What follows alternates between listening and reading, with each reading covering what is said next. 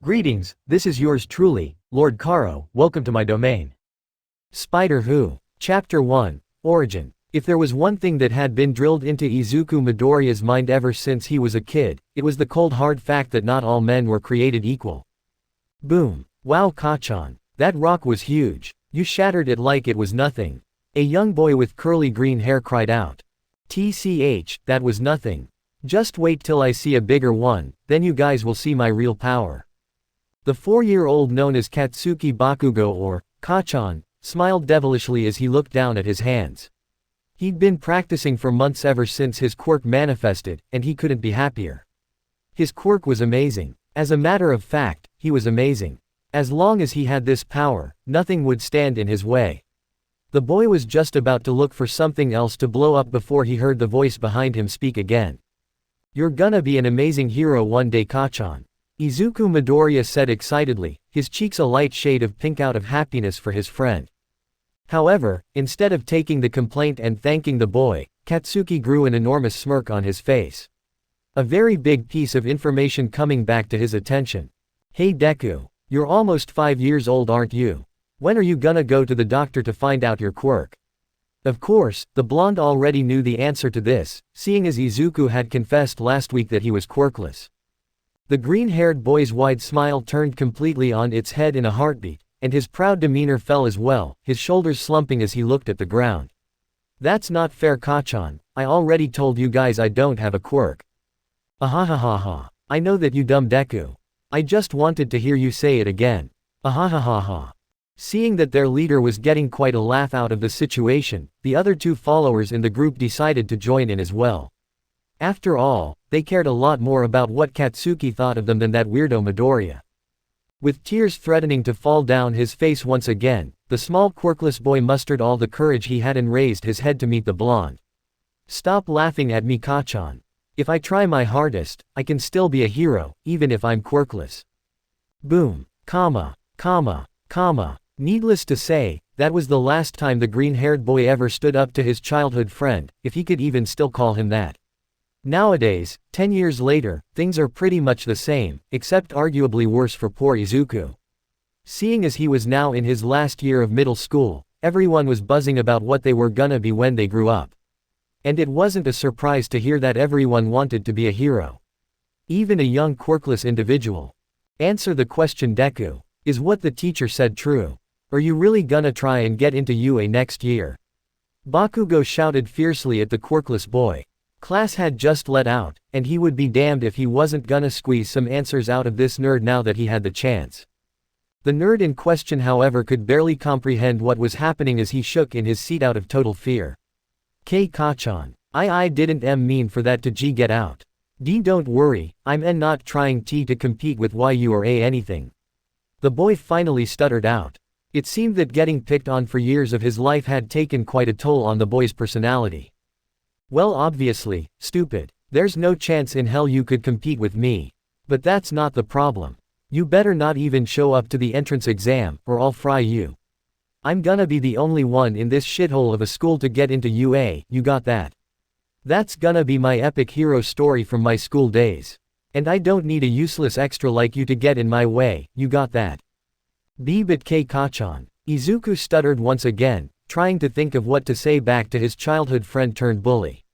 He was about to come back with the most compelling counterpoint he could think of, but he made the grand mistake of fidgeting with his notebook while he was thinking. What the hell is this? Another one of your shitty notebooks. The blonde smirked as he snatched up the quirkless boy's property. Haha. Hero analysis for the future. Why the hell would you need something like that, Midoriya? You're quirkless. One of the two boys behind Katsuki laughed. Yeah, you'd be lucky to even become a police officer, even those lame guys have quirks. Ha ha ha, the other follower added. K Kachan, stop. Give it back. That means a lot to me. Oh, it means a lot to you. Well, guess what? Being the only one in this school to get into UA means a lot to me. So I think I'll hold on to this. I'll give it back to you after I get what I want, so you better stay the fuck away from UA, got that? Izuku wanted to respond, but he couldn't seem to find his voice in this time of high adversity. And to make things worse, he could feel himself quivering as tears made their way to the surface of his eyes. This seemed to satisfy Bakugo enough for him to relent and start backing away. Good, see you around you shitty Deku. I can't wait to read all of the nerdy crap you've written in here. That way it can actually help out a real hero, haha. Wow, great idea Bakugo. Yeah, you sure showed him. What a wimp. With that, the class was left empty and silent. The only soft sounds coming from Izuku slowly putting away his things and standing up from his desk. The boy took his time on his way home that day, shuffling steadily while looking down at the ground with his signature slumped shoulders. It felt like he'd been slumping like this more often lately. But who could blame him? He'd been taking some nasty punishment throughout most of his life, both mental and physical. And it always came down to one specific person. Damn it Kacchan, Izuku thought, moping even more than he already was. What did I ever do to you? Why can't you just leave me alone? The quirkless boy was so lost in thought that he never noticed that he had walked into a small tunnel that he usually took to get home. What's more, he was especially caught off guard when the manhole cover in the center of the tunnel was blown off, only for a large shadow to come flying out of it. What? Said shadow made its presence known almost immediately. Standing much taller than the meek boy was what looked to be a giant slimy mud monster. And it didn't take a genius to know its intentions weren't good at all. VV villain. Izuku shrieked as he turned tail and ran for dear life. It was no use though, as the large green blob had already set its sights on the helpless teen. Come here boy, you'll make a perfect meek disguise. Catching up easily, the dangerous villain wasted no time in wrapping its slimy body around Izuku, doing its best to enter the boy's body in any way it could. Ga mphhh. The teen cried as he experienced the most uncomfortable situation of his entire life. The pain was truly indescribable. It wasn't sharp in any way, but it was urgent. More of a smothering, suffocating pain. Like drowning, only 10 times worse. This is really it, I'm really about to die, Izuku thought solemnly. In his final moments he did his best to picture everything that made him happy. Including his mom, his hero obsession, and his dream. No, it can't end here. Not like this, he thought frantically. Texas smash. A new invigorating voice yelled. In an instant, a powerful gust of wind came flying down the tunnel, completely catching the mud villain off guard as it was thrown into the air and off of its victim. Izuku however was still disoriented and missed how the newcomer quickly leapt into action and captured the creature into a plastic soda bottle. Texas smash. Izuku thought calmly as he blinked his eyes open from his position on the floor. There's no way I heard that right. That would mean that the hero that just saved me is. I am here. The same powerful voice exclaimed, proudly standing in the disoriented teen's view. Are you alright young man? I appreciate you keeping that villain distracted for me. Without wasting another second, Izuku's eyes shot open all the way and jumped to his feet as if nothing had ever happened. Excitement at meeting his idol taking over his whole body. All Might. It's really you. I can't believe this. I'm your biggest fan. Ahahaha, the enormous man laughed oddly. In fact, enormous was still not a proper descriptor for the incredible size of the man. His well-built form sporting a white collared shirt and some brown khakis. I thank you young man, I get that reaction a lot. Would you by any chance have anything I could sign for you? It's the least I could do for causing you so much trouble. I wrapped that up faster than I thought. I have 5 whole minutes left, spending a few on this fan should be no problem at all. The number one hero though is his winning smile widened even more. What? No. Please don't think that All Might. You were no trouble at all. This is the best moment of my life. Izuku shouted for joy, the first part of his hero's question now coming to the front of his mind. Oh and he trailed off as he frantically searched his yellow backpack for his hero notebook. It would be legendary if he could get All Might's auto. Oh yeah, Kacchan took it, the teen mumbled to himself dejectedly. Sorry All Might, I don't really have anything you could sign. The large man never dropped his large grin, gently placing his hand on the boy's head affectionately. It's no problem, young man, perhaps some other time. Until then, stay safe, and never forget to smile. Izuku's eyes widened as he watched his hero turn around and walk away without another word. No. I can't just let him walk away. This is my big chance. The boost I've always needed. I need to ask him. All Might, wait, I need to ask you something. Normally the pro hero would have ignored the boy with some sort of excuse to leave faster, but seeing as he still had a couple minutes left, the man stopped in his tracks and craned his neck to look back at the green-haired boy. He felt somewhat bad about not being able to get his fan an autograph, so perhaps that's what urged him to stop and wait. "What is it, young man? I have places to be. I'm sorry to bother you, All Might. I need to know something." Turning around now to completely face the boy, the number one put on his signature smile and gave a huge thumbs up, signaling he was ready for anything. "Let's hear it, young man." Joining his idol with a small smile, Izuku took a deep breath and began pouring his heart out. "All Might, all my life, for as long as I can remember, the only thing I ever wanted was for someone to believe in me, for someone to back me up and tell me I could accomplish my dream if I tried hard enough. I've never had anyone to reassure me, no friends, nothing.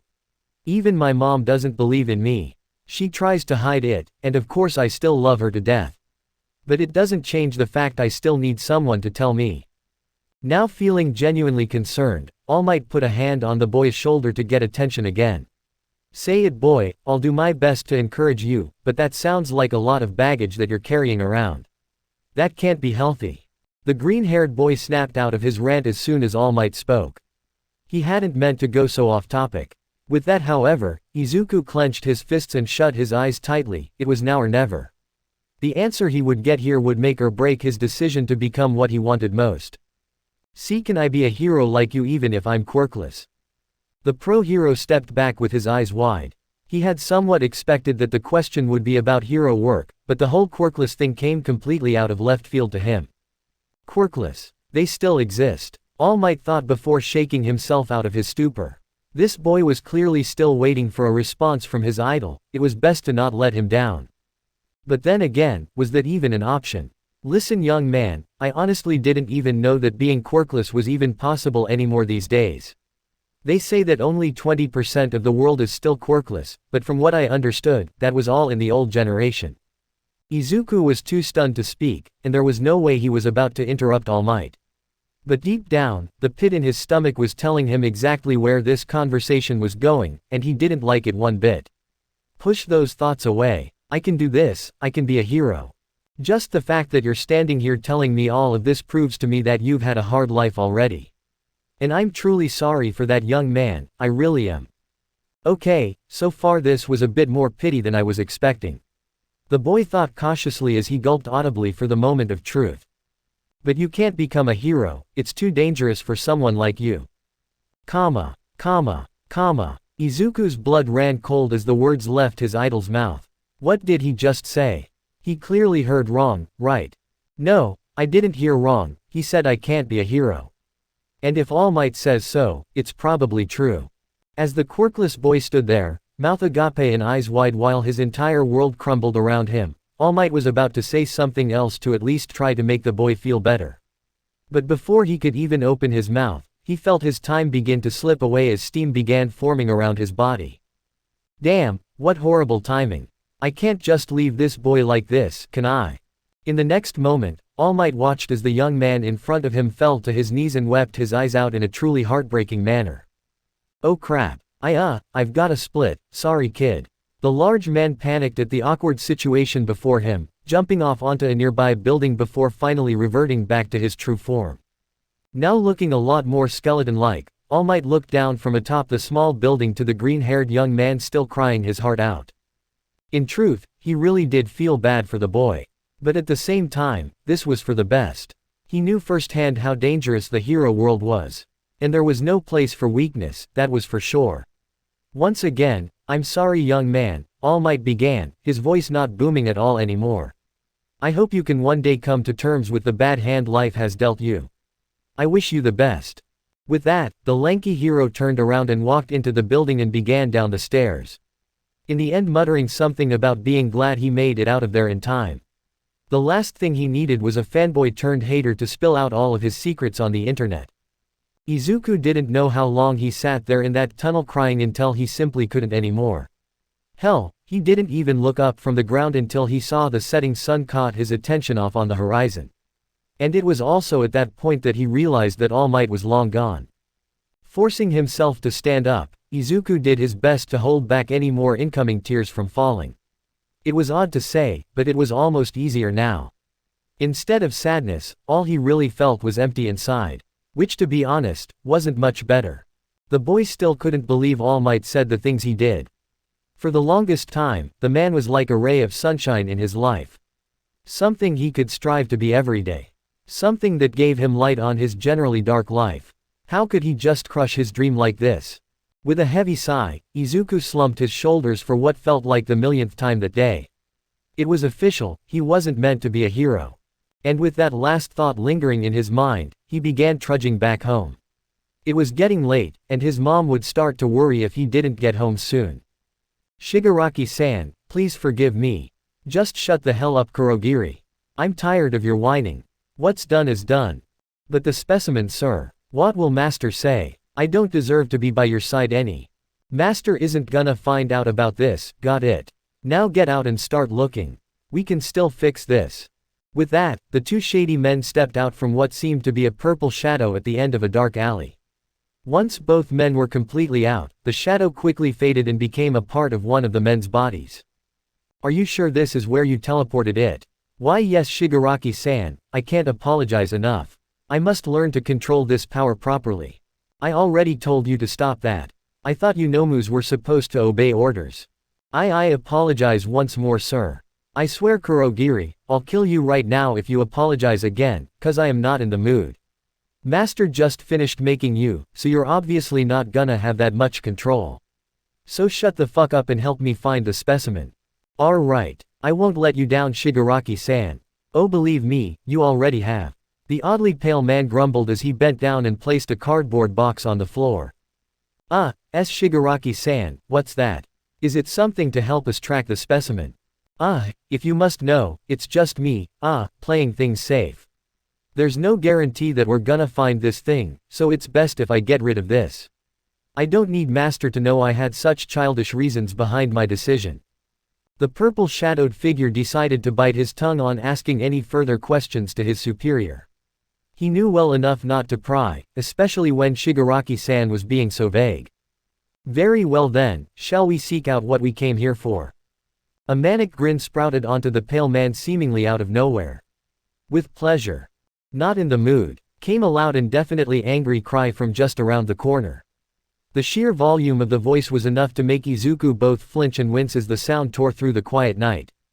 What was that? The meek boy asked shyly as he turned around and saw nothing. The sound must have come from one of those alleyways that he had just walked by. Despite having every reason not to go and investigate what he had just heard behind him, Izuku found his legs moving steadily on their own towards the dark alley. No, what am I doing? Today is already the worst day ever. I don't need to top it off with dark and scary places that could lead to death. Suddenly though, the boy's train of thought was shattered when he heard footsteps and two voices right on top of him. This unfortunately is where fear started to set in permanently as he froze in place. This was certainly turning into a worst-case scenario for the boy. And it only got worse when the two menacing figures turned the corner and found the quivering boy shaking in his boots. Why did the universe hate him today? The phantom man seemed almost unfazed by the boy, but the pale one almost seemed to thrive off of the fear emanating from the teenager. He, the pale man laughed creepily. Hey there kid, isn't it past your bedtime? Izuku was too scared to even cry out when the man reached out for him. All he could do was step back and fall on his butt as he scrambled back as far as he could, eventually pressing his back to the alley wall in fear. Ha. Look, Kurogiri. He looks like he's about to shit himself. Now that's what I call a hero. Ha. The man laughed sarcastically. The shadow man on the other hand did not look amused at all. After a few more seconds of the pale man's laughter, he leaned over and whispered something in his ear, making the man straighten up and gather a serious look on his face. Right, sorry Kurogiri, I just couldn't help myself. Izuku held his breath as he watched the two shady men continue to walk down the road. The two seemed to be looking for something. And judging by how they were exclusively looking on the ground, it was probably something small. But that was the last thing on the quirkless teen's mind at the moment. A lot more important things running rapidly through his mind. Who were they? Were they villains? Why were they so scary? Should I call the police? No, I can't. That would make me even more late home. And mom's gotta already be freaking out. But I should still do something right. There's gotta be a hero around here somewhere. Why is my neck so itchy? Maybe I have time to warn a hero if I her. Izuku paused as he backtracked through his insane musings. Normally his neck being itchy wouldn't be an issue, unless the part that was itchy was slowly moving around on said neck. Keeping surprisingly calm all things considered, Izuku slowly tilted his head up for any information he could find. And when he found what he was looking for, he breathed a sigh of relief. He almost didn't catch it, but there, right above his head hung a minuscule thread of spider web practically glowing in the moonlight. Okay, this is good, not as bad as I thought. It could have been a cockroach, now that would be reason for panic. Just relax, spiders are fragile and very easy to spook. So as long as I just stay calm, I should be just fine. Ah, the quirkless boy yelled as he slapped his neck where the spider just bit him. Damn, so much for that idea. Ouch, why did that hurt so much? Cringing as he gently plucked the dead spider from its spot stuck to his neck, Izuku brought up to his eyes and focused on it. Hoping it wasn't some crazy venomous kind that would land him in the hospital. Looking closely at the dead arachnid, the green-haired teen could easily say one thing: he had never seen such vibrant colors on a spider before, that was for sure. Before the boy had any more time to analyze the red and blue creature, he remembered how late it was and jumped up from his seat on the floor. What am I doing? I've already wasted so much time. Mom must be worried out of her mind. The boy stammered out, not hesitating to reach into his pocket and pull out his phone. Well, if you could even call that a phone anymore. No wonder I haven't gotten any worried calls from her. It must have gotten crushed to pieces when that slime villain tried to capture me. The boy thought dejectedly as he looked down at the scrap parts that used to be his phone. Looking down at both of his palms, his broken phone remains in one hand and a dead spider in the other, Izuku could only think of one phrase that would fit this moment perfectly. This really was the worst day ever. Chapter 2, Changes. When Izuku finally reached his street and ran up the stairs to the apartment, two things were very apparent in his mind. 1. The fact that the police weren't on the property at the moment, which considering how worrisome his mother was nothing short of a miracle. And 2, was the fact that his head was absolutely pounding right now. And the rest of his body wasn't feeling too hot either. It was hard to describe, but it sort of felt like all of his organs were expanding inside of him, and it was making him feel really sick. It didn't take the boy long to reach his floor at last and knock on the door. Not surprised at all when it was answered before he even got to the third knock. "Oh Izuku," a short and somewhat round lady screeched as she tackled her son in a hug. "My baby boy is all right. Where were you? I was this close to calling the police. Do you know how worried I was? I thought you had been kidnapped, or attacked, or—" "Mom," Izuku gently interrupted, sighing as her intense mumbling made his head hurt even more. At least now he knew where he got it from, along with just how annoying it could be. "I'm okay Mom, but I don't feel so great.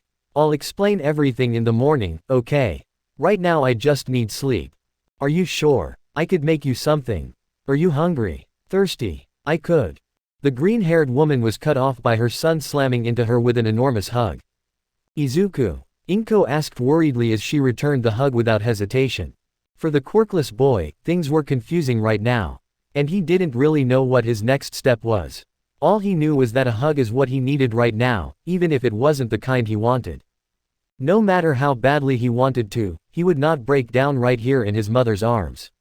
He didn't really know where he was at as far as his dream went, but he would figure it out later.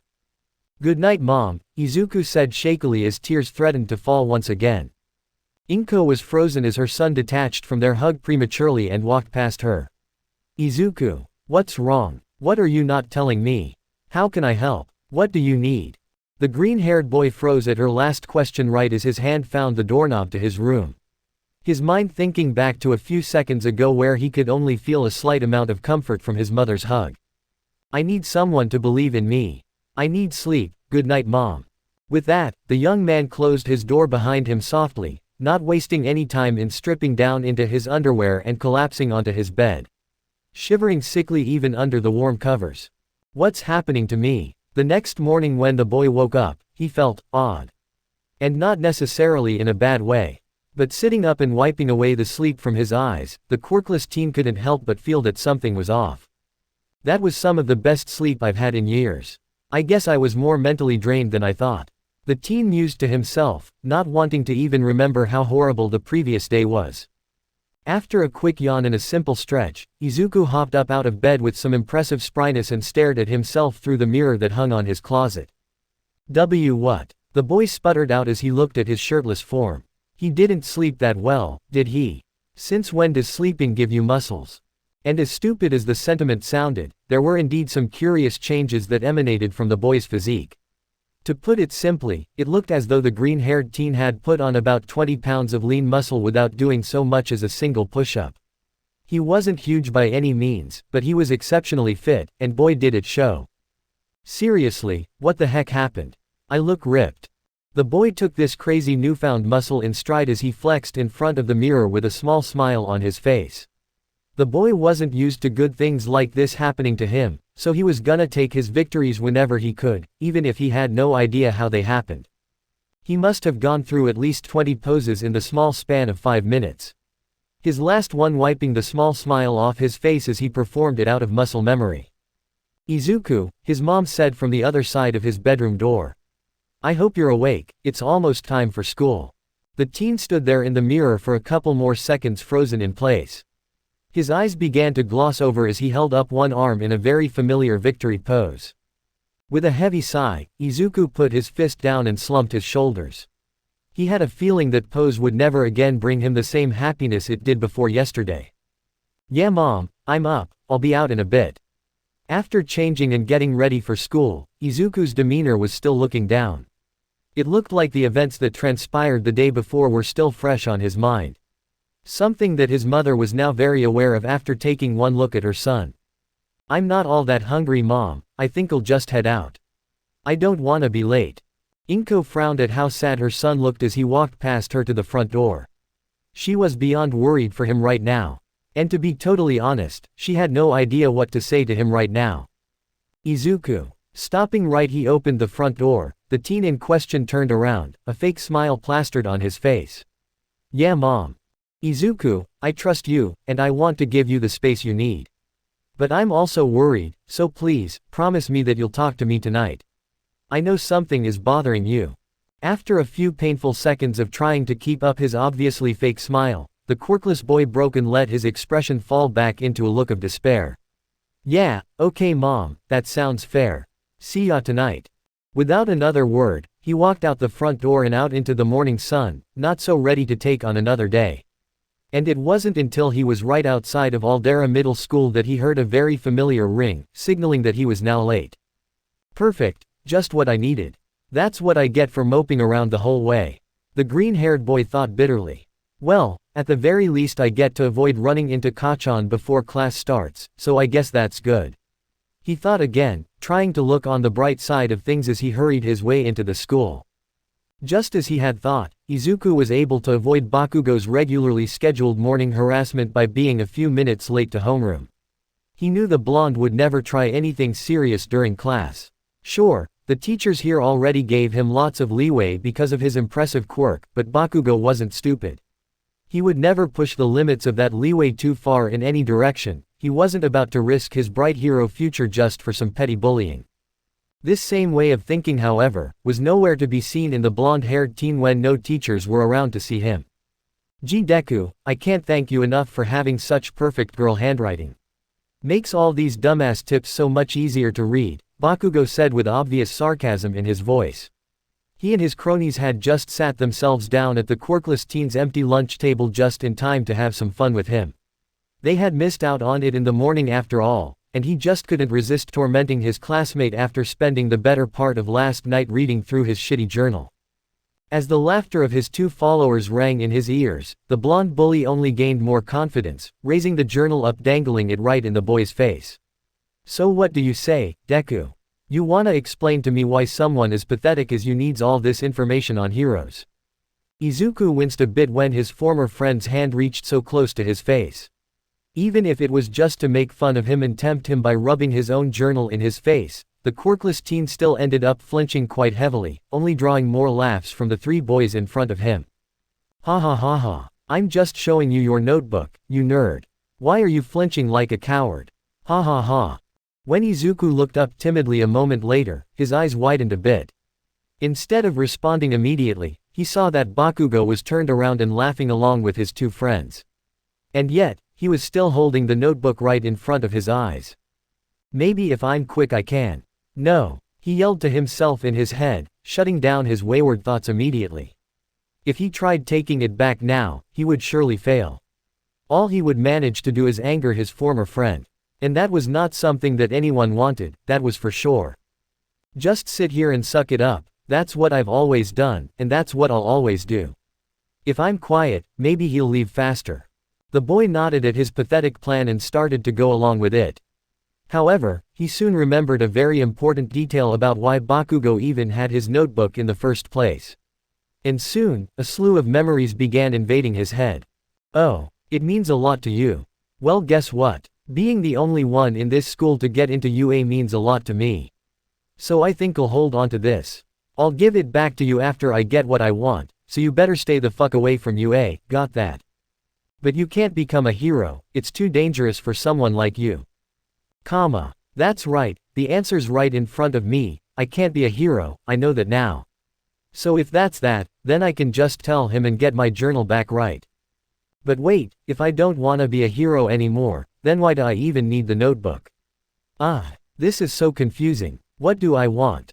In his big swirl of emotions, Izuku lifted his head up out of thought and acted completely on instinct, reaching out quickly and grabbing a small corner of his hero notebook.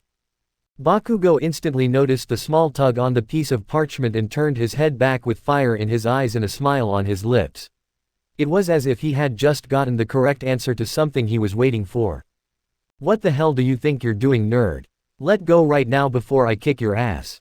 Almost simultaneously when the words left his lips, Izuku's soul left his body, losing his nerve completely and releasing the pressure on his fingers and letting the notebook go.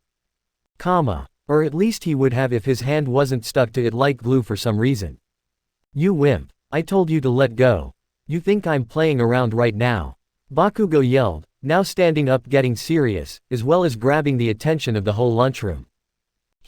Looks like Midoriya's about to get his ass beat again. Poor kid, when will he learn to stop messing with Bakugo? Screw him, kick his ass Katsuki. Izuku did his best to ignore the chattering around the lunchroom as tears swelled in his eyes in a panic. Kei-Kachan, I'm trying. It's stuck, just gimme a second too. Before the quirkless teen could finish his desperate sentence, he felt a ringing in the back of his head. It felt extremely uncomfortable, like there was something in his brain trying to tell him something. With wide eyes and a sudden realization on his mind, Izuku quickly looked back up to the situation at hand to see that there was a fist coming at him. Courtesy of his blonde friend turned bully. What? Why is it so slow? He thought with surprise written all over his features. It was almost like time had slowed down for a moment around the entire lunch room, and only he was at normal speed. Either way, Izuku was timid, not stupid. So without another moment's notice, he craned his neck out of the way slightly while still holding onto his notebook, making it so that Bakugo's fist would pass right by his cheek. And as it turned out, this was exactly what happened. Except to everyone else, it just looked like Izuku had the reflexes of All Might. Dozens of gasps were heard across the whole cafeteria as Bakugo missed his punch decisively. Not even he could believe what just happened. This was apparent when he took a few seconds to wipe the look of utter surprise off his face and reel his fist back to a resting position. Now absolutely steaming with anger, the blonde boy's face was no longer sporting a competitive smile. Instead his eyes showed pure hatred and fury as he opened his mouth to speak again with gritted teeth. I'm only gonna say this one more time, you useless fucking Deku. Let go right fucking now, or we're really gonna have a problem. Shivering ever so slightly at the teen's words, Izuku tried once again to let go of his precious notebook, but to no avail. Even when Bakugo began tugging on it more and more, it only felt like his grip on it tightened. Still too confused and scared to speak, Izuku began to panic as he tried and tried again to let go. Unfortunately though, to Bakugo, these frantic attempts looked more like resistance than compliance. Alright, that's it, Katsuki yelled as he quit playing around and began pulling forcefully on the hero notebook. Izuku could tell immediately that his former friend was done playing around when his face began to strain as he pulled with all his might. The only thing that was still perplexing the green-haired boy at this point was why he wasn't being pulled out of his seat if his hand was stuck to the notebook. Is he really pulling as hard as he can? It looks like he is. But then why does it feel like nothing to me? Ah, you goddamned nerd. Let go already. Bakugo huffed, now putting a leg up on the lunch table for more leverage as he pulled even harder. All of a sudden, Izuku's heart dropped as he heard a small, yet very distinguishable ripping noise coming from his prized possession. He looked up and noticed that a small corner of his notebook had begun to tear. Begun, being the key word, because before it could get any worse, something inside the boy cried out, and out of nowhere, his hand came unstuck in a heartbeat. What the whoa? Bakugo yelled as he gained full control of the parchment back, only to go sailing back and bumping into another table with all the force he was using before to pull. This would have been the end of things had he also not bumped into another student with lunch in his hands, causing them to drop a glass of orange juice right onto the explosive boy's head. Sitting there, his head wet with orange juice, and absolutely sizzling with anger, Bakugo looked up with the eyes of a psychopath looking for his target. Only for the spot where the quirkless teen once was to be empty. No one in the cafeteria dared to laugh at the blonde-haired boy. Even when he stood up and left the lunchroom without another word, no one dared to speak for a good 5 minutes. They'd be damned if they were about to get on Katsuki's bad side for any reason at all. Hey, Katsuki, wait up, one of his followers said, following the blonde out of the cafeteria. So what's the plan? Are you gonna find Deku and fight him? Yeah, the third friend of their group added as he caught up to them. He needs to learn his place, he can't do that kind of stuff to you and get away with it, Katsuki. Bakugo, however, never responded to the two boys. Instead he was walking slowly while continuously looking down at the slightly torn hero notebook with a serious expression. Now that he was replaying the scenario of what just happened back in his mind, the blonde realized that Izuku had barely even said a word throughout that whole engagement. Something was up, that was for sure. And Katsuki would be damned if he wasn't gonna get to the bottom of it. Deku's never shown any signs of a spine like that before. Katsuki. One of his followers began. What's the plan? Aren't we gonna get back at Deku? Yeah, we should totally embarrass him in front of the whole school. That way we can get our respect back. I'm sure people will start talking bad about us after today. TCH, Bakugo spat, a snarl coating his features as he turned and glared at the pair. Who gives a shit what those extras think of me? Do what you want, I couldn't care less about that shitty Deku. The two boys just stood there confused as they watched the boy walk off silently. What had gotten into him? Izuku didn't know how long he ran for once he left the school, all he could think about were the events that had just transpired in the cafeteria. Crap, Kachan is totally gonna to kill me tomorrow. Before he could continue with this negative train of thought though, Izuku shook his head violently as he picked up speed in his sprint. No, stop thinking about that, I have way bigger issues right now. Like why my fingers are all sticky now. Or what that ringing in my head was. And come to think of it, I've been running for a while now, why am I not out of breath yet? Eventually, the green-haired teen came up onto an abandoned alleyway, slipping into it quietly and leaning against the wall. What's happening to me? What was going on? Did this have anything to do with why he looked so fit this morning? He figured that was just some fluke. He wasn't abnormally big or anything after all, and his school uniform still fit him fine. So if that wasn't from taking so many beatings and running from Kachan, then what was it? Still clueless and looking for answers, Izuku looked down at his palm glumly.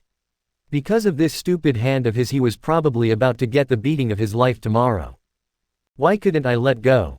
It took me almost having a heart attack about my notebook just for me to unstick myself, Izuku mumbled to himself. Squinting his eyes and getting a good look at the tips of his fingers. Are those tiny hairs? The boy practically screeched as he stared his hands down worriedly. For a moment however, the boy stopped to think. These tiny hairs on the ends of his fingers rang a bit of a bell in his mind. I hate science. Why didn't I pay attention in biology last year? Racking his brain, the boy stood there in the alley for a few more minutes before a light bulb finally rang in his brain. Scopuli. The tiny hairs on the leg of a spider that helped them grip onto things. And I think the smaller microscopic ones were called setlutes. No, setules. Yeah, they're the reasons spiders can climb on walls with so much more than their body weight. Smiling at his proud little moment of intellect, Izuku took his sweet time in realizing exactly what he just said and what it meant for him. Wait, did I just say, spiders? In an instant, the memories of last light flooded into the teenager's mind. A very specific one about getting bit by an abnormally large, and oddly colored spider taking center spot among those memories. That spider, I knew it looked weird. There aren't any blue and red colored species in Japan. So, does that mean that a spider bite gave me a quirk? Izuku all of a sudden regretted tossing the dead spider in the dumpster the night before. He was sure it would have given him some really valuable information if he would have kept it and examined it a bit further. Well, I could always go back to that alley and go dumpster diving. But now wasn't the time for that, now was the time for answers. With a look of new determination brewing, Izuku turned around and faced the brick wall behind him. He had ended up holding off his final decision last night on whether or not he could be a hero. But now, things were different. This wasn't a guaranteed chance just yet, but it was something. And he was sure as hell gonna test it out and see it through. Carefully, the green-haired boy reached out and pressed all 5 of his right fingers against the cold surface of the brick wall. When he budged them and they felt secure, he continued and placed his left hand slightly higher and pulled. To his surprise, as well as utter joy, Izuku effortlessly pulled himself up and stuck to the wall completely. I'm doing it. I'm actually doing it. I have a quirk, he thought happily as tears surfaced in his eyes. So overcome by emotion, the boy lifted his hand, along with one foot this time, to try and continue climbing. But much to his surprise, the second his foot touched the wall and his hands let go to move up, the boy slipped off the wall and fell right back down into the alley. What the? Izuku began in bewilderment as he looked down at his foot. Why did my foot slip? Do I not have any scapulae on my? The meek teenager cut his thought off and slapped his forehead for his own stupidity. Of course his feet wouldn't stick to anything. His shoes were probably blocking the setools from grabbing anything. And so, after rapidly taking off his shoes and putting them away in his backpack, Izuku began climbing the wall once again, thankful for the fact that his setools were working through his socks as he climbed higher and higher. When he reached the top, the boy shakily sat down on the roof, the realization of what he just did still not sinking in. I actually have a quirk. This is real, I'm not dreaming. He mumbled as tears formed in his eyes once more. This was truly a dream come true. Sure, it wasn't the most flashy power out there, but it was something. Maybe after some training and some creative thinking he could make this useful for hero work. Just as his brain was getting going with crazy hero ideas and cool ways to use this power, Izuku put on the brakes and stayed silent for a moment. Okay, hold on. Don't get ahead of yourself, Izuku. There's still more questions here than answers. Like what that ringing in my head earlier was, and why I don't get tired from running for 20 minutes straight. Also, if that weird spider really did give me this power, can I really call it a quirk? I guess I really do need to pay that dumpster a visit. This is gonna suck, but I need answers. After climbing down from the small apartment building and running around town for a bit, Izuku was easily able to find the alley in which he had the encounter yesterday. Not only was the sight of it still fresh on his mind, but it was also right in his path where he walked home every day, which made things much easier. Right as the boy arrived, however, he noticed one very horrifying detail that shattered his big plan into tiny bits. No, the dumpster's empty. The trash collectors must have come and emptied it. With a heavy sigh, the super-powered teen sat down glumly right across from the big green dumpster. With nothing else to do, he let his eyes wander deeper into the alley. Surprisingly, it wasn't that much further. Just 5 or so meters from where he sat he could see that it led to nothing, a dead end. That's weird. If this alley doesn't lead anywhere, what were those 2 creepy guys doing here last night? Izuku thought as a chill ran down his spine from thinking of those 2 again. The boy was broken out of his musing though when his wandering eyes landed on a small cardboard box that was sitting against the wall deeper into the alley. Standing up and shuffling over to it for a closer look, Izuku examined the outside of it. Even going as far as to sniff the air around it to make sure he wasn't about to see a severed head inside. When all of his tests came back clear, the green-haired boy reached for the cover before stopping as he spotted some letters written in Sharpie on the lid. When it became clear to the boy that squinting really hard would not help him read in the dark, he picked up the box and moved back to the front of the alley where the sun was shining, finally able to see 3 letters written sloppily on the lid. AFO. What does that mean? Izuku mumbled to himself before finally quenching his curiosity and taking the lid off of the box. He already knew that whatever it was, it had to be substantial. When he picked it up a few seconds ago, it had a decent weight to it. Either way, he was about to find out. When the teen opened up the cardboard box at last, he saw something quite unexpected. It was both something that he was very familiar with, while also completely unknown to him. How was that possible, one might ask? Well, the answer was simple. Comic books. The box was absolutely filled to the brim with comic books. Well, that and a few VHS tapes, all items having one thing in common. They were all labeled, Spider-Man. Spider-Man. I've never heard of this guy. Is he a pro hero? What the hell are these doing here anyway? Did someone throw them out? It would make sense since they're by the dumpster, but who would throw away such a big collection? Izuku was no slouch when it came to the nerdy world of comics. He wasn't the biggest collector in the world, but he still had a decent amount of All Might ones. There were at least 20 different issues in his closet that he knew he had to have once he read them, but that was it. He wasn't some huge basement dweller or anything. This stack inside the cardboard box, however, now this was a collection. There must have been hundreds of comic books in here. Without even thinking, Izuku picked up what seemed to be the very first issue. It was labeled differently than all the other ones, and it was stacked very neatly at the very top of the pile. Amazing Fantasy #15 inches, Izuku read out loud with a heavy accent. It was just now dawning on him that all of these comic books were in English. This, however, did not deter the boy at all from opening up the cover and reading the first panel. Sure, his English wasn't the best, but it was very above average for a Japanese person. Being a huge fan of All Might meant learning all about his time in America. And that included learning to decipher news stories that were all completely in English. After a few minutes of confusion, the green-haired boy quickly caught on that American comics were read from left to right and began scrolling through the first issue. Page after page, Izuku's eyes widened even more. Was this some kind of joke? What was going on here? This boy Peter Parker was going through exactly what he was going through. Or is it the other way around? Izuku thought before continuing his reading. He even managed to laugh out loud when he found out that this boy in the comics also had a loud and obnoxious blonde bully. But the real juicy part came when the boy got his powers. This is where Izuku really buckled down and paid attention. He took note that the first power the boy in the comic displayed was being able to jump really high and cling onto a wall to avoid a car. The boy then climbed all the way to the top and gripped a metal pipe, crushing it as if it were made of paper. What? Jumping. Super strength. Can I do that? Izuku thought out loud as he set the comic book down gently along with the others. He could feel in the paper that it was way older than the comics that he was used to dealing with, so he was gonna make sure to be extra careful with them.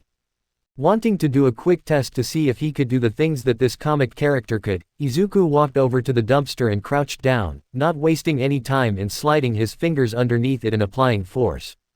Much to the green-haired boy's surprise, he didn't even need to exert himself all that much. With ease he picked up the empty dumpster, it felt completely weightless to him. This was incredible. Was he really this strong? How did he not notice this before? And how did he not completely destroy something by accident at school today? Maybe I didn't really feel it since I'm kinda timid by nature. Pretty soon, one thought led to another, and Izuku went wide-eyed when he remembered his impromptu tug-of-war with Bakugo and how he wasn't even budging an inch against all of the blonde boy's strength. I can't believe it. I'm stronger than Kachan. Before he could get too excited though, the super-powered teen swiftly took his shoes off again and threw them to the side. Once he was ready, he crouched down once again, but this time, instead of moving his hands, he sprung up and jumped as high as he could. For what felt like the 10th time in the last 10 minutes, Izuku's mouth went wide as he soared through the air and looked down. He had to have been at least 8 or 9 meters in the air right now. Izuku was right at the peak of his jump when he reached his hands and feet out and perched softly onto the wall. It looked like he was sorta getting the hang of this sticking thing. And not only that, but he could almost see the top of the building he was attached to. This was a 5-story building.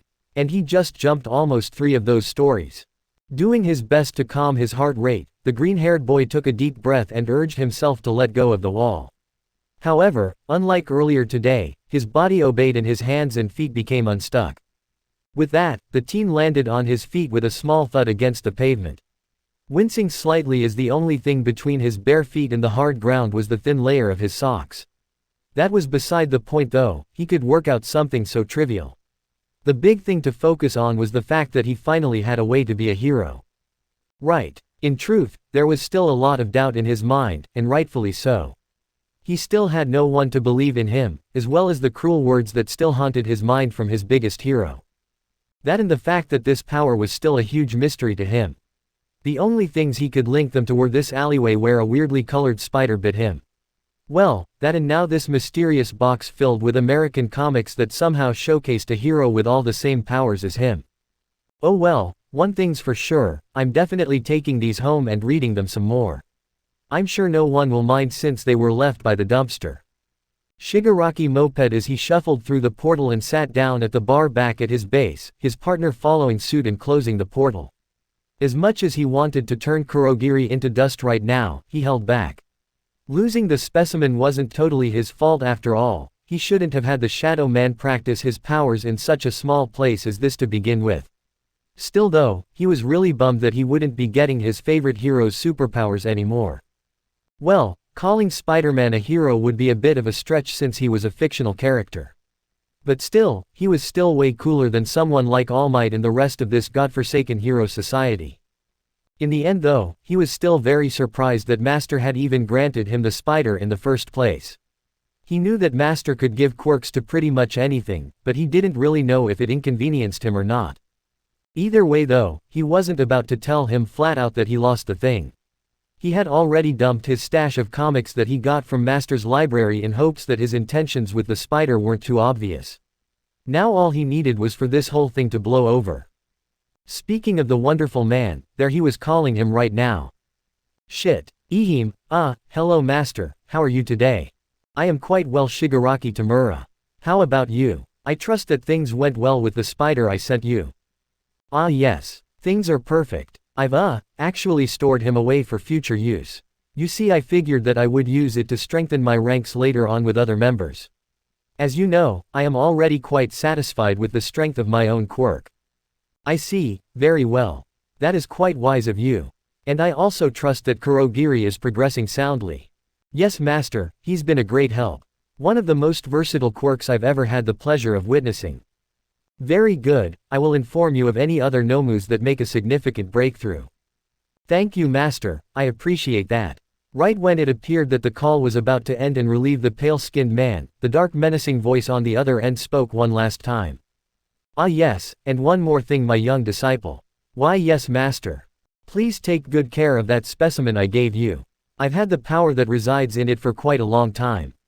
It's from my younger days, and I'm sure that I don't need to remind you how much those meant to me.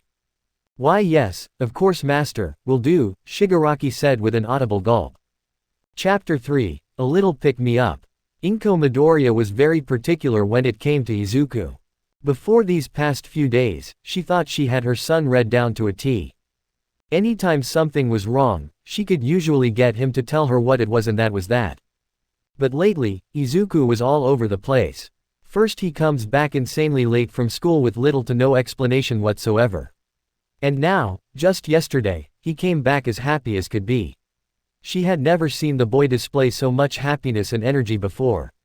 It was honestly alarming. That and the fact that she had gotten a call from the school last night that her son had missed the entire second half of the day. Now it was early the next morning, and Izuku still looked quite energetic as he wolfed down his breakfast in only a couple minutes. She watched cautiously as her son got up and wiped his mouth, a satisfied smile gracing his lips. Bye Mom. I don't wanna be late again. Of course dear. Make sure you finish school today, she said back as she watched his form disappear out the door. What is going on with him? I thought only teenage girls were supposed to be this confusing. Izuku walked to school with a little extra pep in his step today. He might not have been exactly overflowing with confidence now, but he still had a quirk right. Well, maybe not. After spending the better part of last night reading as many issues of The Amazing Spider-Man as he could, he figured out a couple more things about his powers in general. One thing was that they were probably just that, powers. It didn't make sense for him to have multiple quirks at the same time in the exact same way that Peter did.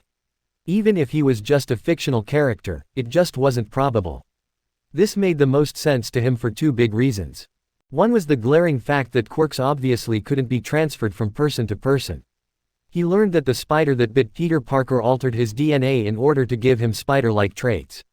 And as crazy as that sounded, it was still more believable than giving a quirkless person a completely new quirk gene.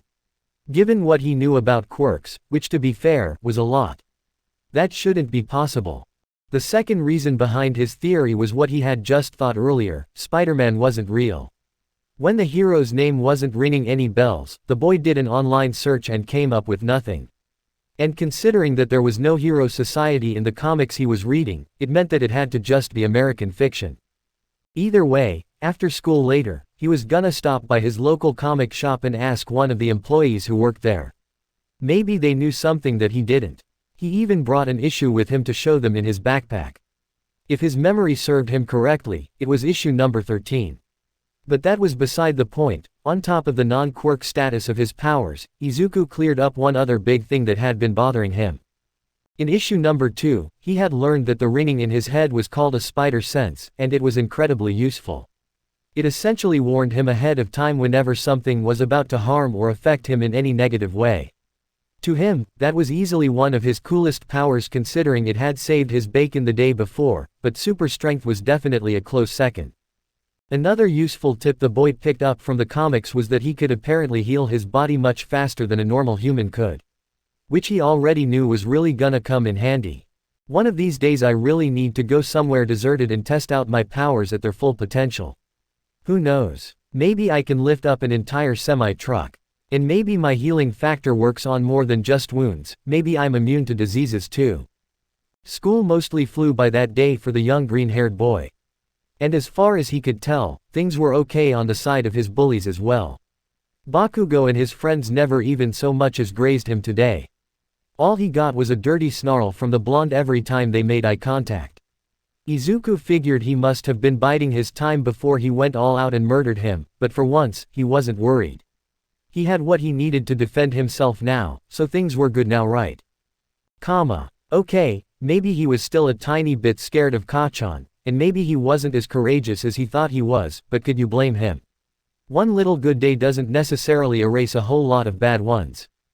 Still though, he definitely felt more sure of himself now that he had powers.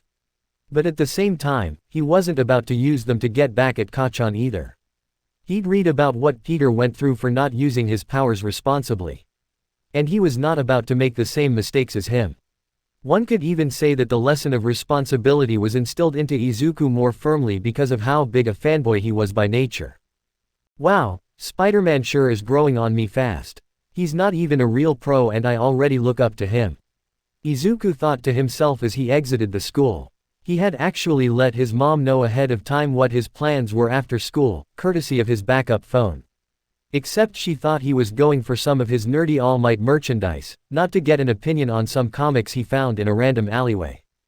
Blah, just thinking of All Might now left a frown on the boy's face as he walked down the street in silence.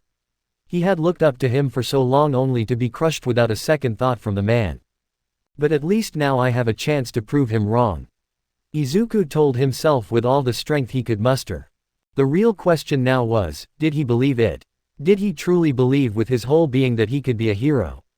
He was inclined to say yes and move forward, but something stopped him, and he knew exactly what it was. How can I do it? No one believes in me. Heck, I barely believe in myself. If I'm still scared of Kacchan at school, then how the hell am I supposed to become a hero? Hiya. The boy was broken out of his thoughts when he heard the loud shout from down the street. It sounded like it had come from multiple people at the same time, like a synchronized cry. The boy then looked around and realized where he was. He was close to the comic shop, which was admittedly a bit of a ways from his house. He was somewhat familiar with the area, but he still took the time to look around and inspect the street he was on. There was a small coffee shop right on the corner, as well as a variety of other shops across the street from where he was standing. But those places weren't what grabbed his attention. Hiya. There it was again, and that was all the confirmation the green-haired boy needed to walk across the street and peer into the open window of the small little fighting dojo. It was surprisingly roomy inside, fitting what looked to be at least 50 disciples as they practiced striking all together in perfect harmony.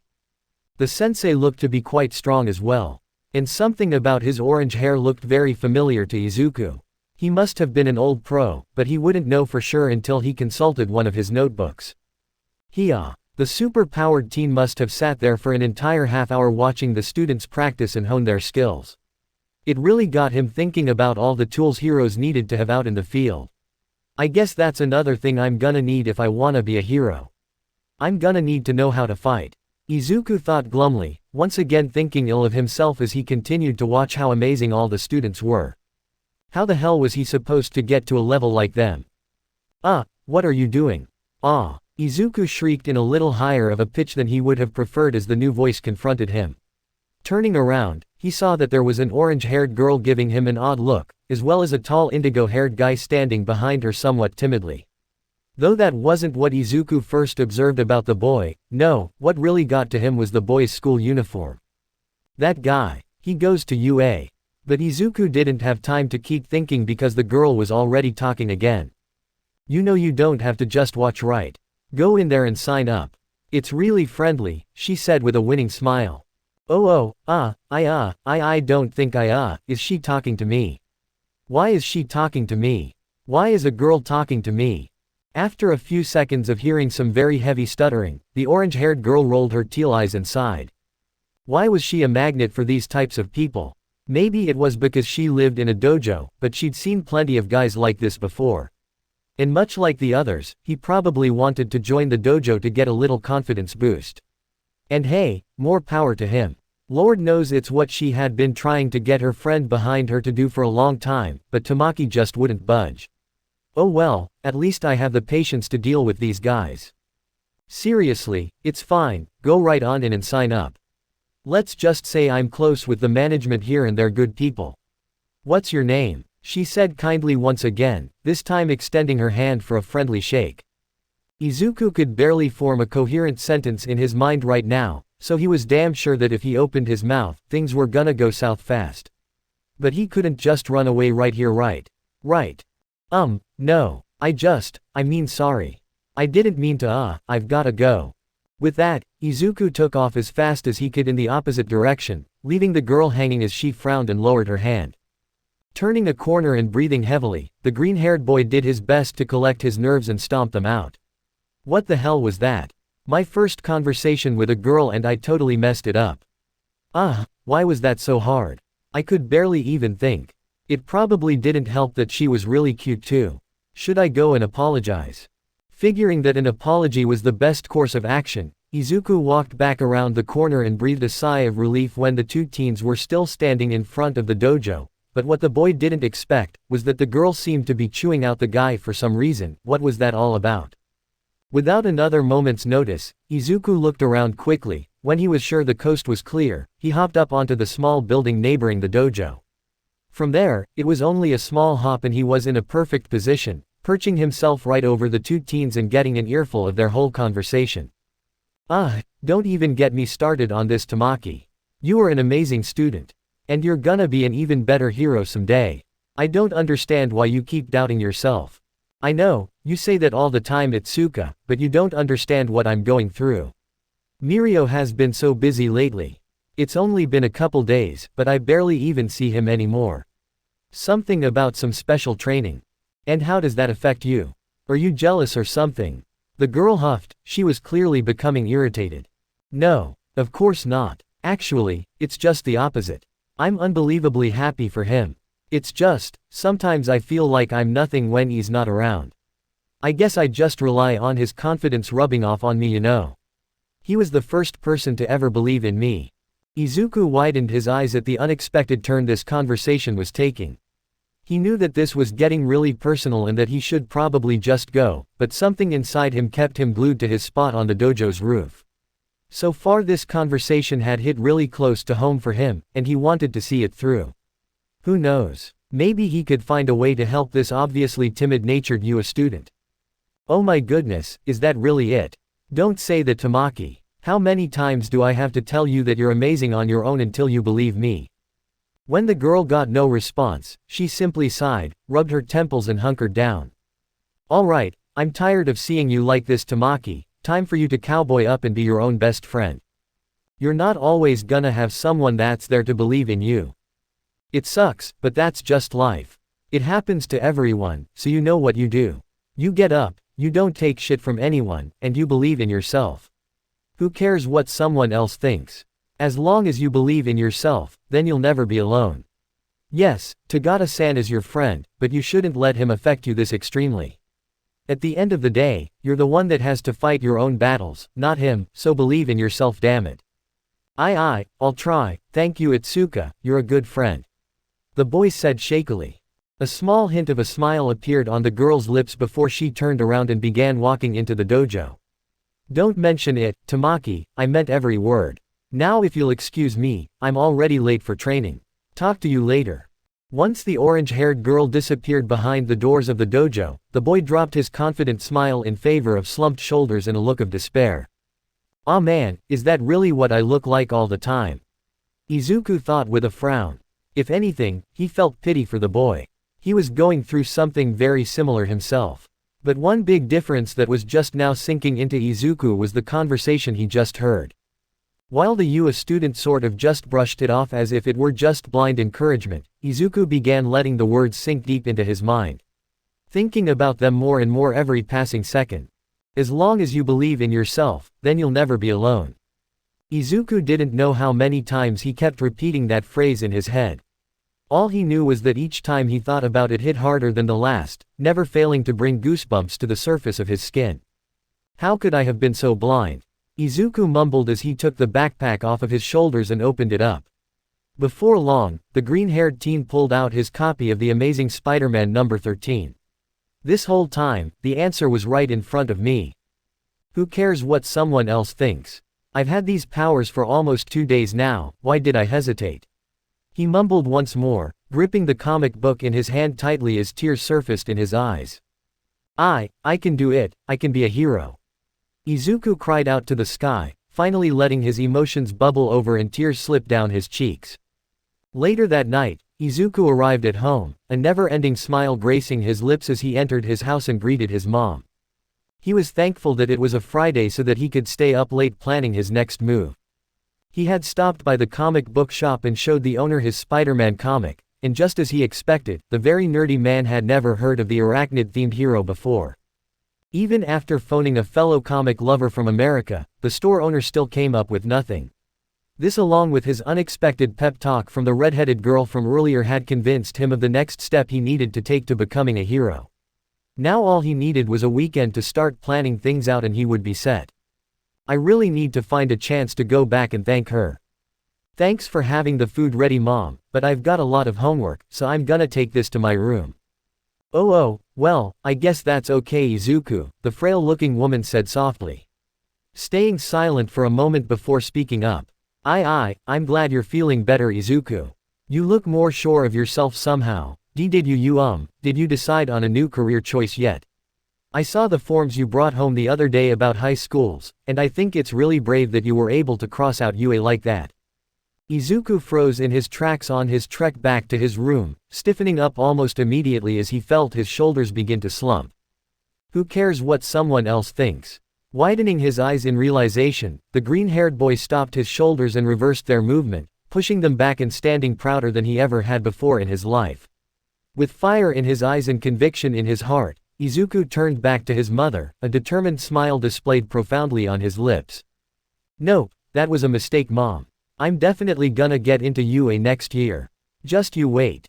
Without another word, the boy turned back around and walked right into his room and closed the door behind him softly, leaving his mother completely speechless. Izuku, I've never seen you like this before. What's going on with you? Conviction, he finally had the conviction to step up and do what he wanted to do with his life. That, as well as the means to get there. Now all he had to do was apply himself and make it all come true. Thank you, random redhead girl. I'll never forget what you did for me today. You may not even know what you did, but that's okay, I swear I'll make it up to you one day. But for now, I'm really gonna do it. I'm gonna be the greatest pro hero ever, Spider-Man. Chapter 4, Into the Swing of Things. Now that Izuku was all in on becoming Spider-Man, he needed to buckle down and prepare himself from multiple different angles.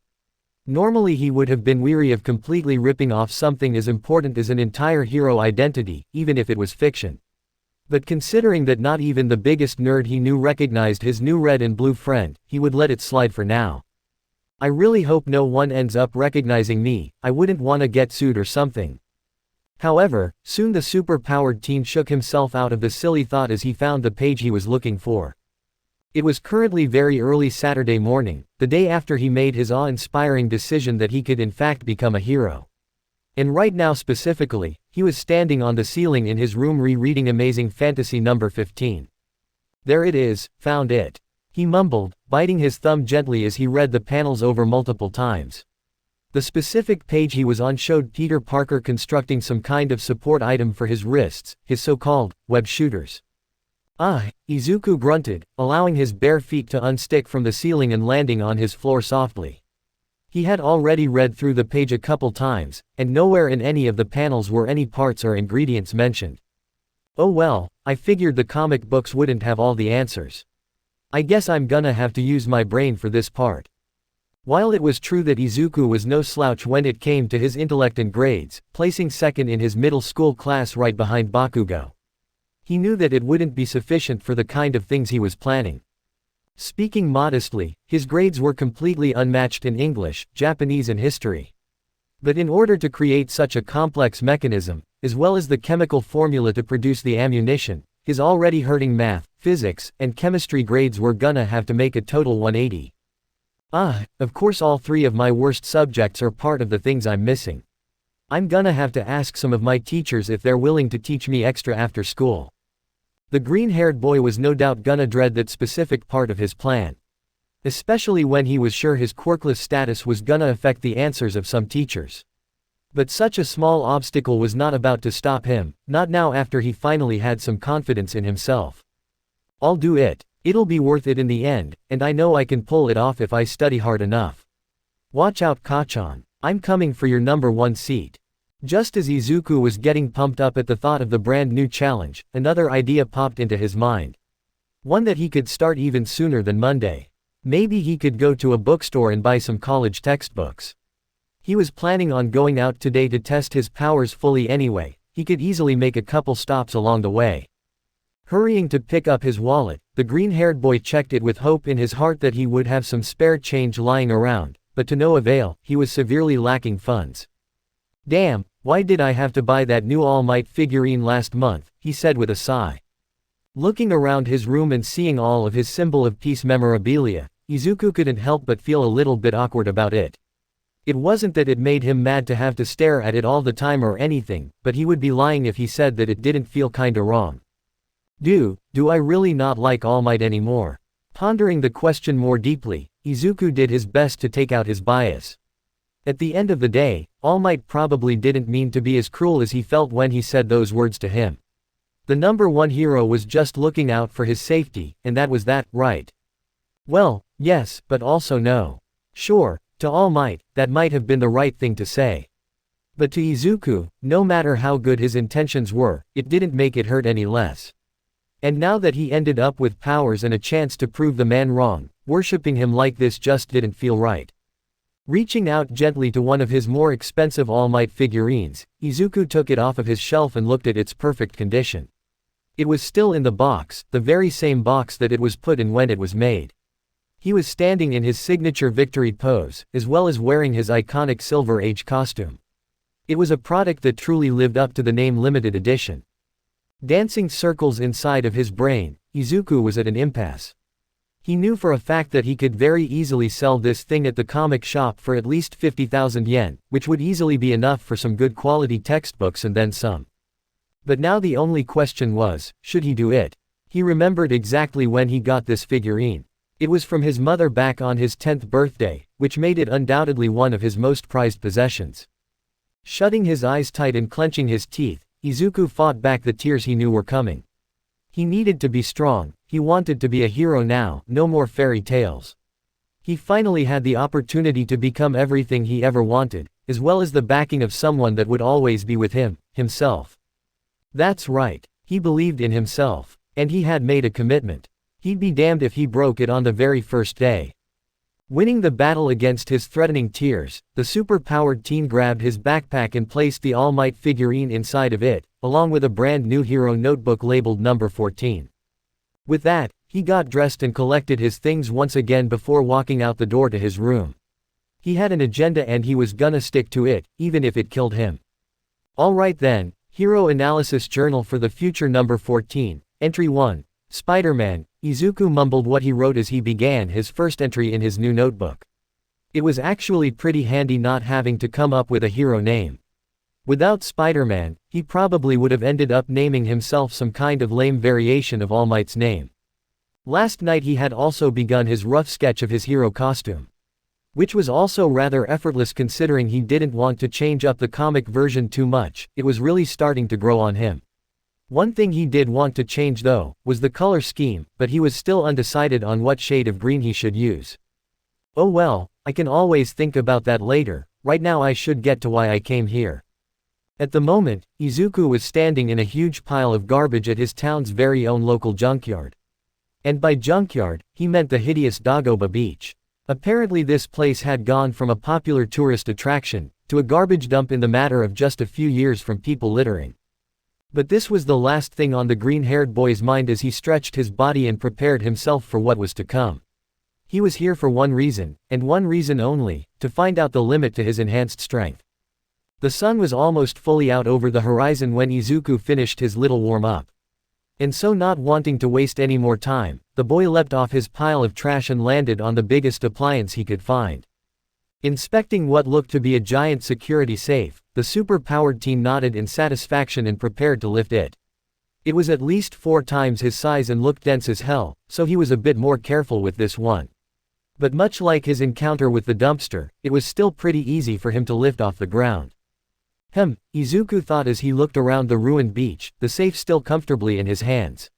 When his eyes found what they were looking for, he didn't hesitate to jump over to it with the safe on his back. Perfect, Izuku said happily, placing the safe on top of a scrapped-up car. It was missing all 4 of its wheels and looked like it hadn't moved from this spot in years. But to the green-haired boy's pleasant surprise, it still had a motor, which was visible due to the fact that it was lacking a hood to cover it. Nice. With the motor inside of it, it should be close to its full weight, which I'm guessing is around 1,800 kilograms, along with the safe, which should be another 500 or so kilograms. Now, assuming that the logic in the comics is sound, then the super strength comes from being able to lift multiple times my body weight, just like a spider can. And I read online that most spiders can lift between 150 to 200 times their own body weight, so let's just settle on 175 for the sake of balance. Now, last night when I was doing my research, I also weighed myself for the first time since I got my powers. And I gained a considerable amount of weight, going from 48 kg to a whopping 60. So knowing that, all I have to do is multiply that by 175 and I have a rough estimate of my weight limit. I can see why I'm gonna need to get better at math now, this is so hard. Little did Izuku know that he had been mumbling that entire time, much to the amusement of a blonde-haired, blue-eyed individual that was now watching him on top of a pile of trash.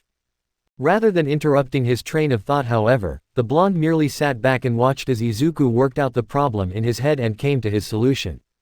Got it. If my math is right, then my limit should be right around 10,000 kilograms.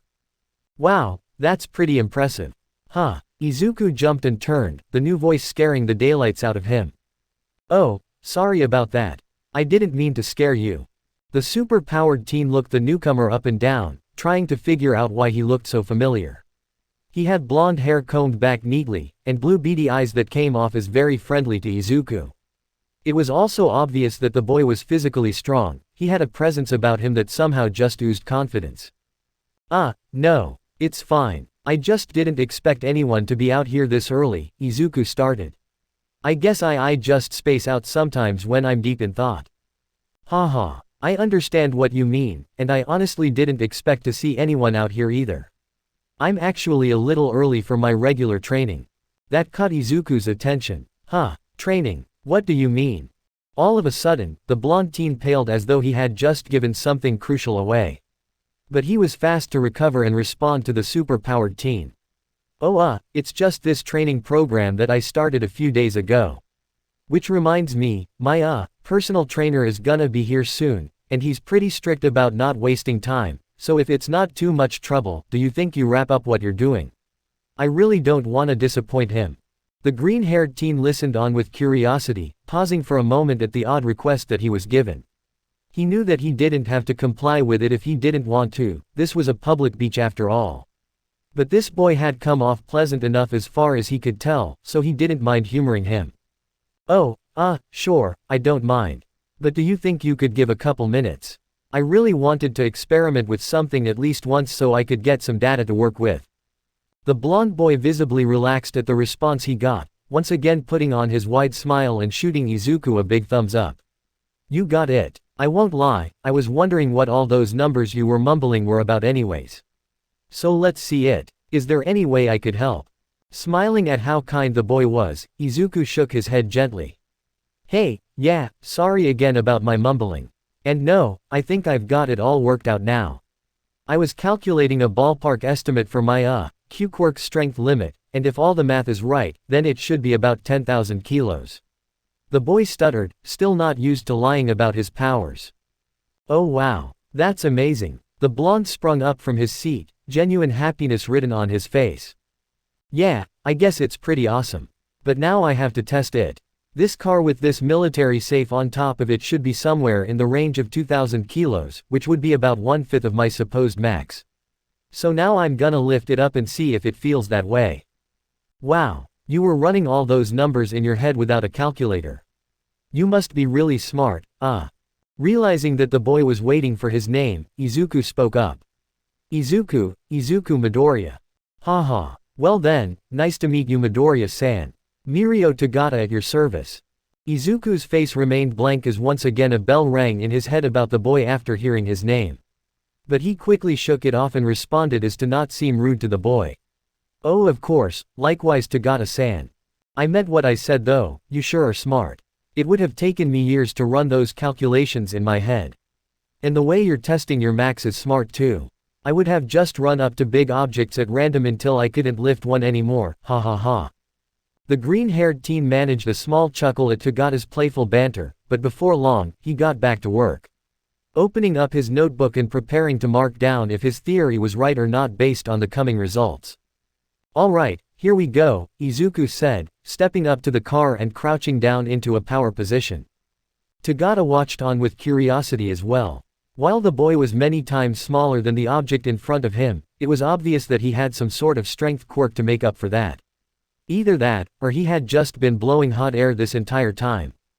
But much to the blonde's surprise, after a few seconds of waiting, Izuku did in fact lift up the weight placed in front of him. And rather easily at that. Tagata almost couldn't believe how effortlessly the boy transferred the weight onto his back, now holding all of it up above his shoulders and pressing it up over his head. It was truly a bizarre picture, that was for sure. But what Tagata couldn't see, was what Izuku was feeling on the inside. And as much as he hated to admit it, the weight he was currently holding wasn't as light as it looked in his hands. Wow, it's not really that easy anymore, but this definitely isn't my limit. I'd say that my ballpark estimate of 10,000 kilograms is pretty accurate, and that's just what I can lift. I'm sure I could handle even more if all I had to do was hold it. After a few more seconds of grunts and general discomfort for the green-haired boy, he slowly brought the weight down before gently placing it onto the ground. Phew. Wow, that was awesome. Izuku shouted in excitement. He just lifted a car. How cool was that? Heck yeah it was. How was the weight? To me it looked like you barely even felt it. Izuku nodded, explaining the conclusion that he had already come to. It felt good. It definitely wasn't easy by any means, but I'm sure I could go way higher, especially under stress. I'd say my original calculations are right on target. Tagata smiled. This had been an odd, but welcome start to his normally painful and rigorous mornings. And this boy was quite the character as well, he wanted to know more about him already. The blonde was just about to open his mouth to ask the green-haired teen exactly what his quirk was, but suddenly, he felt a buzzing in his pocket, and dread filled his head in the matter of moments. Taking out his cell phone, Tagata opened the text message, already knowing who it was from. I'm 5 minutes away, you better be there already warmed up. The blank expression he was giving dropped like a stone, and it was obvious too, because even Izuku seemed somewhat worried. Tagata-san, are you alright? He asked, concern etched all over his face. Oh yeah, I'm great. But that was my trainer. He said he's on his way, and I need to be ready when he gets here. I'm sorry for doing this to you. I didn't wanna impede your training or anything. Oh, don't worry about it, I got what I came here for, Izuku stated, happily picking up his notebook and collecting his backpack. I can record the data once I'm out of your hair.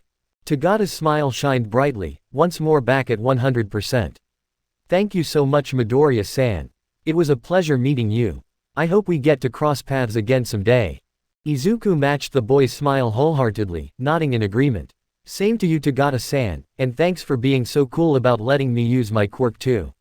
I know some people are nitpicky about the law and stuff like that. Haha, of course. Believe me, I find myself using mine when I can too. If not for the time constraint that he was under, Izuku would have asked the boy what his quirk was in a heartbeat. But now was obviously not the time for that, he needed to show this boy the same kindness he had been shown. So for now, it was time to go. Hooking his backpack around his shoulders and holding onto his notebook tightly, Izuku bent his knees and sprung up off the sand, easily clearing the beach and clinging onto the side of a building. Once he was secure, he began climbing up steadily, disappearing at the top once he reached it. Wow, what a cool guy. I really hope I run into him again. What a versatile quirk. Izuku couldn't seem to stop smiling as he jumped from rooftop to rooftop on his way to the comic book shop. Not only did he just have a successful social interaction, but he also just lifted up a freaking car. Oh yeah, I should write down what I learned. I can't believe my limit is 10,000 kilos. That's insane. The superpowered teen thought proudly as he stopped on a rooftop and opened his notebook. He doubted he would ever forget such crucial information as this, but it was still a good idea to have everything documented. While the green-haired boy wrote down his newfound information, his mind wandered to the other thing that he was excited about for some reason. To most people, having a normal and fluid social interaction was just as easy as breathing. To him it obviously wasn't, but that still didn't make it worth celebrating over, right? Finishing up his writing, Izuku closed his new notebook and put it down, instead bringing his focus onto his open palm. The more he thought about it, the more it confused him. He was absolutely sure that if he had met Tagata-san just a few days ago, he would have been a stuttering mess. So what was the difference now? He felt like he was in control of himself completely that whole conversation. Sure, he was caught off guard when the guy showed up out of nowhere, but he recovered almost immediately. Did my powers somehow give me more confidence? Izuku thought as he squeezed his hand into a fist. Sure, he had joked about it the other day when he was just thinking about defending himself from Kachan, but that was just in theory, he would never actually fight back right. Right, he had even said it himself, one good day doesn't cancel out a million bad ones. Or does it? Especially if that one good day is really good. Oh well, there was no point in wasting time thinking about it. It wasn't like he would all of a sudden turn into a social extrovert overnight. Not that he wanted to in the first place. Being too timid may have had its downsides, but it was still who he was, and he liked that.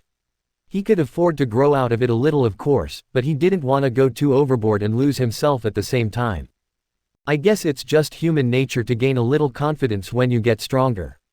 The teen shrugged off as he collected his notebook and leapt off the building once again. Throughout all of these self-esteem related thoughts, there was one thing Izuku was 100% sure of. If he was a sputtering mess after talking to a girl for the first time, even with superpowers, he did not want to think about what it would have been like without them. Electrical, civil, structural, mechanical. There it is. The teen thought ecstatically, grabbing the textbook from the shelf and looking it over. Here it is. A college-level mechanical engineering textbook. That should be everything.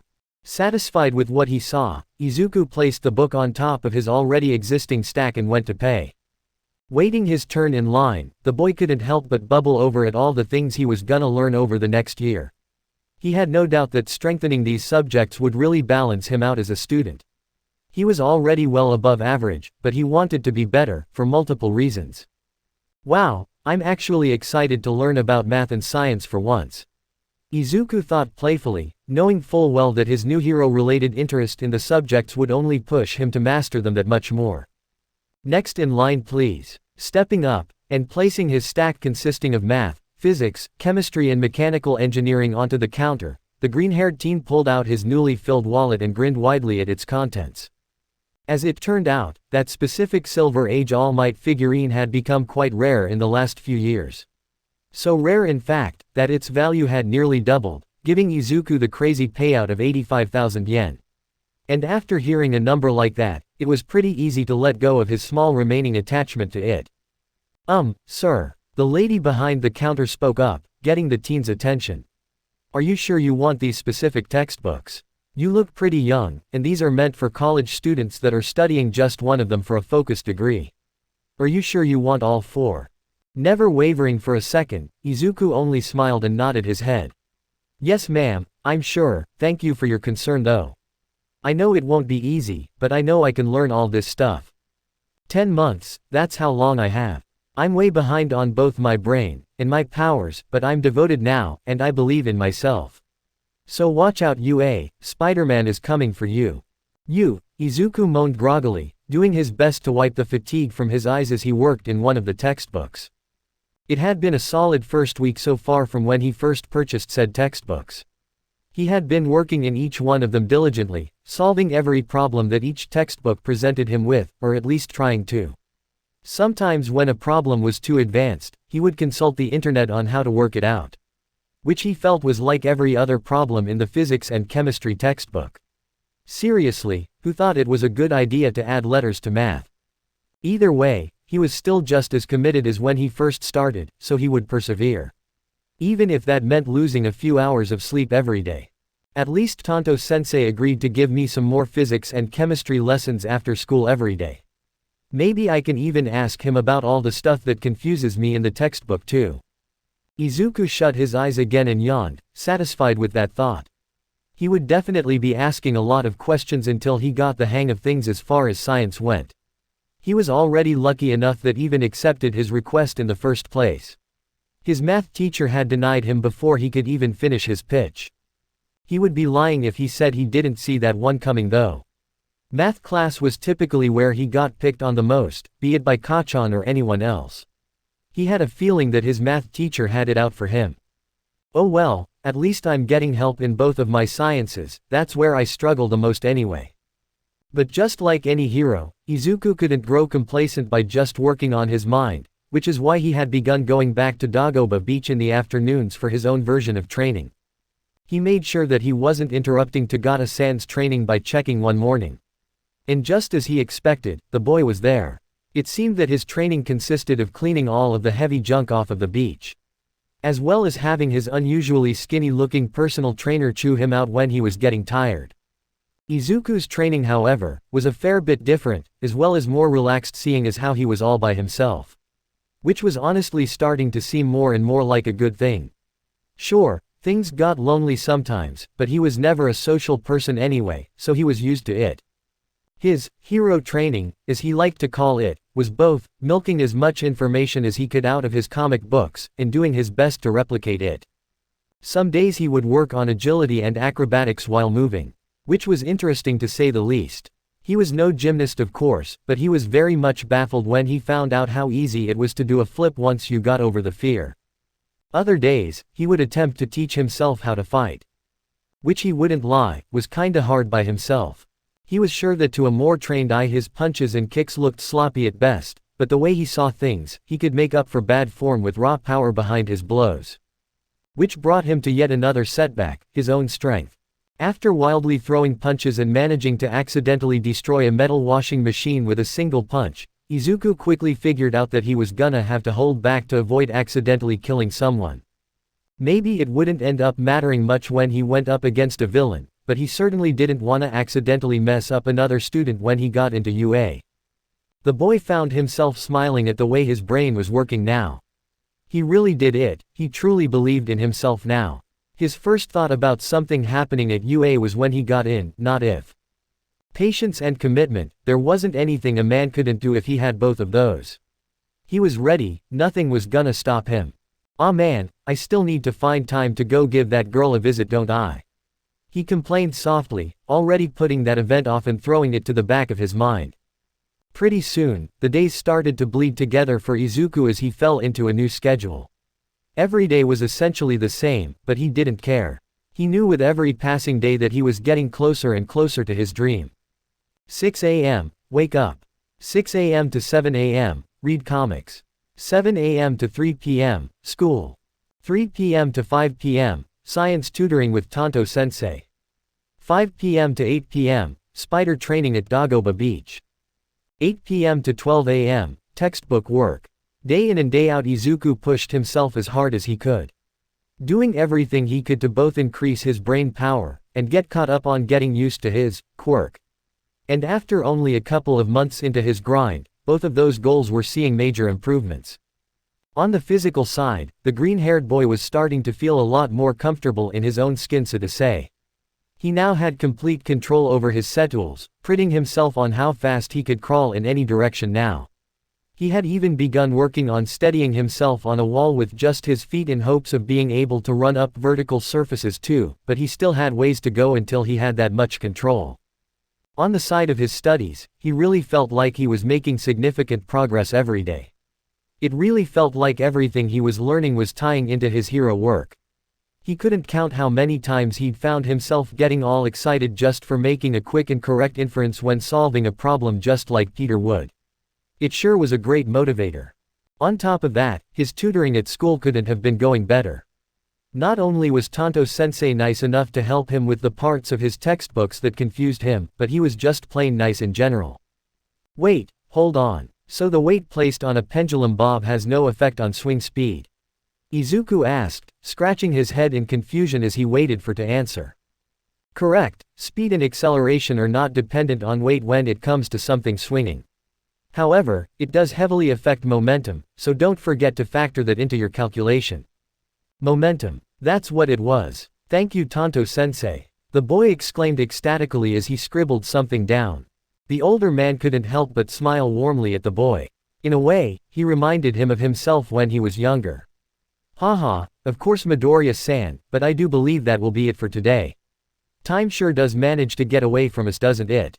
Izuku abruptly stopped his note-taking to glance up at the clock, a small trace of a frown displaying on his lips. What? I could have sworn that we just got here. Haha, that's what happens when you're passionate about learning, Midoriya-san. I'm so glad you took initiative and decided to try and fix your grade in my class. You really are a natural sponge, my boy, soaking up everything I throw at you. Smiling at the praise from the older man, Izuku rubbed his fingers together nervously. In all honesty, he had been waiting for an opportunity to speak with the man and show him some basic schematics for some web shooters that he had drawn up.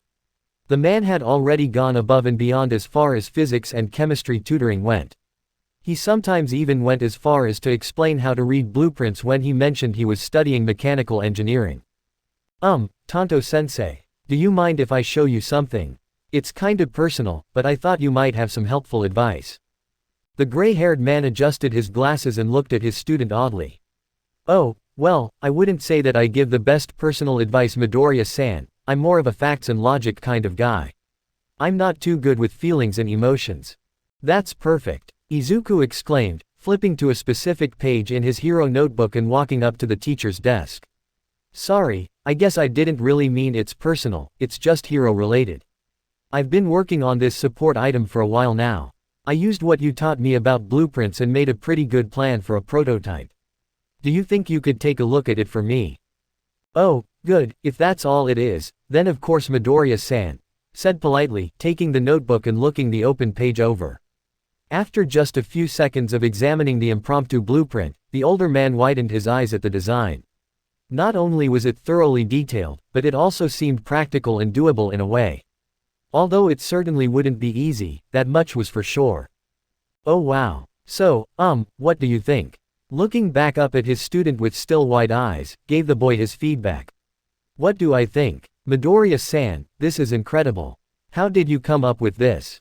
Oh, just some ideas I've had, gotta think outside the box. Hey. A web shooter. It's certainly weird, I'll tell you that much, but also very creative.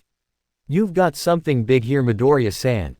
If you ever need any help at all or have any questions when you get to manufacturing them, please let me know and I'll help out all I can. Really? Wow. Thank you so much, Tanto-sensei. That would be incredible. Haha. It's no problem, son, just keep studying hard and I'll help you out with anything you need.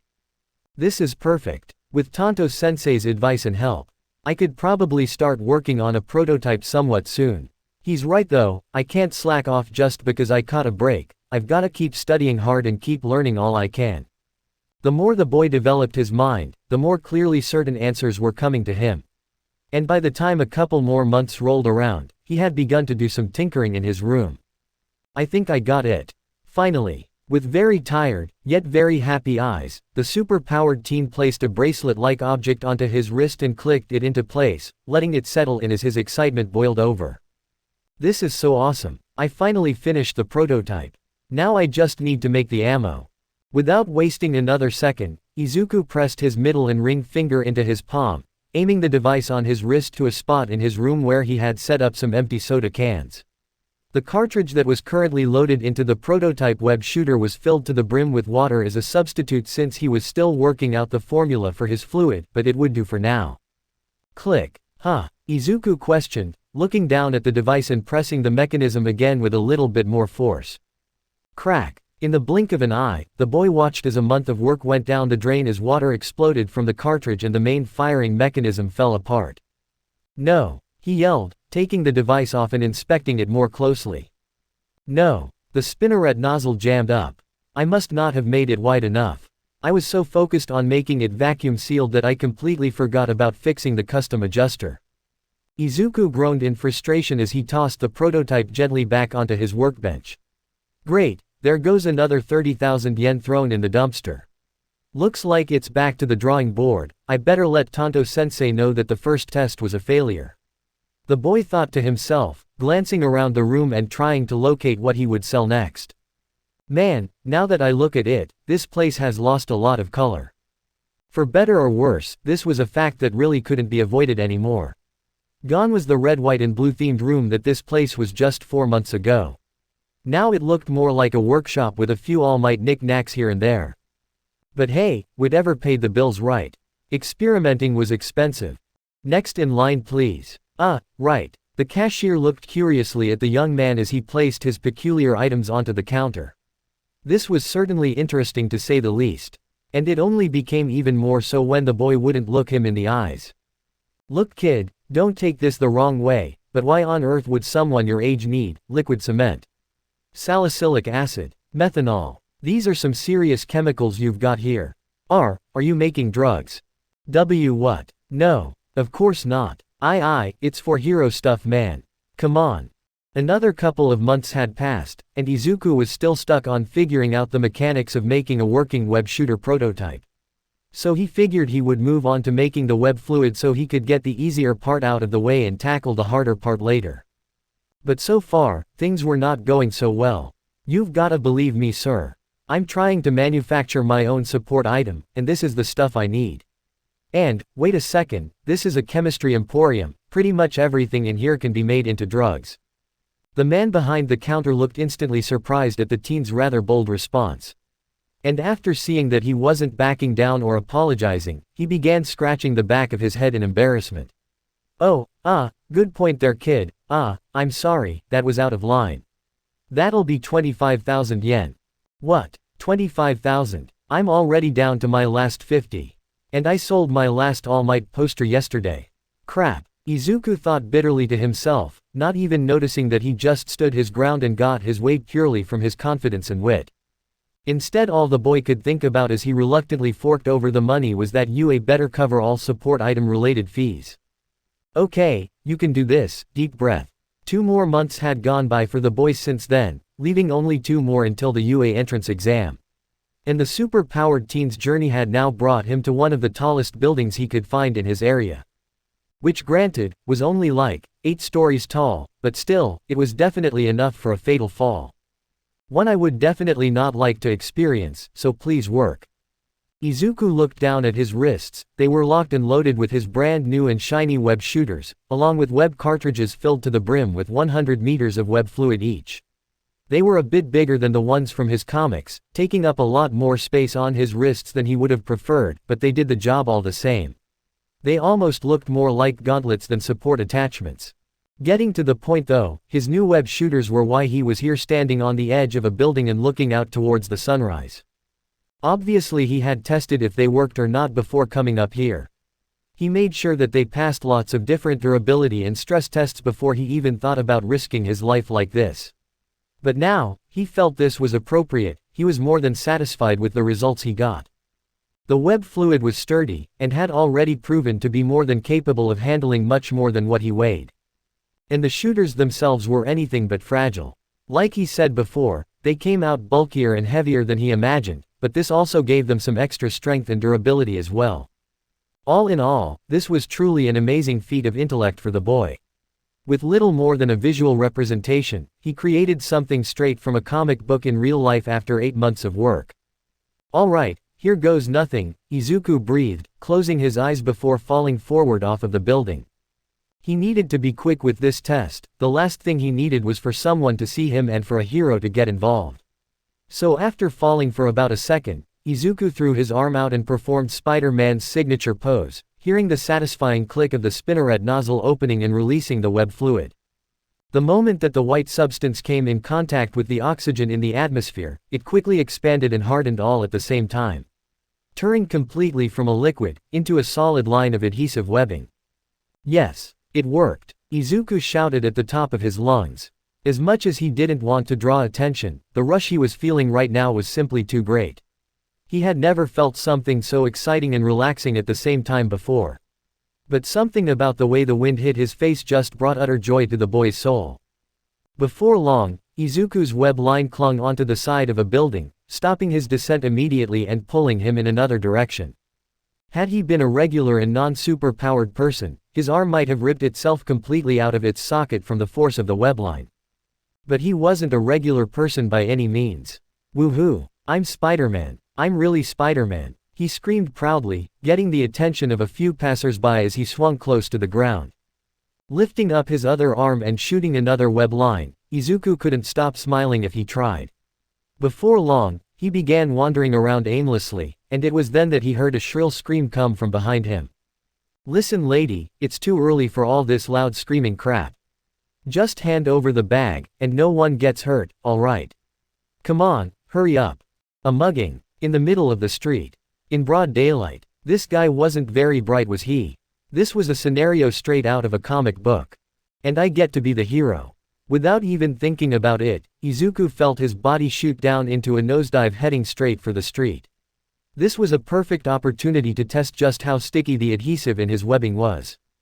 Thwip. Landing with a small tumble roll to brace his fall, Izuku wasted no time in taking aim and firing both of his web shooters at the unarmed man, making sure to only hold the trigger for a second on each hand so a ball would fire out instead of a line. When the pair of gooey projectiles pushed the mugger back against a building and stuck him there in place, the super-powered teen grinned as he crouched down into a fighting stance, preparing for anything that could come next. But after a few seconds of not hearing his spider sense ringing in his head like he expected, he relaxed a bit and looked at the webbed-up man on the wall. To his surprise, the mugger seemed to be freaking out. Oh crap. Please, don't hurt me man. I just wanted a few quick bucks alright. Please, I won't resist. Hell, I can't even move. I'm quirkless, please. After hearing that, Izuku dropped his guard without a second thought. That was something he didn't expect, but at least it did prove one thing. Nice. It looks like I didn't have to sacrifice too much strength for more elasticity after all. If a normal quirkless person can't even move inside of them, then even someone more athletic like a villain should at least be slowed down. The green-haired boy would have happily continued his mumbling if not for the sudden sound of sirens in the distance ringing in his ears. Police. Someone must have called them. I bet they'll have at least one pro hero with them too. Standing and holding his place in thought for a moment, Izuku considered his options carefully. Technically speaking, he never broke the law, since he acted out of self-defense for someone else, but he knew just as well as anyone that the definition of self-defense and acting heroically without a license had a very inconsistent gray area between them. On top of that, He had on some unregistered support items, as well as solid proof right on the adjacent wall that he had used them. I can't risk them taking these away, not after I finally perfected them for the UA entrance exam. While it was true that making a prototype was the hardest part since he had to pave the way himself without any kind of guide to work with, he still didn't want to waste his resources on making another pair of these. He had the final blueprints copied down in great detail back at home, but making them again would also surely cost him a solid chunk of change. Which was something he simply could not afford right now. Now recovered from her panic, the woman who was on the receiving end of the failed mugging attempt stood up and walked over to the deep-in-thought boy slowly. She could practically see the dilemma written all over his face as the police sirens got closer and closer. "Thank you so much for your help, young man, but you should get going." The boy was broken out of his thoughts by the woman's statement, not sure how to react as she continued. "You saved me and I'm grateful for that, now go, I wouldn't want you getting into any trouble for quirk usage on my account. Lord knows the laws are already strict enough." Izuku was baffled as he looked at the older woman. Should he do it? Should he take his chance and run? But ma'am, what will you tell the police? I'm sure they'll ask you what happened, right? Oh, don't worry so much, I'll just tell them exactly what happened. A brave young man stepped in and saved me with his quirk. Although, I'm not sure if my memory will cooperate with me if they ask me anything further. I believe the boy had red hair if I'm not mistaken. But who knows? I am getting old after all. Instead of trying to speak, Izuku just took a moment to process everything he just heard before finally understanding what she was talking about.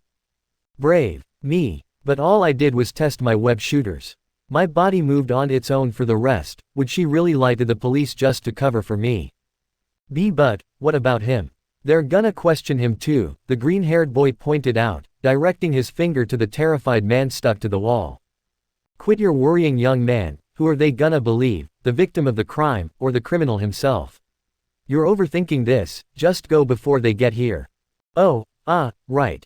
Hey buddy, wait. Izuku paused his quick escape in order to look back over towards the webbed-up criminal. This stuff, it feels weird. It's like it's sticking to my skin more and more. How do I get out of this? Oh, yeah, I designed it like that so it would get tighter the more you struggled. It's just the elasticity and the adhesion having good chemical compatibility.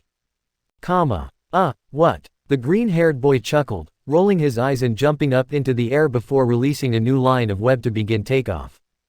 Don't worry. It dissolves by itself in an hour. Izuku walked up to the incredible building shakily, his nerves getting the better of him, forcing him to just stand there and watch. Wow, it's so much cooler in person. It was exactly 1 week to the day before the entrance exams began, and Izuku was here for a very critical step in his plan. One that was almost crucial for success. He was here to register his web shooters for the entrance exam.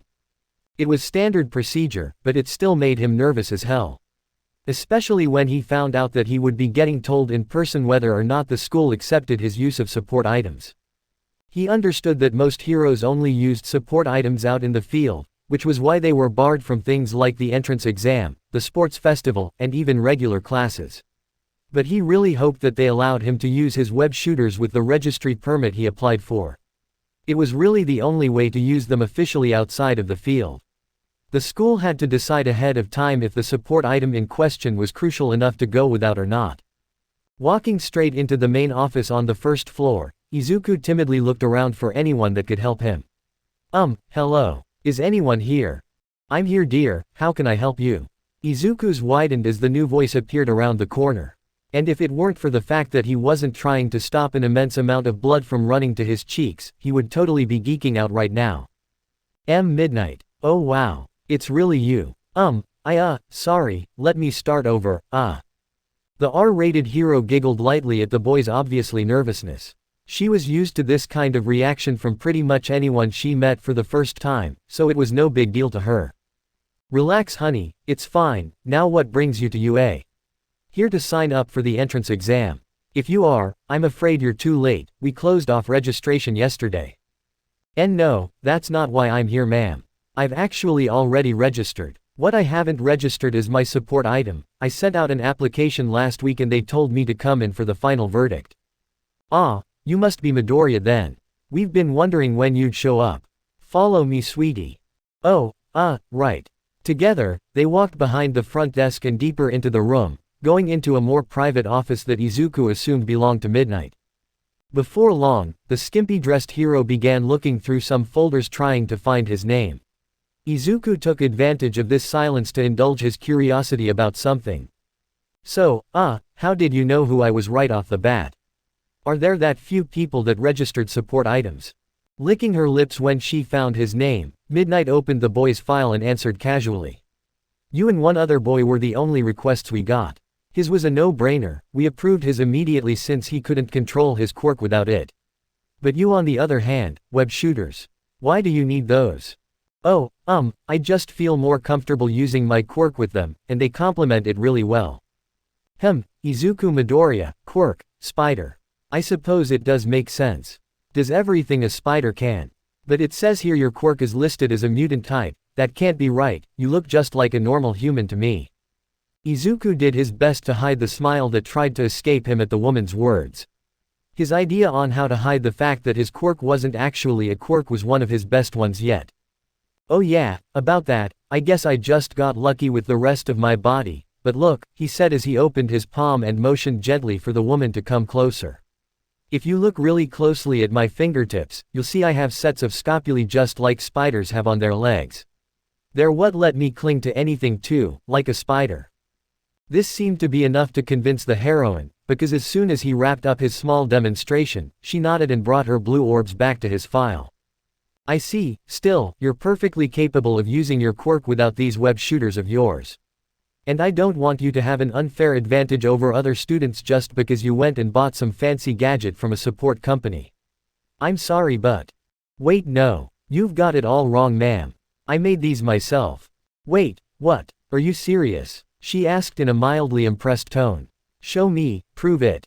All of a sudden, Izuku was really glad he decided to bring his two prized contraptions, along with his notebook where he drew the specs of the prototype in great detail.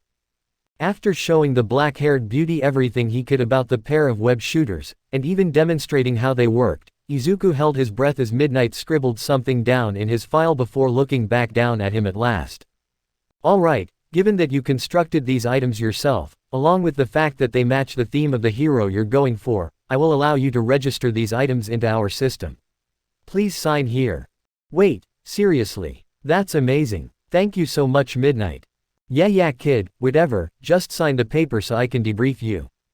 Debrief me. Yes, it's about using support items outside of designated areas, same as quirks. I'm required to give you this information now, so listen up. You are only allowed to have your support items out during the practical portion of the entrance exam. If you happen to pass the entrance exam and get into UA, the same rules apply. Keep it out of sight and out of use unless class allows quirk usage, that's your green light, you got that. Izuku didn't hesitate to sign the sheet of paper and hand it back to her, listening carefully to what she was saying. Okay, that makes perfect sense. Good, now take this, it's your proof of registration, she said, handing the boy a small slip of paper. Show that to any teacher that questions your support item. If you lose it, come to the office and we can get you another one. And if you manage to get into UA, come back here so we can stamp it again. Any questions? No, I think I'm good. Thank you Midnight. Alright, thanks for coming in today Midoriya-san. You've impressed me with your creativity, I wish you good luck in next week's test. She said with a wink as she walked out of the office with a little too much sway in her hips. That was the last thing Izuku was paying attention to though, he was way too excited right now about being able to use all of his powers and tricks to do the very best he could.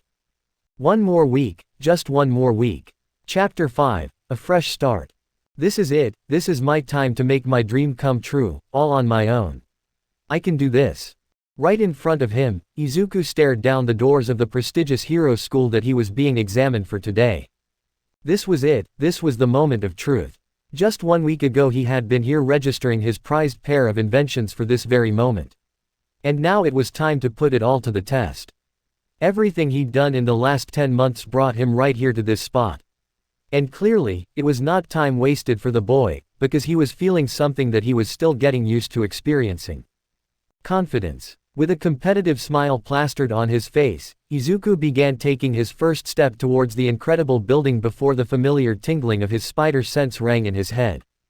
Recognizing the danger instantly, Izuku quickly and smoothly leapt forward a few meters and turned around, seeing someone he hadn't thought about in quite a while. Standing before him with his arms out in front of him in a failed attempt at a shove, Katsuki Bakugo glared daggers at him. Obviously at least a little bit shaken by his quick reaction. Kachan. HMPH, Bakugo began, bringing his arms back to his sides. I told you to stay away, you shitty Deku. Why yeah, you did Kachan. Izuku wavered for a moment before clenching his fists and hunkering down. No, I'm not doing this again. Come on, you're Spider-Man. Don't take crap from anyone. I know you did Kachan, the green-haired boy restarted, this time meeting the blonde's eyes. But I don't care. I'm gonna take this exam and pass it just like I passed you back at Aldera. The blonde's red eyes lit up with fury at that statement from Izuku. It seemed that he hadn't quite gotten over that very real fact. A few weeks back, right after final exams, their homeroom teacher back at Aldera Middle School posted the last official grade ranking of the year for final year middle schoolers. And much to the astonishment of Katsuki Bakugo, the first spot in the school didn't belong to him, but Izuku instead. It appeared as though all of the studying he had done over the last 10 months had rounded his grades out quite nicely. Back to the present though, Katsuki's blood was boiling over, and he honestly didn't trust himself not to blow his top and start fighting the super-powered teen right here and now. So without another word, he walked forward and bumped shoulders with Izuku. Blowing right past him and storming off into the school. He couldn't risk trying anything in front of everyone right here. He would have his chance to beat the nerd down later, he was sure of it. Izuku on the other hand was on the verge of panic on the inside, finally letting out a huge breath that he had been holding. Did I really just say that to Kachan? How am I still alive right now? What have I done? He's totally gonna murder me. After mumbling to himself for a few more seconds, Izuku looked up and found that the courtyard was now almost empty. Crap, what am I doing? I'm gonna be late, he thought frantically, taking off in a sprint for the school. Was that really the UA written exam? That felt way too simple. Izuku thought as he walked up to join the crowd forming at the starting line of the practical exam. He was wearing a green pair of track pants and a simple black long-sleeved shirt. They had all just finished the written portion of the entrance exam and were now moving on to the practical portion. Alright, here we go, just attack the smaller robots and leave the huge one alone. Should be simple enough. The boy thought to himself, remembering the words of Present Mike from before when he gave the synopsis of this particular exam. Finishing his adjustments on his web shooters, Izuku rolled his sleeves down, hiding them from view and using his remaining time to observe the other examinees he would be testing with. Present Mike said they would separate the people who knew each other, so I don't need to worry about Kachan right now. I can focus solely on getting points. As he looked around with curiosity, Izuku noticed a very wide variety of individuals. Some big, some small, some even with multiple limbs. It was safe to say that these were some of the best aspiring heroes in all of Japan. He was gonna have to watch his back out there. Soon the super-powered teen's eyes landed on a boy with yellow hair and a streak of black running through it. What stood out to him though were the words that came out of his mouth loud enough for him to hear. Are you kidding? That written exam was the hardest test I've ever taken. I'm really gonna have to try hard on this part or I'm screwed. Hard? Is he serious? There wasn't a question on there that was even remotely hard. Shaking himself from his insignificant thoughts, Izuku focused up again and went back to scanning the crowd. Doing his best to try and spot any obvious quirks that he could gather information about. Alright, that six-armed guy looks like he's a mutant type, so he probably has a ton of tricks up his sleeve, I better watch out for him. And that boy with glasses seems to have mufflers of some kind protruding from his legs. Could it be some kind of speed or vehicle-related quirk? That would be my best guess. And what about that fancy-looking guy? That looks like a support item of some kind around his waist. He must be the one Midnight talked about, the one who can't control his quirk without it. Still though, I shouldn't underestimate him, maybe that belt enhances his quirk on top of giving him control. Izuku's eyes continued to look around and gather information on his opponents. If his eyes glanced over someone who didn't have an obvious quirk that could be seen, he simply moved on to the next. This went on for a few more minutes until his eyes landed on an oddly familiar head of orange hair. What? No way, it's that girl, the one from. What are you kids waiting for? The villains aren't gonna announce when they start. Get going. Present Mike's voice boomed through the loudspeakers. Being forcefully shaken from his thoughts, Izuku looked up to see that everyone was already running onto the city-like staging area and starting the exam. Crap, he shouted, sprinting after them and leaping as high as he could to clear the pack.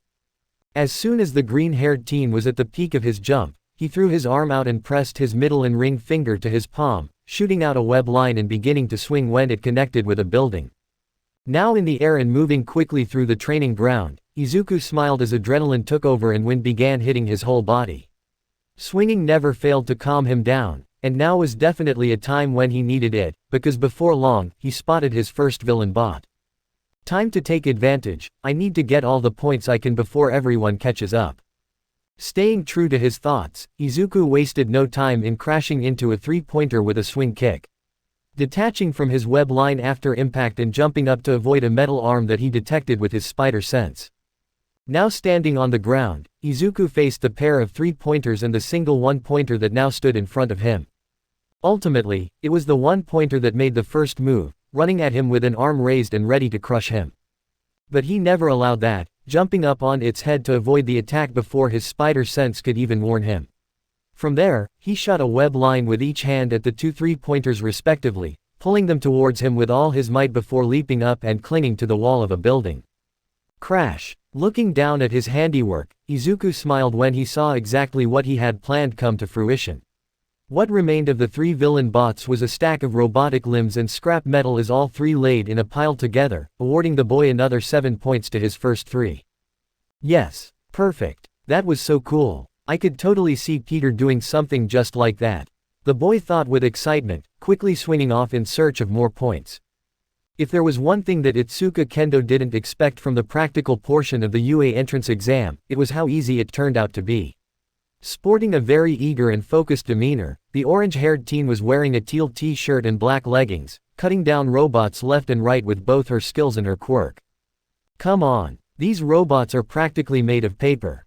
The orange-haired teen thought to herself as she crushed yet another one with her enlarged hands.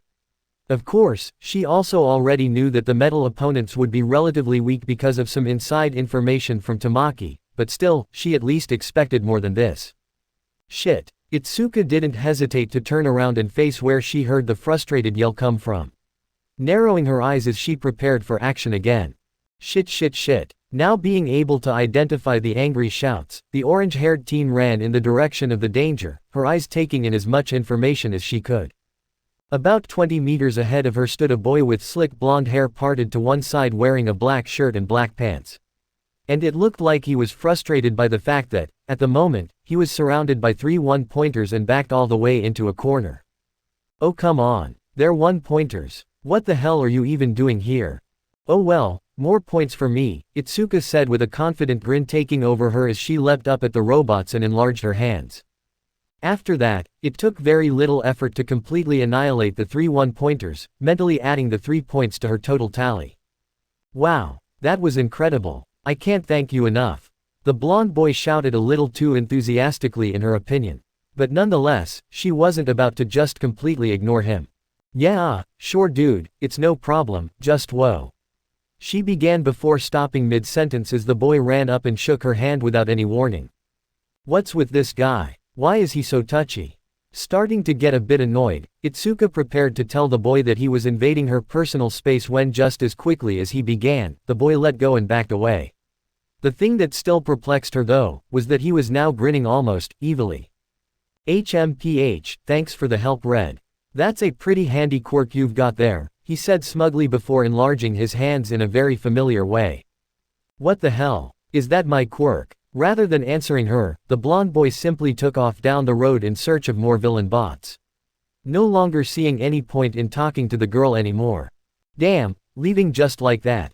What a jerk, the girl huffed, bringing her hands back down to normal size just before hearing more commotion behind her. Hey man, what the hell, you stole my points. Itsuka turned around and yet again inspected the new commotion in front of her. This time it appeared to be a sharp red-haired boy reprimanding a green-haired boy as 2 three-pointers fell to the ground in front of him, a white string-like substance covering them. Oh, I'm so sorry. I must not have seen you. I was really starting to get into the zone, you know. Although the red-haired boy still didn't look too happy, he still managed to shrug off the boy's apology and give the other boy a thumbs up. Yeah, don't worry about it man, I understand. I'm glad you didn't do it on purpose, that kinda stuff isn't manly at all. However, Itsuka stopped listening long before the red-haired boy spoke, instead focusing on this green-haired boy that was sure she knew somehow. What the heck? Why do I feel like I've seen him before? Even his voice sounds kinda familiar. Hey, watch out. Suddenly and out of nowhere, the orange-haired teen felt something impact her stomach, pulling her both out of her thoughts and off of her feet as she was yanked forward. Right as she landed back on the ground again, Kendo heard a crash right behind her, presumably right where she had just been. And as she took a moment to gather herself, she glanced down at her stomach to see a line of some kind of glue-looking substance, except, it was stretchy. What the hell? Figuring she could think about that later, the girl got up and recovered quickly, standing up and turning around just in time to see the same green-haired boy shoot another line of his adhesive material out of his wrist and pull himself towards the robot with incredible ease. Huh, now that's a weird one all right, she said out loud to herself, referring to the boy's quirk. After the boy smashed the three-pointer that had almost squished her, she made her way over to thank him.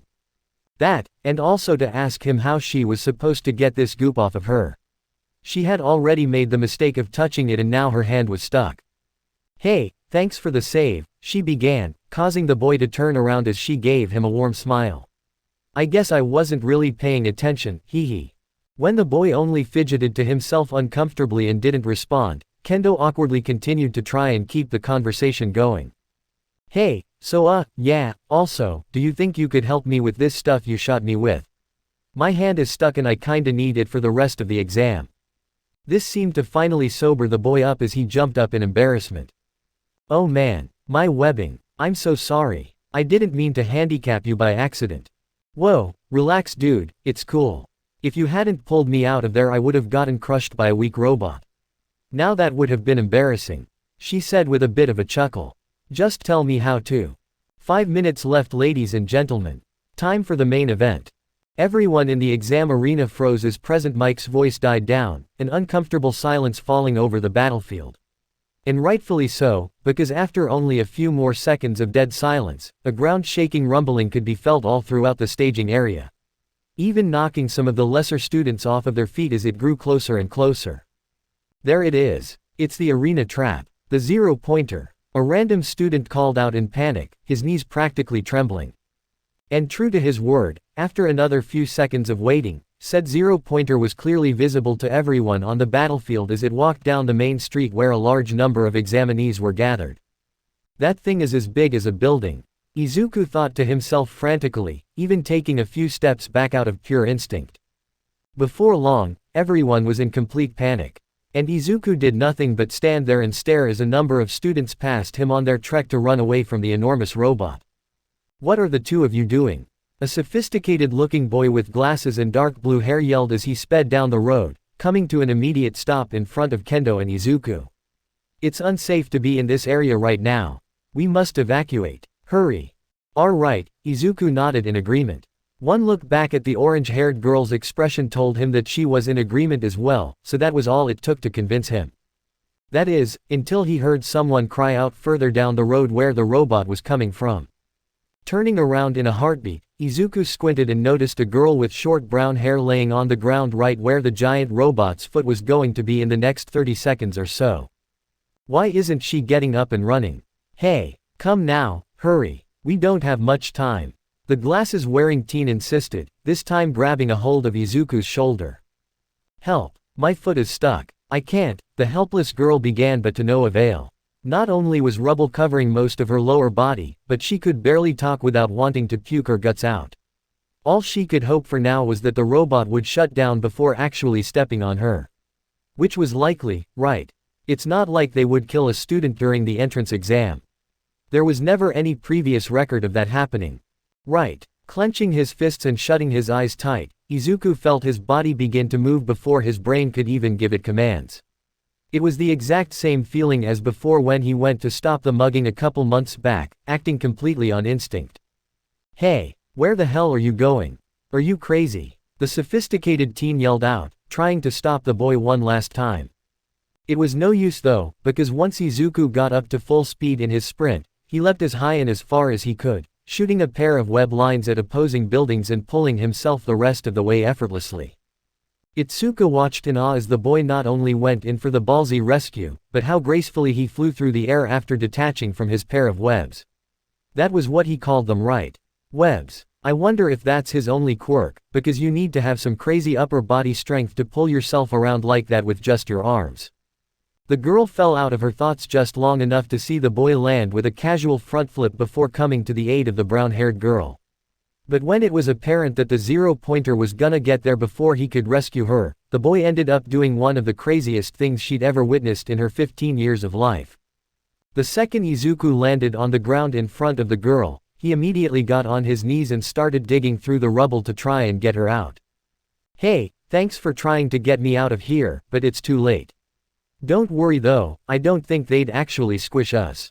It is just an entrance exam after all," the girl said in almost a whisper, her stomach still bothering her and making ungodly noises. For a moment, Izuku believed her, and paused his panic digging momentarily. She had a really valid point. He could already imagine the severity of the lawsuits that the school would face if someone who wasn't even a student at the school died during something as meaningless as an exam. But then, Izuku received a very convincing counter-argument that made him flip the script and begin panicking again. And that counter-argument was his spider sense, and as far as he knew, that never lied to him. Crap crap crap. The boy thought with wide eyes as darkness enveloped the spot that he and the girl were both occupying. Feeling ringing in his ears like he'd never felt before, and the ground shake like a magnitude 8 earthquake was going on. All the boy could think about was his one and only option of getting out of this situation alive. Needless to say, he chose it in a heartbeat. Right as the foot was coming down onto them, the brown-haired girl could do nothing but scream and close her eyes, doing her best to embrace the darkness and hope that her death would be quick. But when she wasn't feeling anything at all, and instead heard the loud sound of metal being crushed, the girl opened her tear-filled eyes and looked up to find something too incredible to describe. Right before her very eyes, the plain-looking boy who had come to save her was squatted down with the weight of the zero-pointer's foot pressed firmly on his shoulders and arms. Which was obviously a lot judging by the way the metal was bending where his hands and shoulders met it. How could this even be possible? This was something Izuku was asking himself right now as well. Yep, this is definitely above my weight limit. The boy joked in his head, doing his best to not focus on the pain. He didn't really know the logistics of why he was able to do what he was doing right now, but he figured he would find that out later. Right now he had better things to do, like trying to keep his spine from becoming a pool noodle. Before long though, the zero-pointer buckled a bit before coming to a stop. Almost as if it couldn't move forward with something in its way like this. Well, that's a relief, at least I won't get to experience its full weight. As his attempts to lighten the mood in his own mind failed, Izuku felt himself begin to fatigue under the enormous amount of pressure. It had only been about 20 seconds or so since the thing had stepped on them, but to him it felt like an eternity as his body finally gave in a bit and he fell to one knee. Looking the brown-haired girl in the eyes, who by the way, had an expression on her face that couldn't have shown more fear or worry if she tried. Izuku did his best to smile in the midst of the gruesome situation. But he had a feeling that it ended up coming off more like a struggling face that showed immense pain. Which was actually an accurate descriptor of how he felt right now. Now having been holding this thing up for almost 45 seconds, Izuku saw the end draw closer as his vision began to blur. This was way too heavy for him, he needed a nap. No, he screamed in his head, shaking it violently in an attempt to keep himself awake. If I fall now, this girl dies. And I'm not gonna allow that. Come on, I'm Spider-Man. Okay, calm down, he could do this. Peter had been in situations like this before and walked away. A really big one that came to mind was in Amazing Spider-Man number 33. If Peter could push past his limits with his tenacity, then so could he. Come on, I can do this. Push. To the boy's absolute bewilderment, the robot's massive metallic foot actually began to budge upwards a little at his command. But after taking a moment to look around, he found out that none of it had been his doing. Because all of a sudden, there was a familiar orange head of hair standing next to him with large hands pushing up on the weight as well. And doing a bang-up job of it as a matter of fact, at least from his point of view. Wow, she got out of my web and she's helping out with this much weight. She must be really strong. Seeing his chance to get back on his feet, Izuku urged his burning legs to stand up and take on the burden once again. Grunting loudly as he pushed as hard as he could, this time with less pain since the weight was split between him and the orange-haired girl. Breathing heavily, said orange-haired girl spoke in between large breaths as fatigue began setting in for her quickly. I hope you know, you're crazy for doing this. The boy couldn't help but give a small strained smile at her somewhat playful comment. The Peter in him that had been growing more and more not allowing him to stay silent. Oh yeah, well I guess that makes you double crazy for following me. Not bothering to reply to his witty remark, Kendo instead brought all of her attention to not dying by straining even more against the weight on top of her. How the hell did he hold all of this by himself before? We're splitting the weight right now and I'm already out of gas. However, before either of the teens could plunge any further into their thoughts, the loud sound of an engine brought their attention to the entrance of the little roof that the zero-pointer's foot was making, showing the tall form of the sophisticated teen from before as he crouched down and crawled towards the group of three. About time, Kendo complained to the boy as he reached the center of the foot where they were. I thought your whole shtick was about being fast. Weren't you right behind me? Yes, I very much was, but I had to get some help first. Huh, Izuku and Itsuka said in unison. Before anyone even had the chance to blink, a whole slew of vines emerged from the ground. Immediately getting to work, most of the vines came together to make one big green pillar that crushed itself into the robot's foot, easing up the weight on Izuku and Itsuka that much more. While a smaller group of vines began rapidly clearing rubble from atop the brown-haired girl, having her free in a matter of seconds. Perfect, the blue-haired boy shouted enthusiastically, not hesitating at all in picking up the brown-haired girl gently in his arms. Now, can you two get out without the foot collapsing? How much of the weight are those vines holding? Not much. Izuku strained through gritted teeth. He could have sworn that he was starting to see spots in his vision. Kendo on the other hand didn't even bother replying. The grunts and groans she was giving out telling the blue-haired teen all he needed to know. I see, that's not good. I'll have to go back out and see if anyone else has a strength quirk. It won't take long, I'll be ba. No, wait, the brown-haired girl said shakily from the boy's arms. Just get to the exit and get ready to run. When you're ready, I'll touch it and make it weightless with my quirk. It won't be for long, and I'll throw up the second I touch it, but it'll give you two just enough time to escape. Got it? Kendo only nodded, barely even listening as her muscles screamed at her to stop. Izuku nodded as well, slowly and shakily lowering one arm from the robot foot and firing a web line at the sophisticated teen's chest. What on earth? What's this for? Just go. Quickly nodding and following orders, the speed-enhanced boy crawled out from under the foot quickly, wasting no time in standing up and taking a track starting position. Whenever you're ready. Nodding gently and holding her mouth shut, the brown-haired girl took a deep breath, ready for all of the contents of her stomach to cover the ground as soon as she touched the enormous robot. Reaching out and touching it with all 5 fingers, the girl instantly felt sick as her control wavered and her stomach began pushing everything out.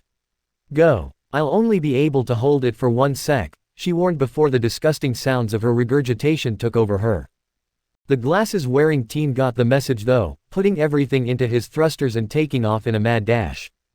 As soon as Izuku felt the weight of the robot completely vanish, he wasted no time in grabbing the orange-haired girl around the waist and tightening his grip on the web line. Shrink your hands down. It's gonna be a tight escape. And that it was, because as quickly as the weight left the giant robot, it came back just as fast. Shrinking down her hands like she was told, Kendo shut her eyes and grabbed onto the boy with what little strength she had left. Feeling absolute relief when their bodies were dragged forward at an incredible speed until light hit her eyes. She groaned painfully from the ground, not even realizing that the boy had let go of the web and was laying right next to her. Oh goodness, are you two all right? A girl with long and prickly green hair asked, standing over them with a worried expression. The pair of teens never even bothered responding, opting instead for the sweet relief of sleep as their consciousness slipped away.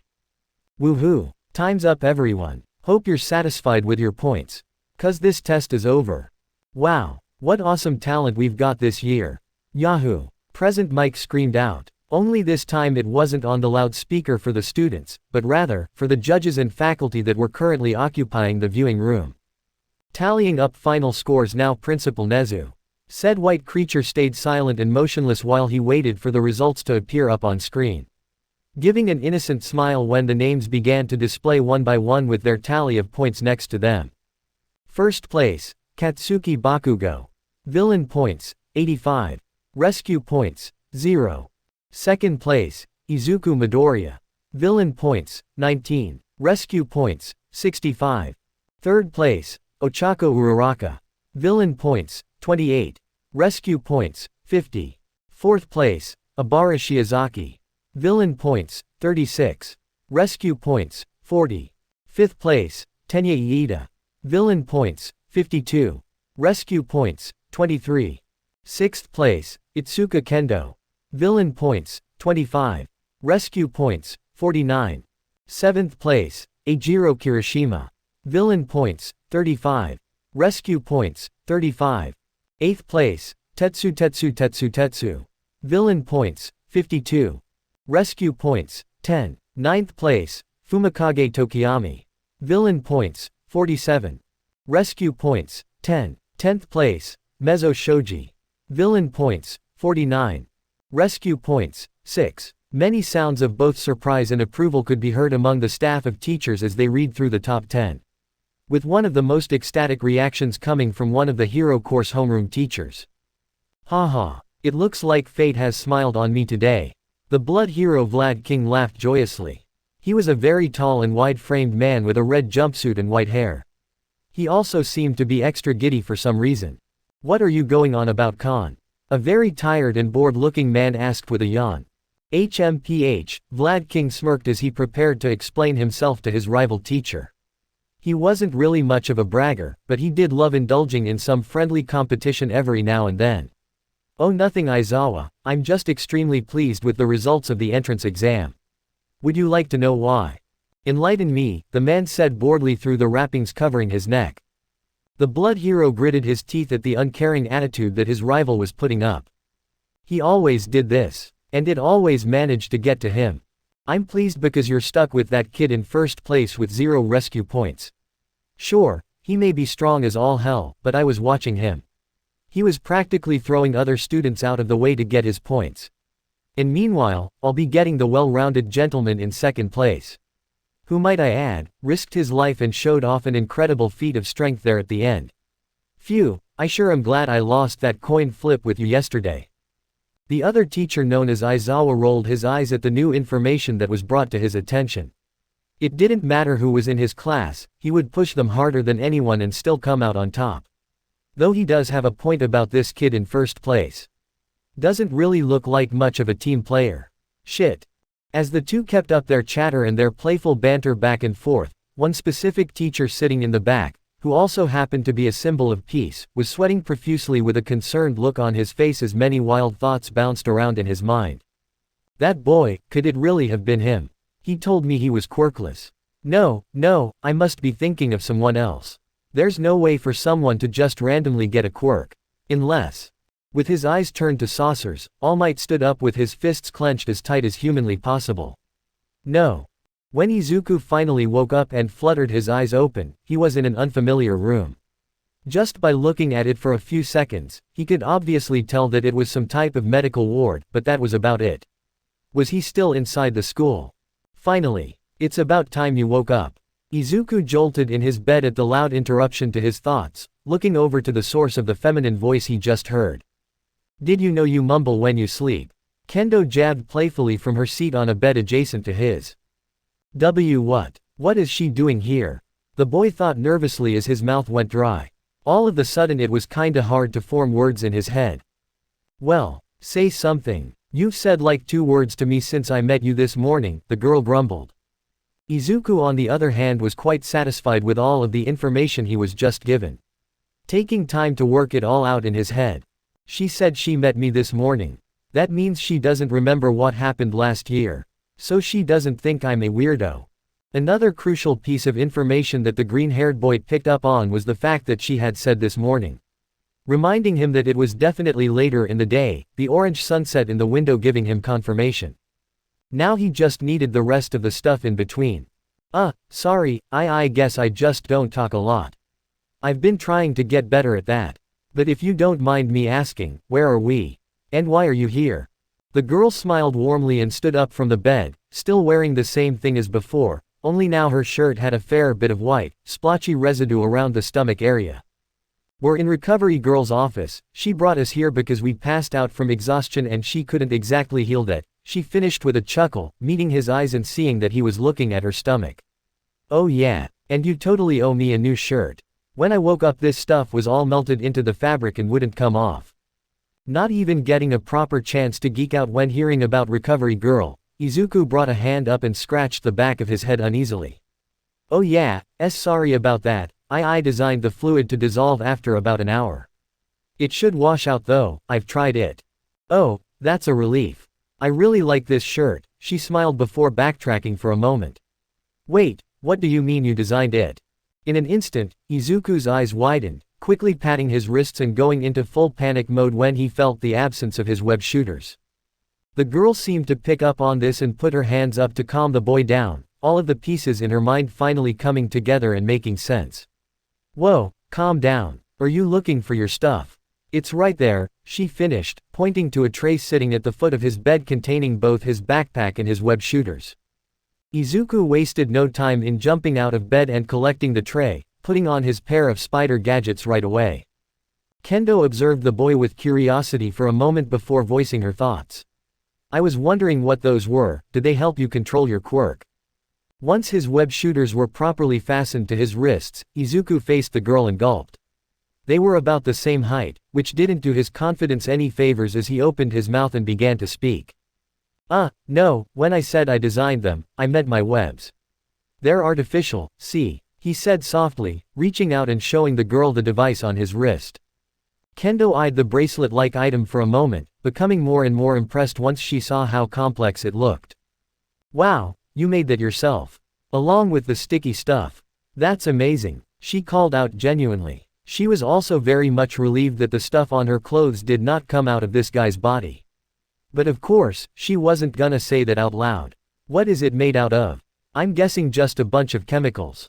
Hey, thanks, but it's not really all that complicated, the teen lied, scratching the back of his head once again as he shrugged off the compliment. And yeah, just a few chemicals I managed to get my hands on. I don't wanna bore you with it though. Nodding gently, the girl smiled again, satisfied with the little amount of information given. Alright, that's fair. But I'm serious, dude, you must be crazy smart to invent something like that all by yourself. Yeah, that's actually one of the reasons the school let me register it in for the entrance exam. They saw that I had made them all on my own. I bet, she laughed, getting to another thing she was curious about. But one more thing, if the webs aren't your quirk, then what is it? Some kind of strength enhancement I'm guessing. Izuku froze as he tried to gather his thoughts for what felt like the 10th time since he woke up. Why did talking to girls have to be so hard? Are you okay? Kendo asked, breaking the uncomfortable silence. Luckily she had the patience to deal with this because of Tamaki. Oh yeah, I'm fine. Spider. That's my quirk. Why am I so stupid? The boy thought to himself before taking a big deep breath and starting over. Spider, it pretty much allows me to do everything a spider can. Like here, maybe it'll be easier just to show you. Check it out, he finished before jumping up and attaching to the ceiling with his arms and legs. Whoa, that's awesome. Izuku could help but grin a little bit at all the praise he was getting. He had never really been complimented genuinely before, so this was a very new and welcome feeling. Hey, thanks, he replied. His cheeks turned a bit pink as he let go of the ceiling with his hands and hung only from his feet. Something about standing on walls and ceilings just felt amazing ever since he perfected his wall run a while back. That, and he was sure the blood running to his head would help hide his blushing. But wait, Kendo began again. I guess that explains why you chose to make the webs, but how are you so strong? I saw you swing from them like it was nothing. Not to mention that huge robot that you were somehow able to hold up before I got there. Oh, well I'm actually still confused about the robot thing too. See, I'm normally able to lift 175 times my own body weight give or take, just like a spider. But that thing was way over that amount. I think that maybe since I was only holding it up and not lifting it, my limit was higher, but I don't know, that was still way too heavy. Can my powers grow to new limits like Quirks can when they're trained? Or were my emotions helping me push through just to save that girl? That would make the most sense since I've seen Peter do it a couple of times. Oh wow, I guess that explains that. I forgot that spiders are supposed to be crazy strong for their size. Hey, yeah, it's a weird quirk, that's for sure. Izuku shrugged off again, falling back on the floor and collecting his things. So do we have to wait for Recovery Girl to come back? It's getting pretty late and I'm sure my mom is freaking out already. Tell me about it. My dad wouldn't stop texting me while I was waiting for you to wake up. And no, Recovery Girl said we could leave whenever. I just waited for you because of my shirt. Wow, how thoughtful, the super-powered teen said sarcastically as he put on his backpack. There it is again. You're so weird, you know that. One minute you're all shy and timid, and the next you're all witty and sarcastic. Weirdo. Izuku couldn't help but laugh audibly at the girl's observation, glad that some lessons he'd been teaching himself from Peter were starting to show. Come on, let's get out of here. Hey, wait up, I still have to get my stuff. The walk to the train station for the teens ended up having quite the looming awkward silence for most of the time.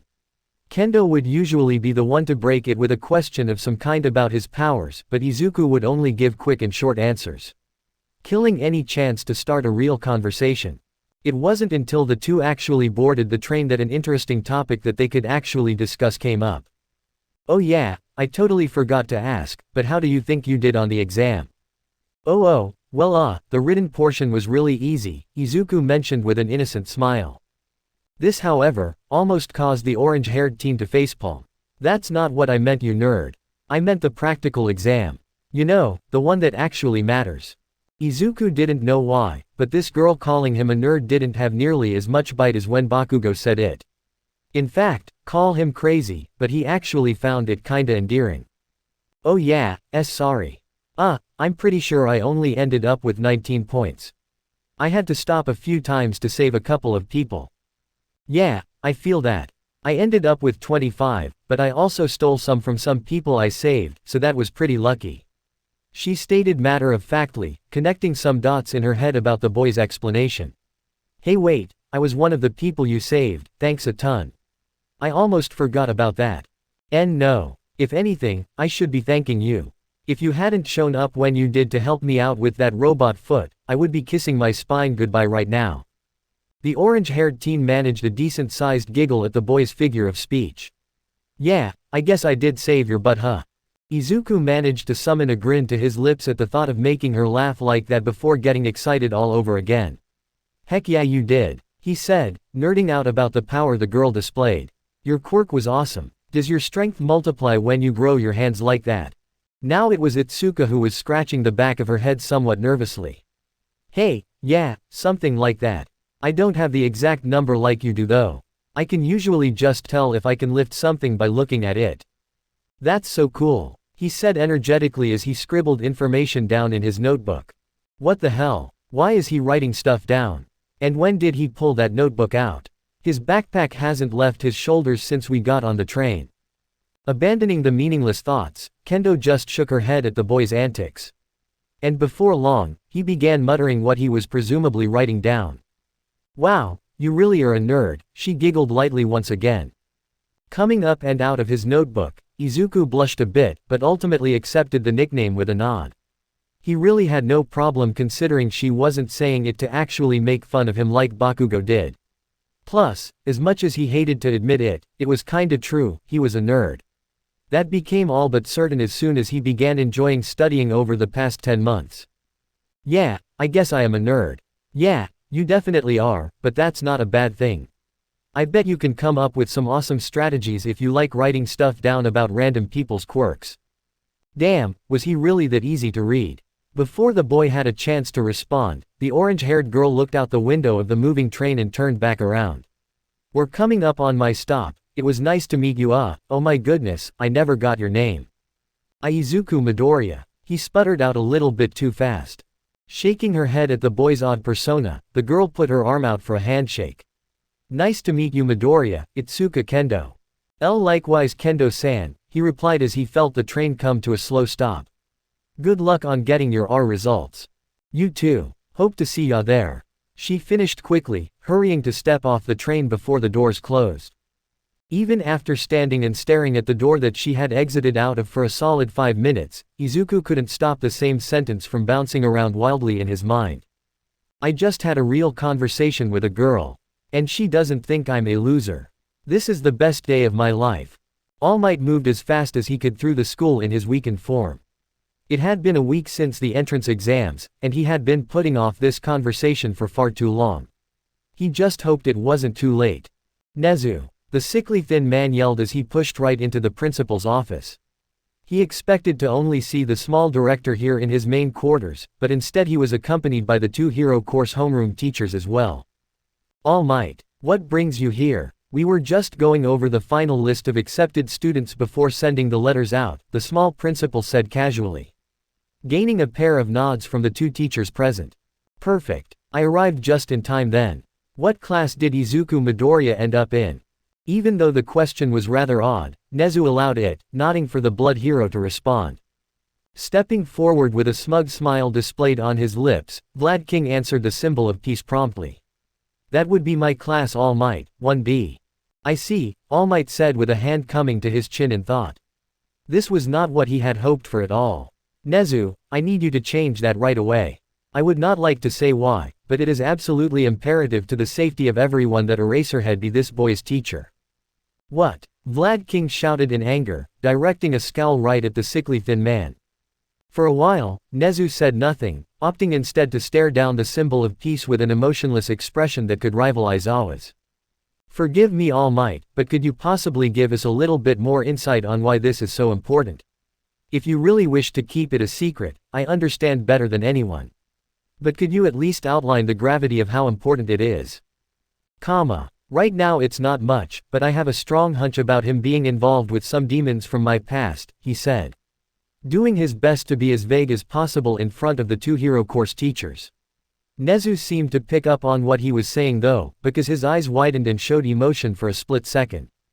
I see. Yes, All Might began again. Not only can Eraserhead's specific skill set help with developing the boy, but I also wanted to test something out that requires his assistance. Very well then, Izuku Midoriya will be moved to Class 1A of the hero course at once.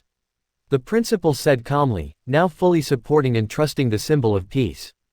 What? Vlad King shouted in rage once again. Aizawa on the other hand was still emotionlessly staring at the number 1 hero. What are you hiding All Might? However, his thoughts were completely derailed when more of Khan's complaints rang in his ears. This is completely unfair Aizawa. If you get the number 1 and the number 2, then I get the next 3 on the list. Fine by me, but that means I get to pick off of your plate too. Needless to say, the second round of class picking did not go well for the blood hero. Chapter 6, All In.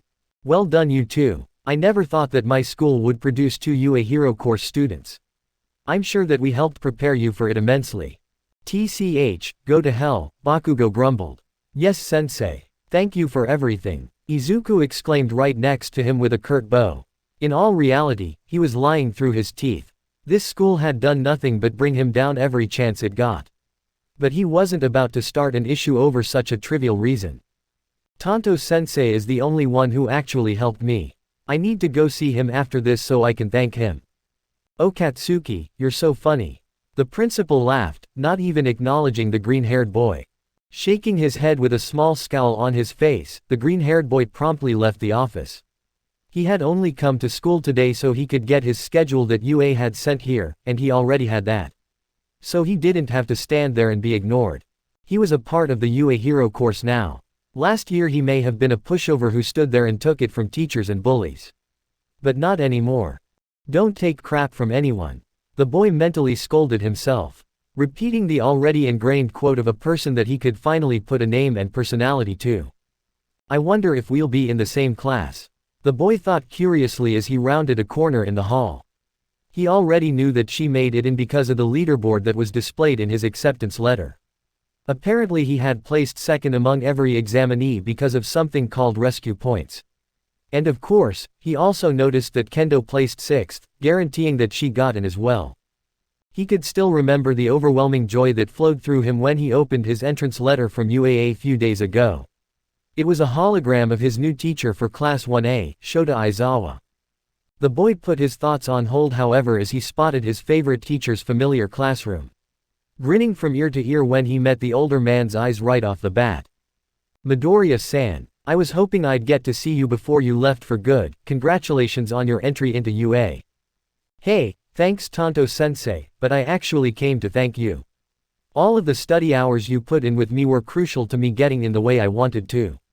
So thank you, I've never had anyone help me out like that before. Oh, don't think so much of it my boy, it was all my pleasure. It's my responsibility to help any student that comes in asking for it. I do have one question however, it was my understanding that you were quirkless. And when you came to me with those blueprints at first, I thought you were gonna try for the support department.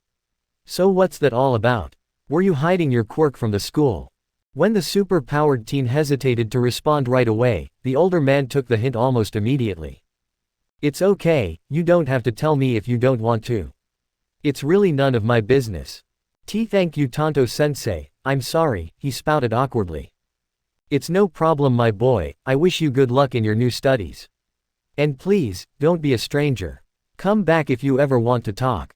I would normally tell you to keep up with your science knowledge, but I know you will on your own. It was a pleasure teaching you this year Midoriya-san.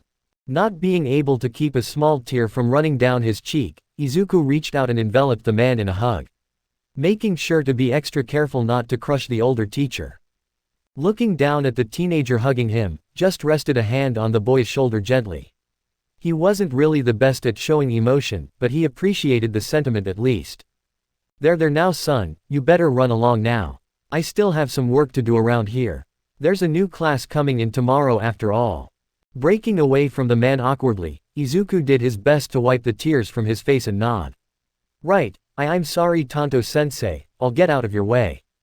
Thank you Midoriya-san, and once again I wish you good luck at UA. Please don't hesitate to come and ask for any kind of science help that you may need. Thanks Tanto-sensei, for everything. I'll never forget how you helped me when I needed it most. The older teacher smiled genuinely as he watched his prized student walk out of his classroom. I wonder what his quirk is. I guess I'll have to pay extra attention to the sports festival this year. Walking out of his former middle school, Izuku had a plethora of thoughts and emotions flowing through his mind. All of them to a certain extent boiling down to one thing he had hoped to hear from his beloved science teacher. I mean, he didn't say it directly, but he believes in me, right? Should I go back and ask him? Would that be weird? Why do I even need him to believe in me anyway? I believe in myself now. I don't need anyone else's approval, just like Kendo-san said. I can. Hey, nerd. The super-powered teen was abruptly pulled from his mumbling thoughts when he heard the loud and angry call from a certain blonde-haired bully across the courtyard. Glaring at his target, Bakugo strolled right up the green-haired boy with a look that demanded answers. Which was the only reason he had waited for his former friend in the first place. You better tell me right fucking now how you cheated and got into UA. Because there's no way a useless Deku like you could get second place in a practical exam like that. Izuku could tell the boy was absolutely fuming right now. And if he didn't know better, he'd say that he was about to get his ass kicked. But he did know better. And now, things were different. Kachan, I didn't cheat. I can't tell you exactly what happened to me. But I promise you, I made it into UA all on my own merit and my own power. I put in the work and the study time. So leave me alone already. I'm not the same Deku as before who always follows you around. We're on an even playing field now, so watch out, or I just might pass. Izuku never got the chance to finish his complete statement, his spider sense warning him of an incoming right hook coming from the blonde-haired teen. Nevertheless, he dodged easily. As if to drive his point home and make his mark, Izuku grabbed Bakugo's arm as it passed by his head, holding it in place easily before delivering his parting words. As much as you've tormented me my whole life Kachan, I don't hate you, and I never will. I've looked up to you in more ways than one over the years, but that ends here. I'm done being your punching bag. With that, Izuku let go of the boy's arm and turned around, walking off without another word. Hey! Bakugo cried out, making the green-haired boy turn his head. Get back here and fight right now. Or I'll blow this piece of shit to Kingdom Come. Moving his eyes up to Bakugo's hands, Izuku saw that he was dangling his old hero notebook with a look of malice in his eyes. But much like the conversation beforehand, the super-powered teen maintained the upper hand. Go ahead, I've already written down most of what I remember in my new notebooks, he said with an extra bit of casual energy, knowing it would piss the boy off even more. As he walked away, Izuku tried to stifle some laughter that tried to escape as he heard sounds of utter rage behind him. Haha, I finally got him. And on purpose this time. Peter is so smart. Sarcasm does piss off opponents easily. What an amazing battle tactic. In truth, he really did care about that hero notebook. Not only did having all of them provide sentimental value, but he also forgot a solid amount of information in that notebook. Oh well, I can live without it, I had just started that one when he took it anyway. Okay, shoes. Check. Fancy new uniform. Check. Web shooters. Check. He was ready for his first day of school at UA High School. Well, technically, it wasn't really the first day of actual classes, only the opening ceremony. But still, this was gonna be epic. Izuku excitedly placed his two prized gadgets into his bright yellow backpack. As much as he wanted to have them on 24/7, his Mark I models were way too bulky for that. If he tried wearing them under his uniform jacket, it would look like he had bulging forearms. Now that I'm more confident in my mechanical skills, I should work on designing a new, more slim pair of web shooters. It would be handy to be able to wear them whenever without anyone noticing. All of these filler thoughts however were shoved out of his mind instantly when he checked the time on his phone. Crap, if I don't hurry, I'm gonna miss the train.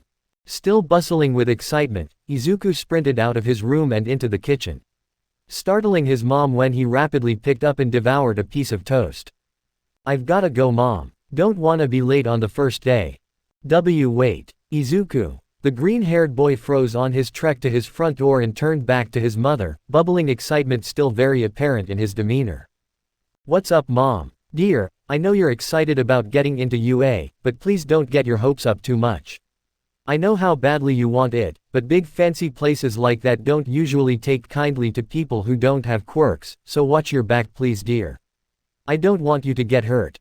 A simple, you can do it, would have been nice. Izuku thought bitterly before mentally scolding himself. His mom had no reason to believe that he was capable enough to attend UA. After all, he had never told her about his new quirk, and she was just trying to look out for his safety at the end of the day. Still though, she's seen how hard I've been working, she could have at least said she's proud.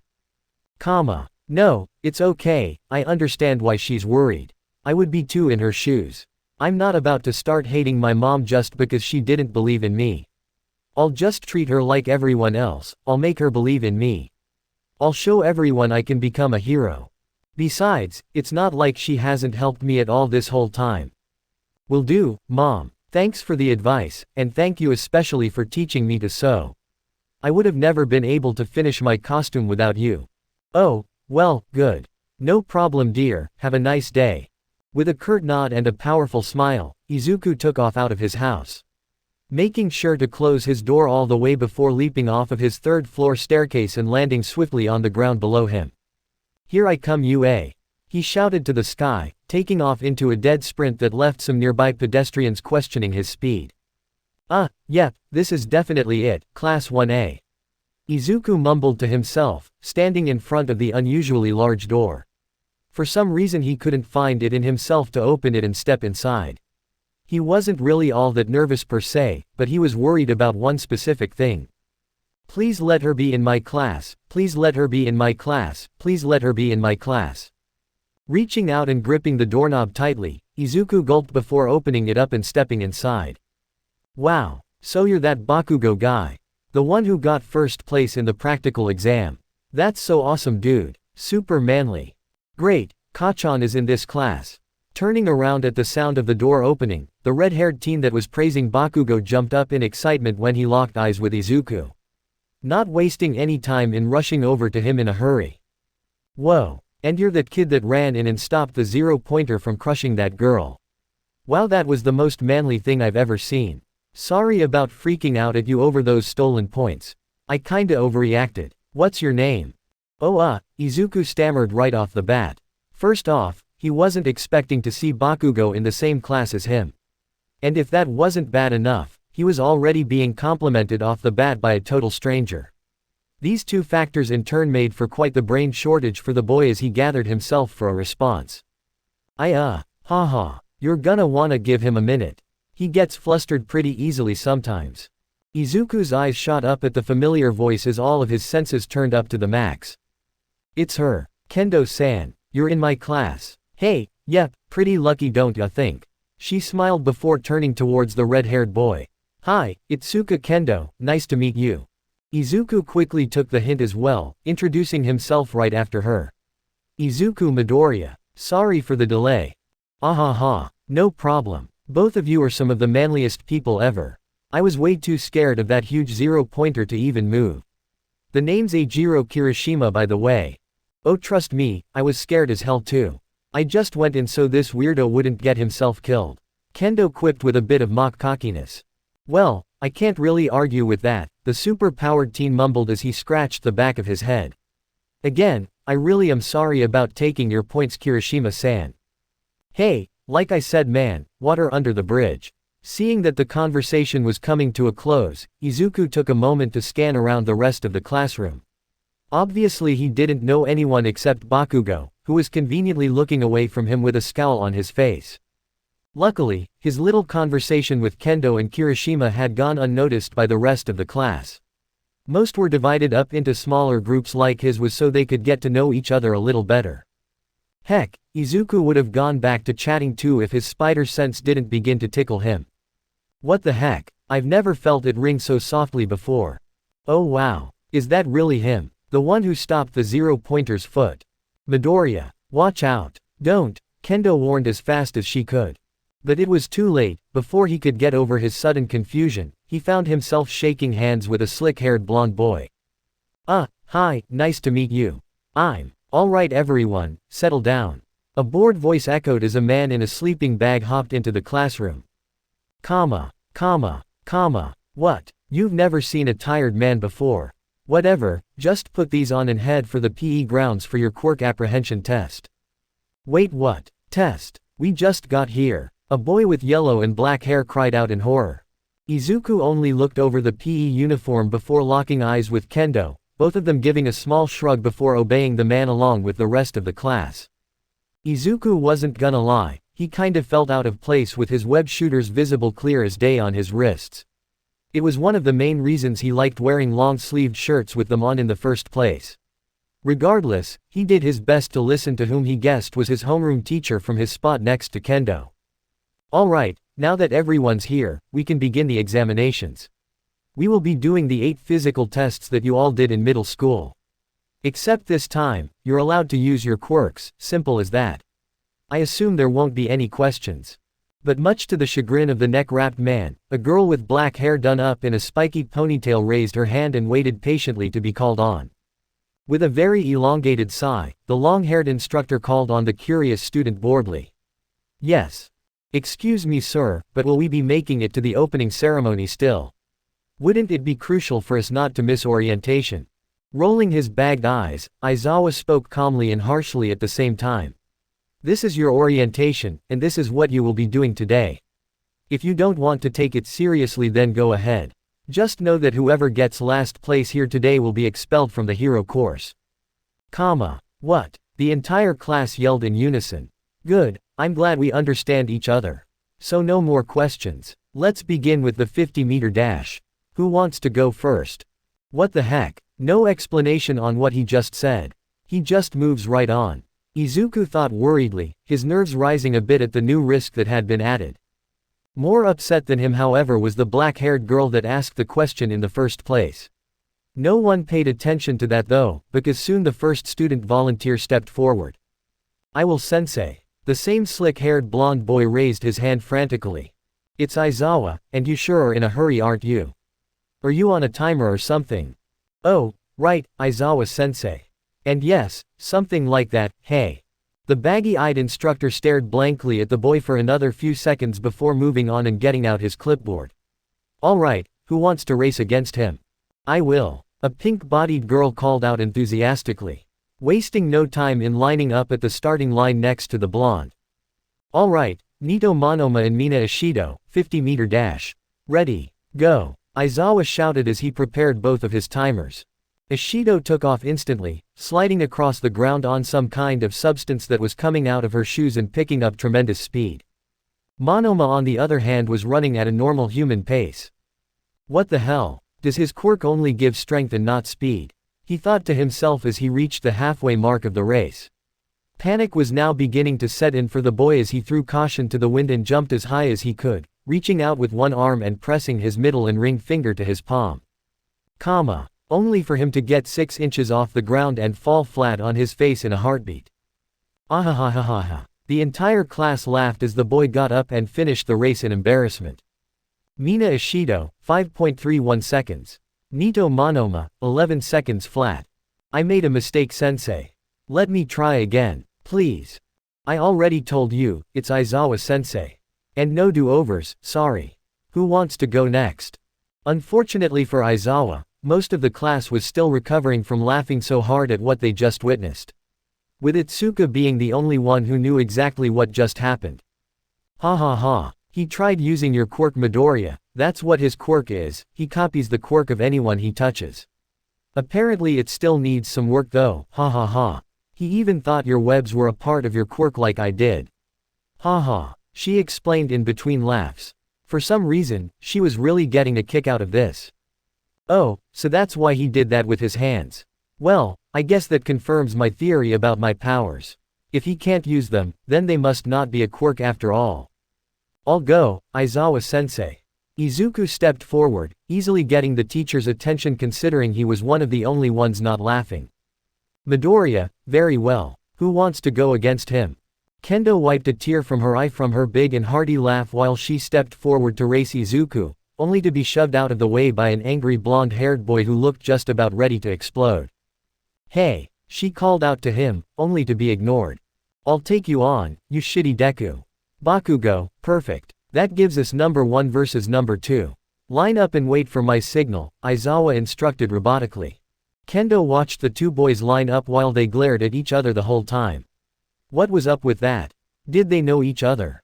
And did he call Midoriya a Deku? What the hell was up with that? But little did the green-haired boy know that Bakugo wasn't the only one glaring daggers into him. Across the field near the finish line, Monoma was giving him a leer that could rival Bakugo's. Which in all honesty, was quite the impressive feat. Taking his eyes off of his former friend turned bully, Izuku faced forward and prepared himself. I can do this. I know I can do this, and that's all that matters. He repeated in his head, successfully calming his nerves as he took a deep breath and took a starting position. Izuku Midoriya and Katsuki Bakugo 50-meter dash. Ready, go. In the blink of an eye, Izuku took off in a dead sprint as fast as he could. The all too familiar sounds of explosions ringing in his ear as he heard Bakugo hot on his tail. If I keep running, he'll catch up easily. The boy thought as he calculated the distance he was running in his mind. He was almost halfway to the finish line, a little shorter than he would have liked to pull off something like this, but he was sure he could do it if he used his arms to their full potential. Here goes nothing. With all of the momentum he had gathered in his sprint, Izuku pushed off the ground and leapt as far forward as he could, burning a good 20 meters or so in the blink of an eye before putting his arms up and firing 2 web lines at the ground beyond the finish line. And without missing a beat, the boy pulled as hard as he could on the 2 strands of web, sending him flying forward with both his own force, and the added force that the elasticity of his web fluid provided. With his little slingshot experiment a complete success, Izuku looked back to see that he had passed the blonde-haired teen by a good margin. Making him grin like an idiot as he crossed the finish line feet first, landing with a clean tumble roll.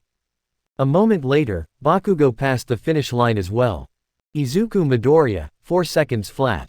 Katsuki Bakugo, 4.13 seconds. Yes, I did it. Izuku pumped his fist proudly.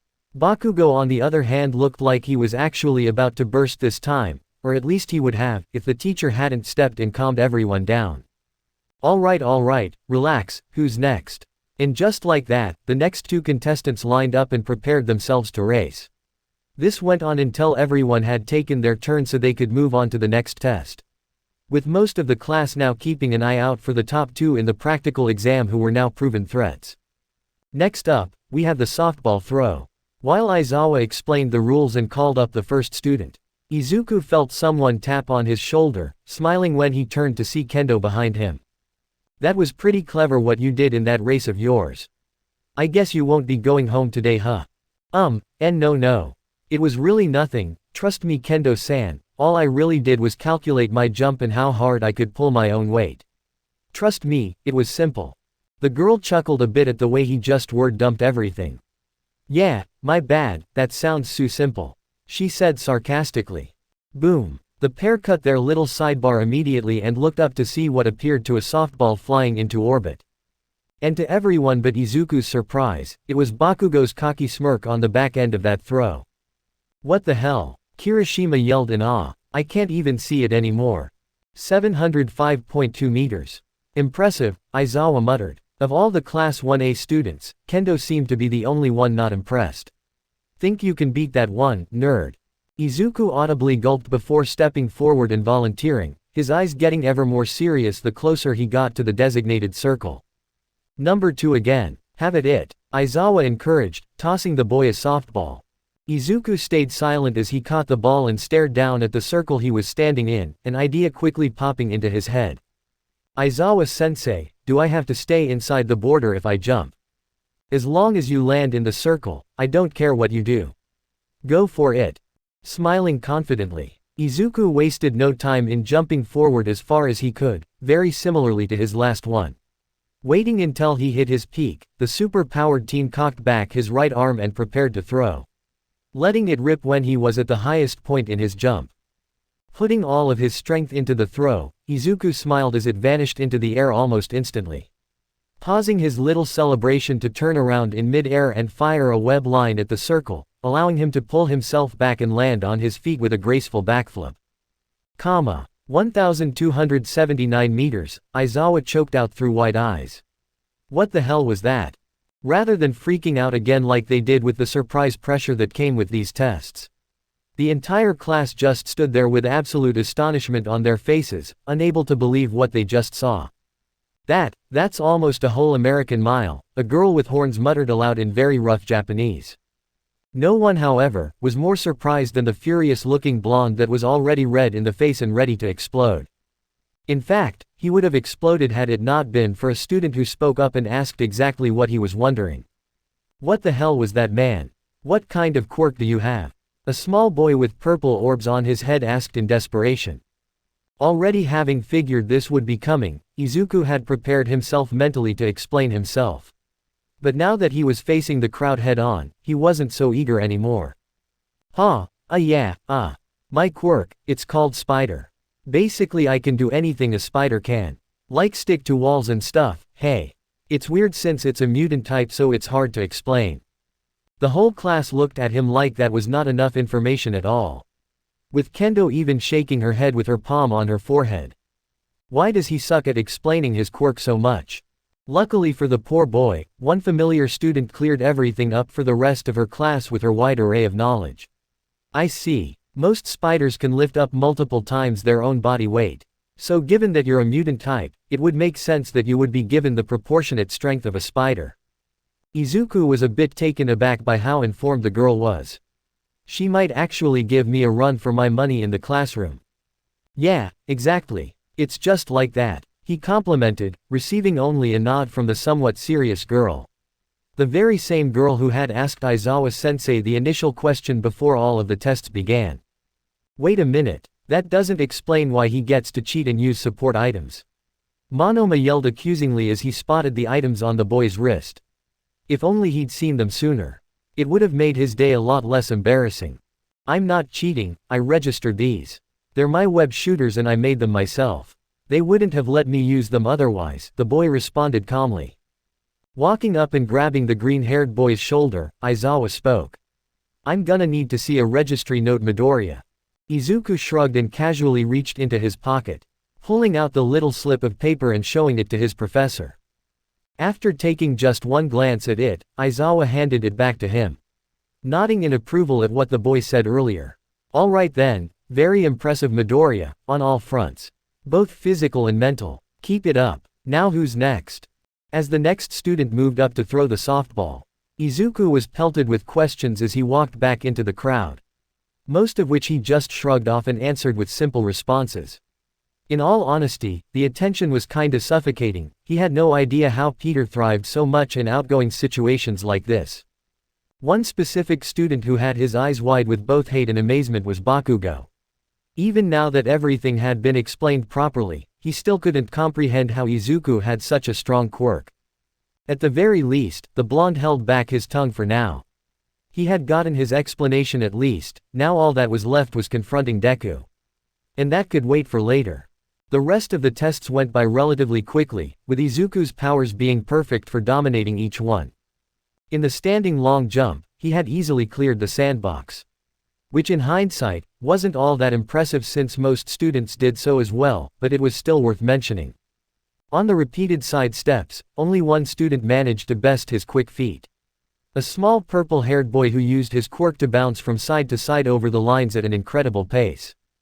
On the grip strength test, he had somehow managed to destroy the small handheld device before it could even get a reading on him, leaving everyone in shock once again.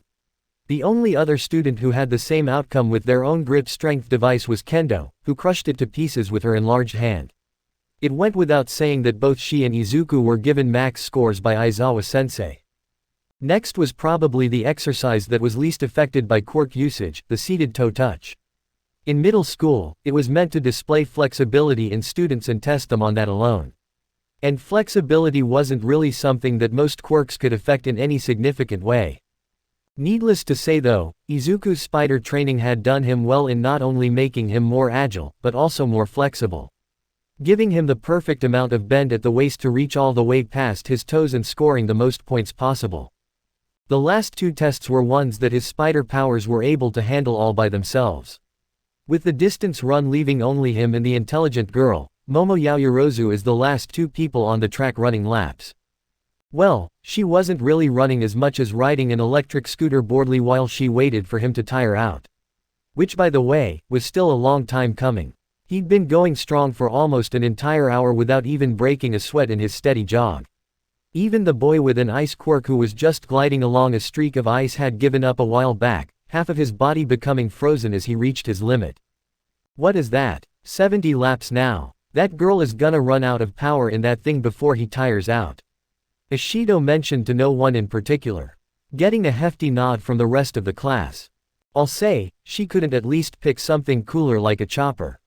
Why'd she go with a lame old scooter? Kendo added pointlessly. Eventually, Aizawa-sensei ended up stopping the two students at 100 laps. Having seen enough to be satisfied and then some, the board instructor simply gave them both max points. It was the same story as well on the sit-ups. Are you tired yet? I'm getting bored of holding your feet down. Kendo complained from her spot on the floor in front of Izuku. Sorry Kendo-san, but I feel fine. And it was the truth. He had lost track at around sit-up number 200 and was just continuing until Aizawa-sensei stopped him like on the distance run. Alright, that's enough showing off Midoriya, you're finished, 300 sit-ups. Everyone gather around while I count up the scores. I'll post them here in a minute.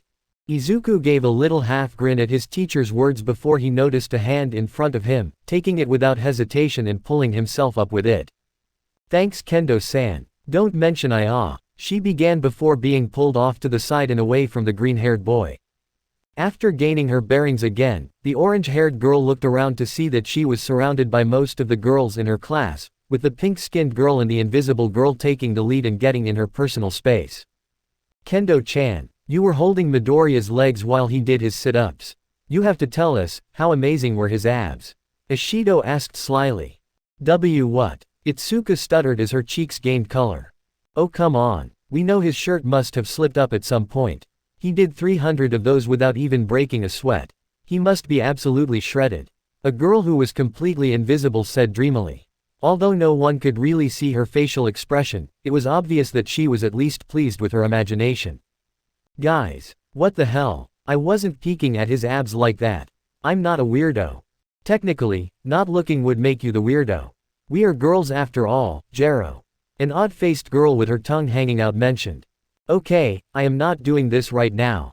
Nope. I hate girl talk. Go get your gossip from someone else, Kendo finished and walked away, trying her hardest to wipe the blush from her cheeks on her way back to Izuku. Kendo-san, what was that all about? Don't worry about it, let's just go see our results, she said in a tone that came as more of a demand than a suggestion.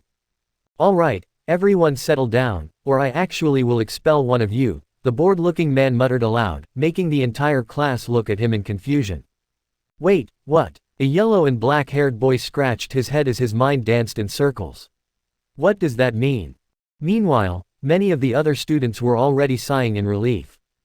It means he was lying about expelling last place, stupid, a purple-haired girl with earphone jacks for ears stated, attempting to catch the slower boy up. Correct, I may not have been completely honest with you all on that, but you deserved it. Don't ever take anything we do in this class as anything less than deadly serious. Got that? Yes, sensei. Good, but that's the end of my rational deceptions for now, these scores are all 100% real. So take them that way, he continued in his low, raspy voice while pulling out a phone-looking device and pressing in some commands. Before long, a blue projection appeared from the handheld device, showing a list of 20 names ranked from first to last. 1. Izuku Midoriya. 2. Momo Yaoyorozu. 3. Shoto Todoroki. 4. Katsuki Bakugo. 5. Itsuka Kendo. 6. Fumikage Tokiyami. 7. Eijiro Kirishima. 8. Tetsu. 9. Mina Ishido. 10. Pony Tsunotori. 11. Suyu Asui. 12. Kojiro Bondo. 13. Honta Siro. 14. Sen Kaibara. 15. Yosetsu Awase. 16. Kyoka Jiro. 17. Denki Kaminari. 18. Toru Hagakuri. 19. Nito Monoma. 20. Minoru Mineta. Oh thank goodness. The last place student, Mineta yelled flamboyantly, falling to his knees and looking up to the sky with tears in his eyes. I would have been expelled if sensei wasn't lying. While some students had more extreme reactions like Mineta, for the most part, everyone else just nodded in satisfaction at the table of names. Nice, Midoriya, you got first. Can't really say I'm surprised after watching your performance, but still, great job. Kendo mentioned genuinely, getting a nod as well from Kirishima. Thanks Kendo-san, Izuku mumbled back, still trying to digest the fact that he had beaten Bakugo at something. And speaking of the angry blonde, his face was among the few dissatisfied looks that were spread among the class as well. His forehead vein couldn't possibly get any bigger right about now. He would be getting his answers all right, no matter how long it took. You won't beat me again you stupid fucking Deku. Another student who wasn't looking too cheerful at the moment was Yaoyorozu, who looked on at Izuku with uncertain eyes that showed she didn't exactly welcome competition. I'll just have to try even harder in class. Alright, that's it for today. Hit the locker rooms and change back into your uniforms. I doubt you'll make the opening ceremony, but you're welcome to try. See you tomorrow for our first day of class. Aizawa ordered in his monotone voice as he walked off the PE grounds. As all of the students nodded and made their trek back to the locker rooms, Aizawa sighed when he noticed the tall muscular figure waiting for him behind some bushes next to the school's entrance. Pissed. Aizawa. Over here, the enormous man whispered loudly. Rolling his eyes, the baggy-eyed man continued walking, only being forced to stop when the larger man jumped in front of him. So, did you do it? All Might asked curiously, his winning smile faltering for a moment. Yes, I did, multiple times, it didn't work.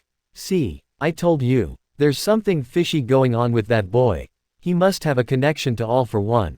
How else could he avoid your erasure? Aizawa had been given a rough outline about who this, All for One, was when he was given this task by the symbol of peace. And to be honest, his whole theory sounded like one big load of crap.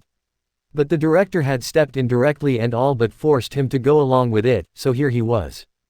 Look All Might, I understand why you want to keep your condition, and this big villain a secret from everyone, but I don't want to be dragged into any of this unless I absolutely have to. So can you please explain to me why my quirk not working on this Midoriya kid is such vital information? Because it reeks of All for One. First this boy shows up randomly with a brand new quirk after being quirkless his whole life. And now it can't even be affected by your famous erasure. This doesn't make any sense. And that's what makes me so worried. Still keeping an even face, Aizawa took his turn to speak. Or, just hear me out. My quirk doesn't affect him, because he's a mutant type. Huh, yep, he said it himself. And it's common knowledge that my erasure doesn't affect those types of quirks. It's also common knowledge that mutant types are the class of quirks that scientists know the least about. So no matter how weird it may sound to us, developing a quirk later on in life could be a very real possibility for mutant types. This left the number 1 hero absolutely speechless, giving the erasure hero the perfect opportunity to begin walking away. Trust me, All Might, I think it's weird too, so don't worry. Just don't do anything stupid and let the situation play out. I'm sure if we keep on watching quietly we can figure this thing out before taking action. Watching the quiet man leave silently, All Might shrunk down to his true form, letting the words he just heard sink in properly. Just watch quietly. Well, he had never been one to do anything quietly, that was for sure. Sighing somewhat exhaustedly, Izuku made his way down the winding hallways of UA in search of a specific classroom. After their little surprise exam and the opening ceremony concluded, students were able to go around and get a little bit more familiar with the number 1 hero school personally. With many more tours and different orientations being offered to those who wanted them. But right now, all of that was over and the sun was beginning to set on the horizon, something that Izuku was well aware of once he yawned for what felt like that 3rd time in a row recently. It wasn't until the green-haired boy spotted the room he was looking for that he quickly jolted himself awake and began moving in its direction, his mind once again going over the checklist of things that he needed to collect. See, one thing that the boy had paid extra attention to today during orientation, was the incredible fact that the school was footing the bill for any and all hero-related support. Which was exactly the reason he had stayed behind after everything ended to come and visit the workshop in the support department. Stepping right up to the large metal doors, Izuku knocked and waited for a moment, completely losing his breath when he saw who answered the doors. "What'd you need, kid? I'm kinda busy at the moment with a special little student of mine." The unusually short man complained, a pang of metal falling down echoing in the classroom behind him. Can't she go 5 minutes without touching anything? But Izuku was too caught up in his swirling thoughts to hear the man's muttered complaint. Instead he was staring with wide eyes ready to burst from excitement. He would recognize that yellow helmet anywhere. And those caps on his fingertips as well. Your power loader. The excavation hero. Oh wow. I'm a huge fan. I studied the blueprints and designs of your power suit religiously when I was still learning mechanical engineering. This is amazing. You're really a teacher at UA. Suddenly the noise in the background of the classroom came to a pause as Power Loader smiled widely at the newcomer's words. "Ah, I see. You read my designs. And you understood them." "Understood them. I used them as a basis for my own project." "It really is an honor, Power Loader Sensei." Well, this was certainly a surprise. Who could this boy be? He was sure that he wasn't missing a student, unless that furball Nezu was pulling his leg and giving him an extra spot in one of his classes. Either way though, he was impressed, so maybe it couldn't hurt to at least hear the boy out. "Cut the formalities, kid, we're not doing hero work, Mr. Maijima will do just fine." "Alright. Forgive me, Maijima-sensei." Yeah, whatever, so what are you doing here anyway?" "All of my support course classes are full. Are you from general studies or something?" No, I'm actually from the hero course. I came to talk to you about unlimited lab supplies." "What? Hero course? Shouldn't you be more worried about punching and kicking stuff than working in a shop? What's up with that, kid?" "Oh, well I actually made all of my own gear, including my costume." Narrowing his eyes a bit, the excavation hero waited a moment, signaling the boy to continue. "Right, well I was wondering if I could have some of the supplies on this list. It's just chemicals for the most part, I hope it's not too much trouble." Taking the sheet of paper from the boy, Mr. Maijima looked it up and down with great detail. "Liquid cement. What the hell? Yes, I can confirm that we do have everything on this list, but you aren't a support course student, so I can't just hand them out to you willy-nilly." "What do you need them for?" "Oh, right, do you think I could come inside to a desk? I don't wanna get in trouble bringing these out in the hallway." "Of course, go right ahead," the smaller man shrugged, keeping his eyes on the boy as he found a workbench and pulled something out of his backpack. Izuku took a moment to widen his eyes in awe at the complexity of the workshop while he pulled out his prized inventions. Now this is a workshop. I'd have to be filthy rich to afford something like this. Another odd thing that Izuku noticed was the presence of a pink-haired girl in the corner of the room staring him down with serious yellow eyes. It appeared as though she had been in the middle of tinkering with something in her little sectioned-off corner of madness, but now all of her focus was on him, with a look that Izuku couldn't seem to read for the life of him. Okay, that's kinda creepy, was his final thought before finally pulling out his pair of support items and clicking them onto his wrists. So these are my support items, Majima-sensei. I made them myself and even got them registered for my hero classes. Yeah, I can see that, kid, but what are they? Cut to the chase already, the small instructor said somewhat impatiently. In all honesty, he didn't expect much out of whatever those bracers were. This was a hero course student after all, and they weren't really known for using their brains too often. Alright, sorry, I call them my web shooters. My whole quirk and hero persona is centered around being agile and spider-like, so I created these to help me out with that. Do you mind if I demonstrate them for you? They aren't destructive. Now paying a little more attention than before, the excavation hero answered immediately. His curiosity started to get the better of him. Yeah, go for it, kid. Smiling at the man, Izuku turned to see that the pink-haired girl from before was also on the edge of her seat waiting for his showing. Great, here goes. Thwip. Firing a web line at the ceiling above him, Izuku didn't hesitate to pull himself up and hang from it upside down, showing off the weight that his web fluid could hold. If I hold the trigger down, it fires a web line, which I can use in battle, or even to support my weight and swing from. Before anyone could respond, Izuku brought up his other hand while holding himself up with the other, shooting a blob of webbing at the wall across the room. But if I just tap the trigger, it shoots out in more of a ball-like consistency, making it a perfect adhesive projectile. Now staring at the boy with his mouth agape, the excavation hero held his head, words evading him as he tried processing exactly what he just saw. Wow, what a super cute baby. The pink-haired girl yelled out as she ran towards the wall where Izuku had shot his web. Hee, yeah, you took the words right out of my mouth, May, and here I thought hero course students were all brawn and no brain. What's your name, son? Izuku Midoriya, sir, the green-haired boy stated happily, letting go of his web line and falling to the floor elegantly. Well then, Midoriya, you sure do have something here. This is incredible. Are those completely mechanical? I don't see a single speck of light coming from those things. Oh yeah, I designed them like that. I didn't want to get into anything electrical, otherwise they would have taken me even longer. Plus, I figured if I messed up on the waterproofing I would just end up ruining them anytime they got wet. That was a wise decision, nothing beats the good old classics. Tangling with the hazard of getting shocked is a whole new rodeo when tinkering with things. Good instincts. Hey, thanks Majima-sensei, he said awkwardly, doing his best to shrug the compliment off and regain focus.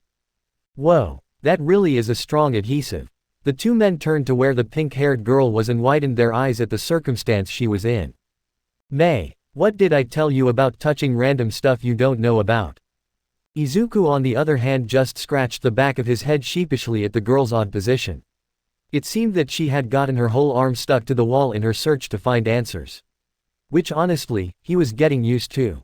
It always seemed like someone's first instinct when seeing his webbing was to reach out and touch it. Ah crap, Majima grumbled as his attempt to pull his student off of the wall failed. Hey Midoriya, how do you loosen this stuff? Haha, well, that's the thing.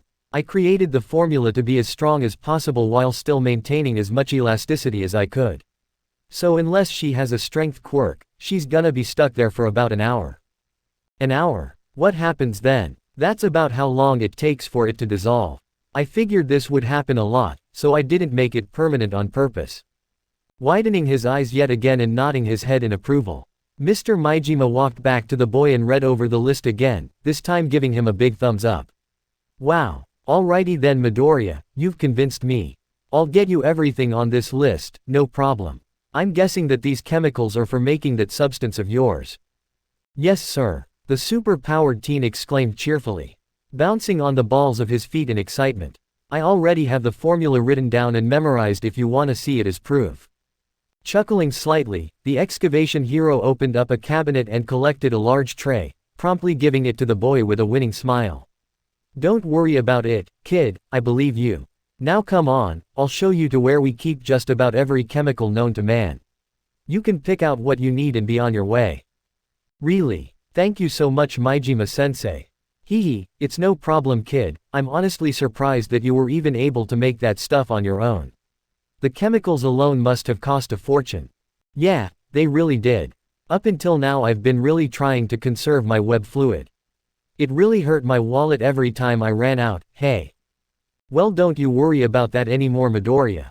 Power Loader declared, grabbing some keys off his desk and beginning to walk towards the doors. We'll take good care of you here at the support department. Izuku couldn't wipe the grin off his face if he tried. This was incredible. Finally. No more empty wallets. Hey, Majima-sensei. What about me? I wanna get a good look at the web babies. Mei complained from her spot on the wall. Huh. Well maybe this'll teach you to stop being so curious all the time. You heard Midoriya, you've got time out for 1 hour. And I don't think he's gonna sit around and wait. The instructor laughed as he walked out of the classroom with Izuku in tow. Aw man, those babies were extra cute too. Chapter 7, Doubt. Izuku woke up groggily to the sound of his phone's alarm screeching painfully into his sensitive ears. Normally, the device was placed away from his head and on his nightstand while he slept, but last night had not been a normal night. The boy groaned as he picked up his phone and shut off the alarm, his eyes shooting open all the way as he checked the time as well. Shit, that was my backup alarm. He yelled out in realization, quickly getting up from his messy workbench and looking for his uniform. Since the super-powered teen had just gotten a shiny new set of chemicals from the UA support department, he had immediately begun mass-producing as much web fluid as humanly possible right when he got home yesterday. Which in all honesty, he loved doing, no matter how time-consuming it could be. Mixing the chemicals and synthesizing the fluid mixture was easy enough, but actually getting the stuff into the tiny little capsules, now that took both time and finesse. The only place that the green-haired boy miscalculated was in his estimated time of quitting and going to bed. In which he obviously pushed it a little too far and overslept his first alarm for school. Now fully dressed in his gray UA uniform, Izuku rushed out of his room and quickly said goodbye to his mom. Once he was outside his apartment, he quickly finished snapping on his web shooters before perching onto the railing of the building's stairs. I don't have a choice, I have to web swing to school. The train is already long gone, and class starts in 15 minutes. The teen thought rapidly as he checked his phone one more time. Izuku knew the risks of getting caught for quirk usage in public, but frankly, he didn't care anymore. He had gone out web swinging plenty of times before, back when he was still learning how to do it. Sure, he'd had a few close calls here and there where he had to speed up and hide to get a pro hero off his tail, but that ended up being more fun and thrilling to him than scary and cautioning. It's not a big deal, after all, Peter breaks the law all the time just by being a hero in his world. What would he think of me if I was too scared to just web swing? Izuku thought comically to himself, a somewhat cocky smirk making its way onto his lips.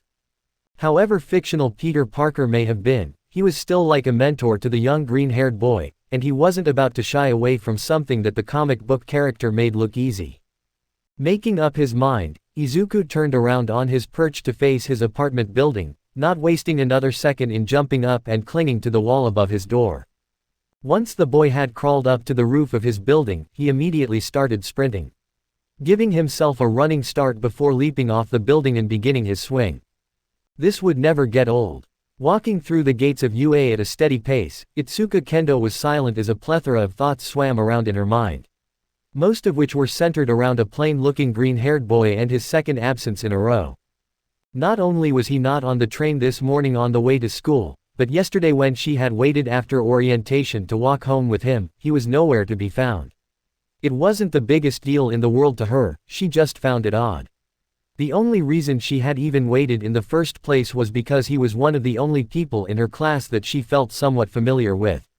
Well that, and the fact that they took the same train to get home. Maybe he took a different train today. Before long though, the girl's thoughts evaporated as she heard an all too familiar sound come from behind her. Fwip. Yep, just as she expected, when she turned around, there he was, the person she was just thinking about. Detaching from his final web line, Izuku kicked off the arc and flew forward as fast as he could, riding this last bit of momentum for as long as possible. Seeing that he was gonna end up a bit short of the campus, the green-haired boy entered a headfirst dive and landed hands first onto the blue outline of UA's main gate, pushing off with his arms and landing in a steady perch crouch right in front of the orange-haired girl. "Oh, hey Kendo-san," Izuku said casually with a bit of sweat on his face. The girl on the other hand, was not so casual, looking around frantically and sighing in relief when she noticed they were alone. "Midoriya, what the hell was that? Are you trying to get in trouble?" Slowly unclipping and taking off his web shooters, Izuku's smile only grew, riding out the wave of adrenaline and confidence to the fullest. "Hey, can't get in trouble if I don't get caught." Again, this only seemed to further confuse the girl as his demeanor did another sudden 180. What is with this guy? It's almost like he's two different people. Wasting no time however, Kendo matched his smirk, almost challenging the boy as she tried to one-up him. "HMPH, fine, that's fair. I guess I'll just stop waiting for you after school if you're just gonna swing home every day now." Instantly widening his eyes, Izuku's brave face faltered as nerves hit him like a truck. What? Why you waited for me? When? What are you talking about? Why did? Haha, you should see your face right now. Kendo laughed seeing his panicked expression.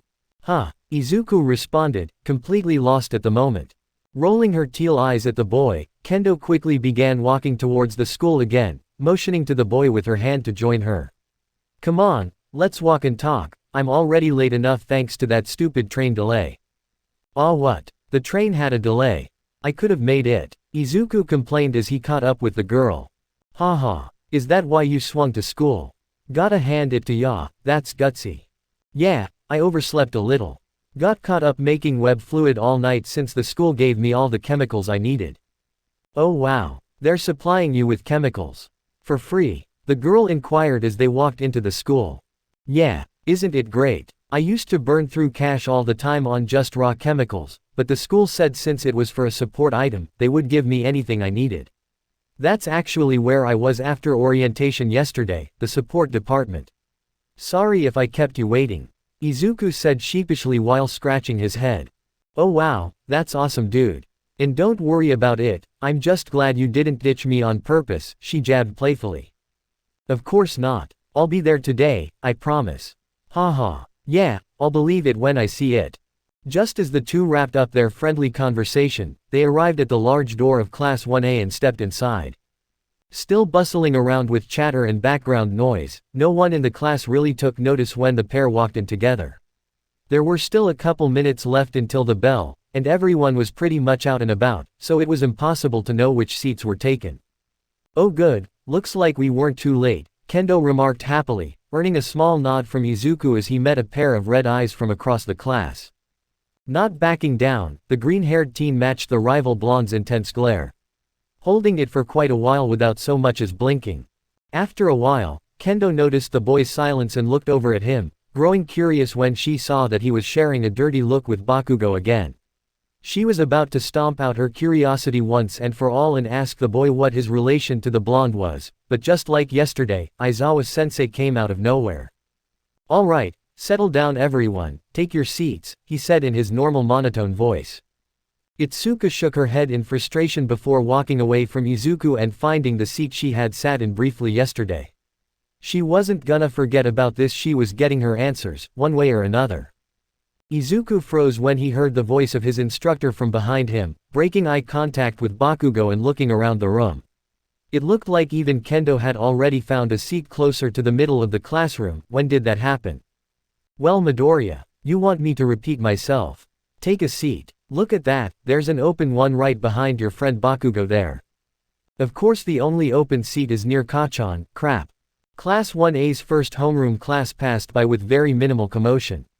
The only thing that stood out to the students was a promise made by Aizawa-sensei saying that their hero studies class after lunch would be quite eventful. With that in mind, it was obvious that most of the class was on edge, especially with the dark and unreadable nature of their homeroom teacher.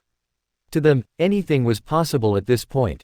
Plus, it didn't help that their last class before lunch today was something dull in the form of math.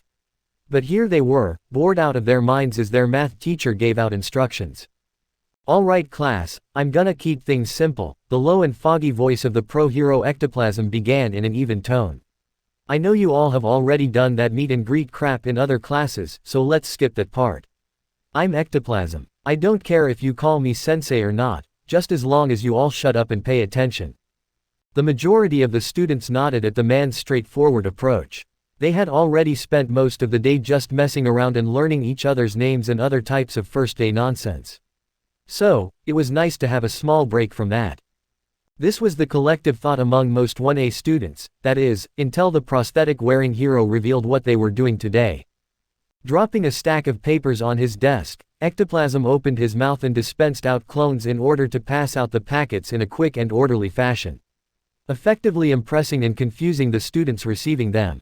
As you can all see, my clones are passing out your preliminary math exams. You may begin as soon as you receive them, and you may leave as soon as you complete them. So hurry it up, I'm sure you all want some extra lunchtime, right? Most of the class didn't even bother showing emotion at the instructor's final question, still reeling from the fact that they were taking a test so soon. What? A test? On the first day? What the hell, man? A yellow and black-haired teen known as Kaminari thought out loud. Yeah, we haven't even learned anything yet. This is unfair, Mineta complained alongside him. Sighing deeply, the pro-hero resisted the urge to grab the bridge of his nose, already seeing that some of these kids weren't so bright. Correct, you haven't learned anything yet, which is why this is a preliminary exam. It's supposed to show me where everyone is at in terms of knowledge and mathematics, which in turn will help me determine a proper pace to teach everyone effectively. However, while many sighs of relief came out around the class, Kaminari was still looking totally clueless as to what the teacher was getting at. What? Getting promptly smacked across the head by one purple-haired Kyokujiro, the yellow and black-haired teen cried out in pain. It's not for a grade lightning butt, now stop being a dumbass. Seeing this, the prosthetic-using teacher could help but chuckle at the antics of his new class.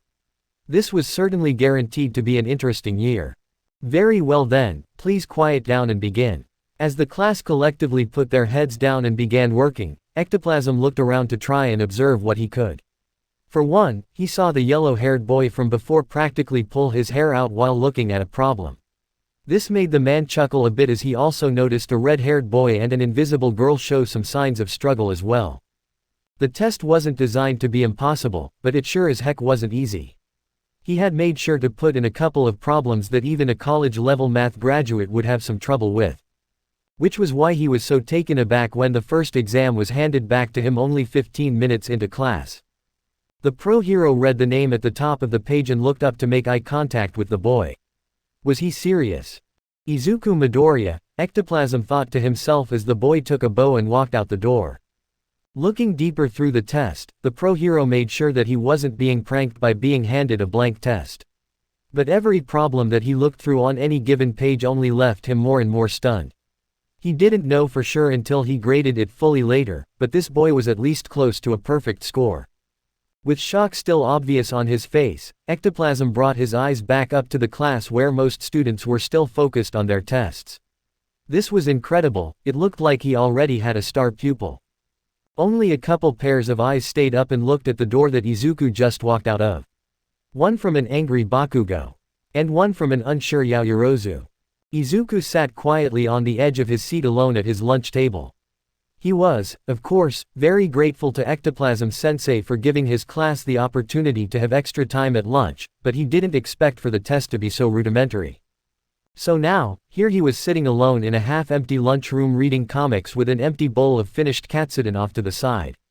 Shaking away the insignificant thoughts, the green-haired boy focused back up on the piece of literature in his hands.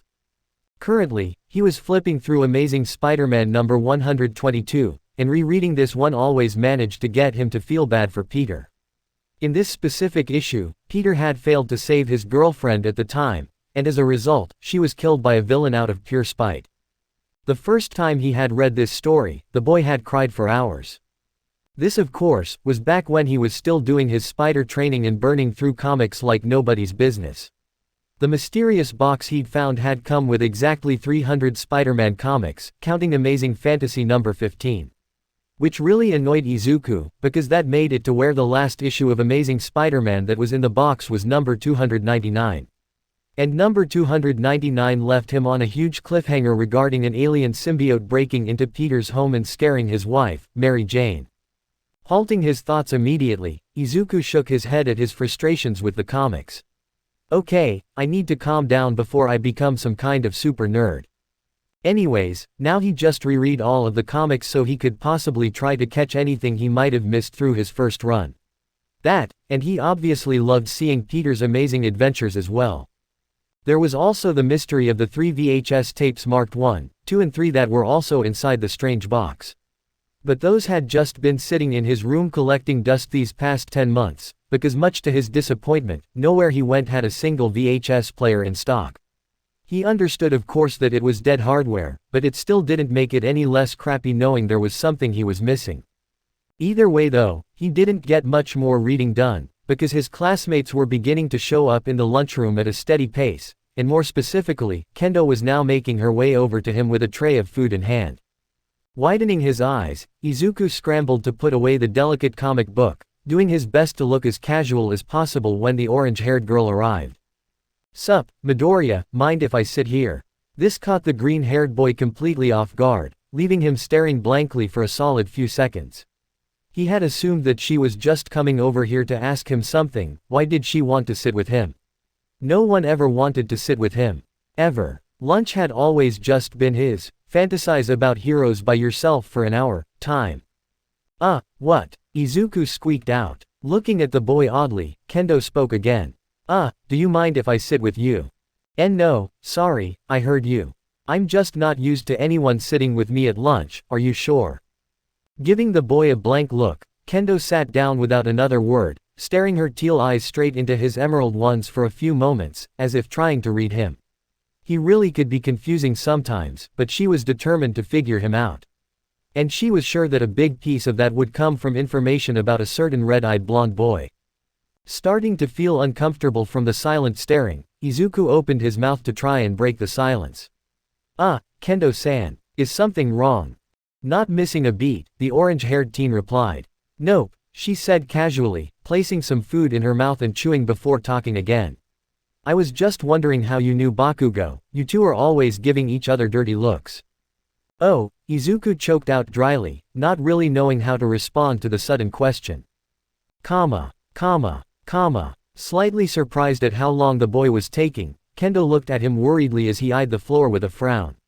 Forget I said anything, I understand if it's personal.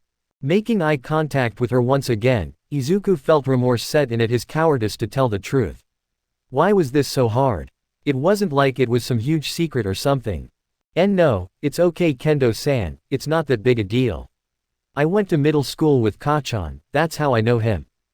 Kachan. Deku. So are they friends? That's the only explanation for the nicknames, right?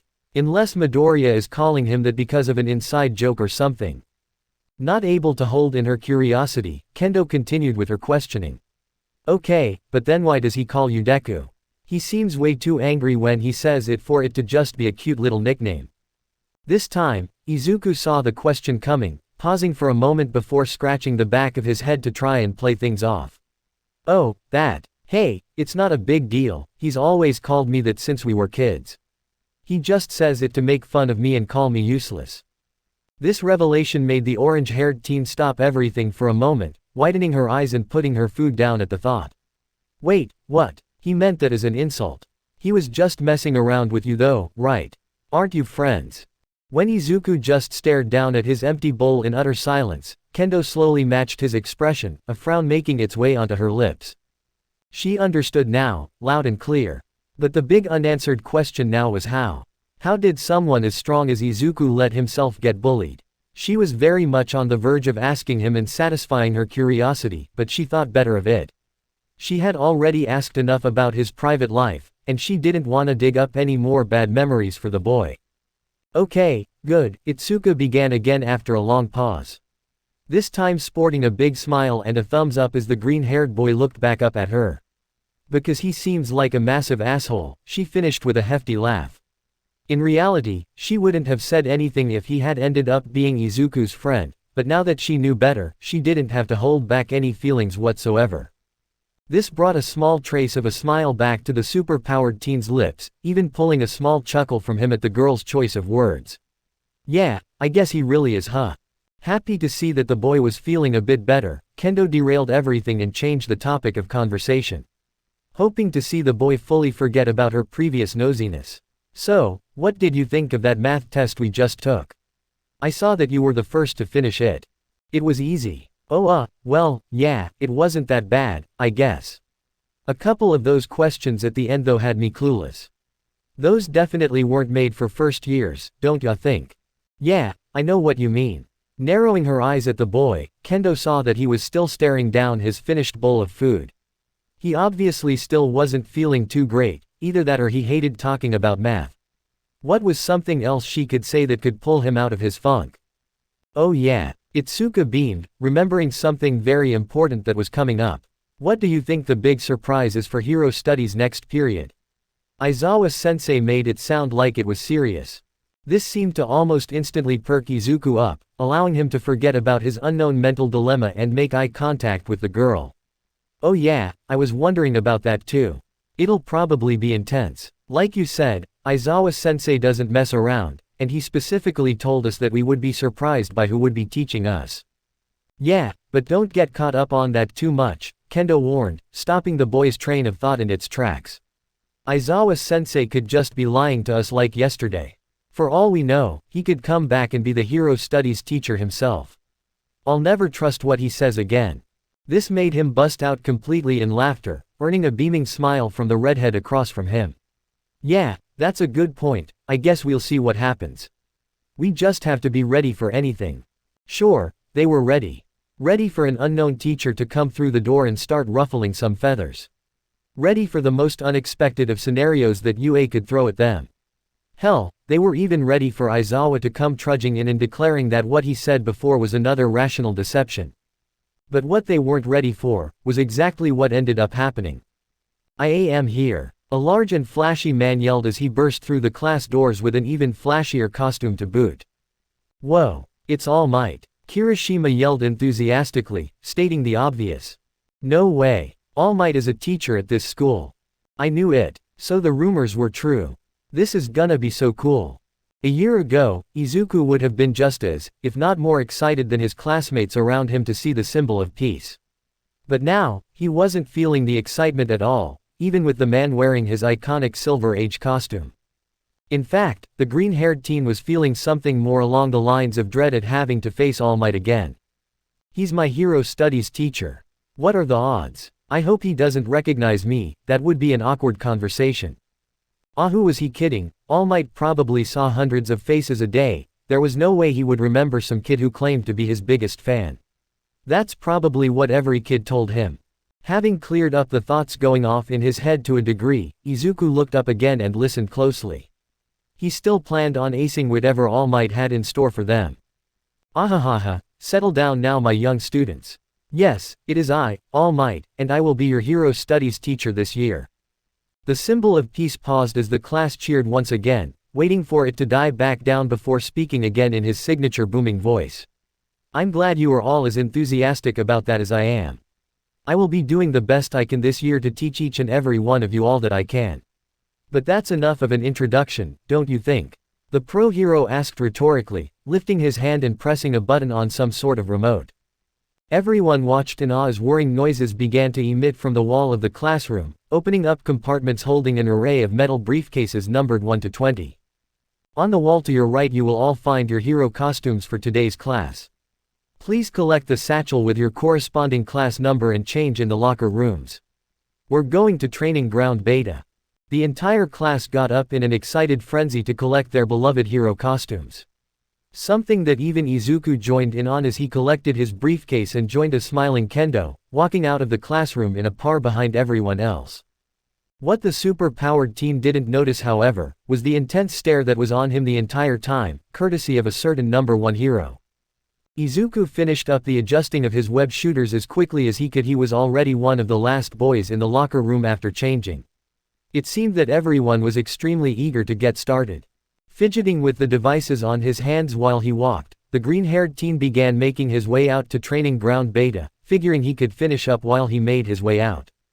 He was already clad in his hero costume, a very accurate representation of his fictional mentors, with a few key differences. The first, and most obvious, was the completely different color scheme. Izuku had opted for two contrasting shades of green in favor of the classic red and blue, with a light cyan green replacing the red, and a darker green replacing the blue. Another change that he couldn't really avoid were his two support items, clearly in view on his wrists. They were now fully adjusted, but still in plain sight. He would have preferred to keep them hidden underneath his costume like Peter did, but that wasn't in the cards for him until he figured out how to make them smaller on his wrists. Other than those small changes, however, Izuku's costume was true to its comic counterpart, even if it did look a bit raggedy on behalf of his novice sewing ability. Quickly doing his best to catch up to the rest of the class, Izuku was one of the last ones to gather around All Might, instantly spotting Kendo's distinguishable orange hair.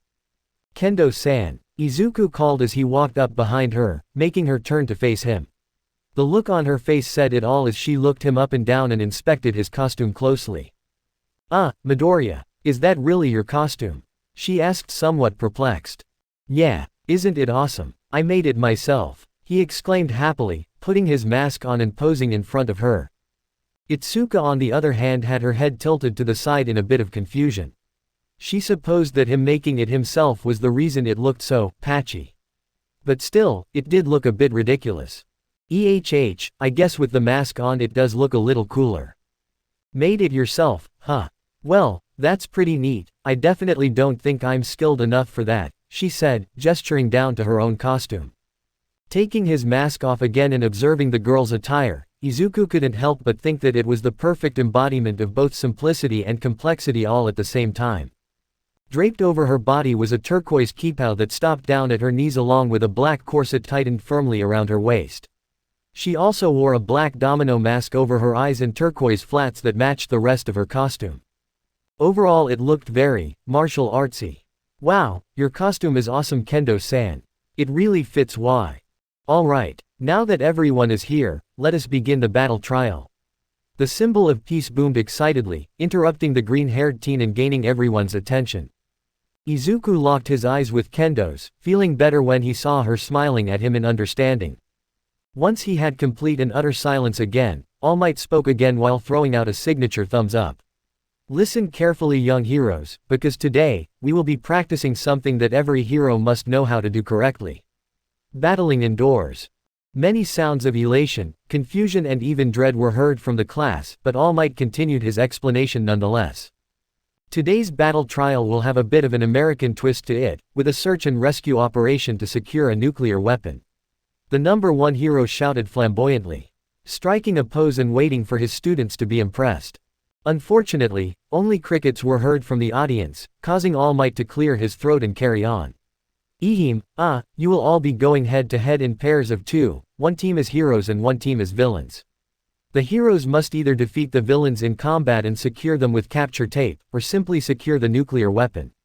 Naturally, the villains will be doing the opposite, defending the nuclear weapon and taking down the heroes. Any questions? Now that everything was explained properly, everyone in Class 1A was showing pure enthusiasm at their coming trial. Even Mineta was pumped up, already going around asking girls to partner with him. In fact, everyone was going around partnering up. Even Izuku found himself looking directly to his right at the orange-haired girl with hope on his face. Before he could open his mouth to ask her, however, the loud voice of the symbol of peace shut everyone's partner hunt down instantly. "No questions. Good. Then we will begin drawing numbers in order to determine the pairs and the roles." A collective groan rang across the street at the instructor's words as All Might reached in and began the drawing. Not hearing his name for the first few draws, Izuku saw Kendo begin to listen for her name and turned away from her. He might as well use this moment to think about the coming assignment. In theory, this was the perfect test for someone like him. His powers weren't all that destructive to an indoor environment, and his well-roundedness gave him the option to be both sneaky and loud when faced with the task of securing an objective. As a matter of fact, if he didn't know any better, this could have been a scenario right out of Peter's adventures. This was tailor-made for him. Now all he needed was some luck. He'd prefer to be on the hero team for obvious reasons. And he was confident that he could work with anyone in the class barring Bakugo, but since that was only a 1 in 20 chance, the green-haired teen felt pretty good about his odds. His timing was impeccable as well, because right as he finished wrapping up his thoughts, he heard his name boom from the symbol of peace. Next up is Team E, consisting of Izuku Midoriya and Itsuka Kendo. You two will be the hero team. Hearing this, Izuku's neutral face immediately jumped up into a smile as he met her eyes. It looked like luck was finally going his way. And the villain team going up against them will be Katsuki Bakugo and Nito Monoma. And just like that, the super-powered teen's smile faltered. Seriously, I'm going up against Kacchan already. Quickly diving back into his head, Izuku took this new development in stride, calming his nerves and taking a deep breath. Realistically, he should be okay now. He already laid everything out to his former friend, and he had even beaten him yesterday several times in the Quirk apprehension test, so why would this be any different? Oh, who was he kidding? That answer was obvious. This time he'd have 10 months of pent-up rage coming at him in actual combat. Can I beat Kacchan in a direct fight? I handled him in that little skirmish in front of our middle school a few days back, but this is different. He didn't use his quirk back then. What if I? Izuku was shaken out of his thoughts by a hand touching his shoulder. Looking up, he saw the familiar teal eyes of his orange-haired classmate right as she began speaking. Come on Midoriya, didn't you hear All Might? We're up first, let's go kick some ass. She said enthusiastically, without a care in the world. Yeah, let's do it. Izuku replied softly, following her to the entrance of the building. Alright, what's the plan, Midoriya? I know you've got something. Izuku once again shook out of his thoughts and tried to get his head in the game. Why was this bugging him so much?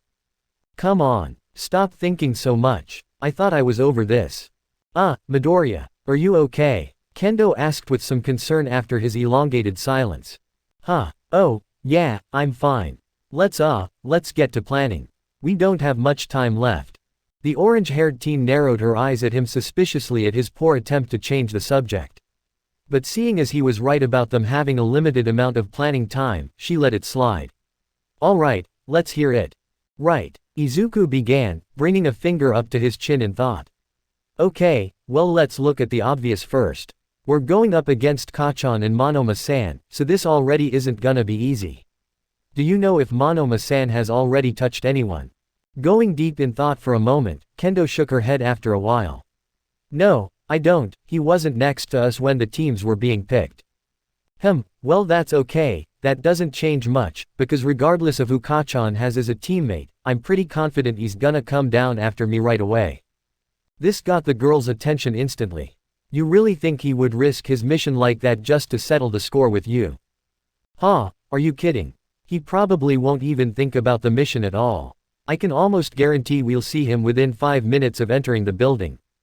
This made Itsuka pause for a moment while she digested this surprising information. What was up with these two? So, what's the plan? I'm sure we can take him down together pretty easily, don't you think? Kendo asked, breaking the silence. I don't know about that, Kacchan is really strong, we shouldn't underestimate him. Can you give me a full rundown of your quirk? The orange-haired teen smiled at something familiar being asked of her, and responded without hesitation.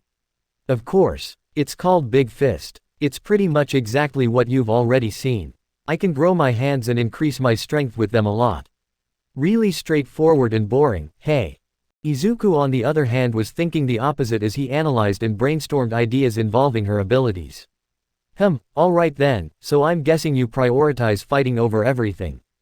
Yep, exactly. I'm even a black belt in karate, so I work at my best in close range.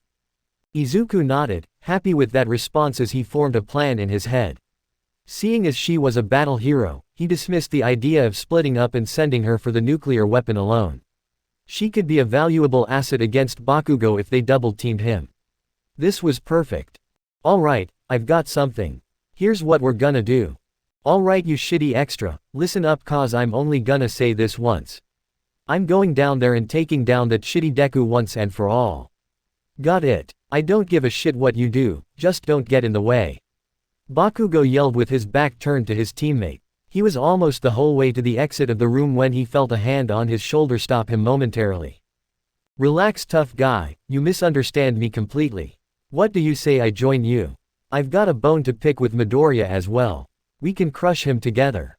Despite not wanting any help at all in his personal endeavor, Katsuki couldn't help but smile a bit at the slyness in the boy's voice.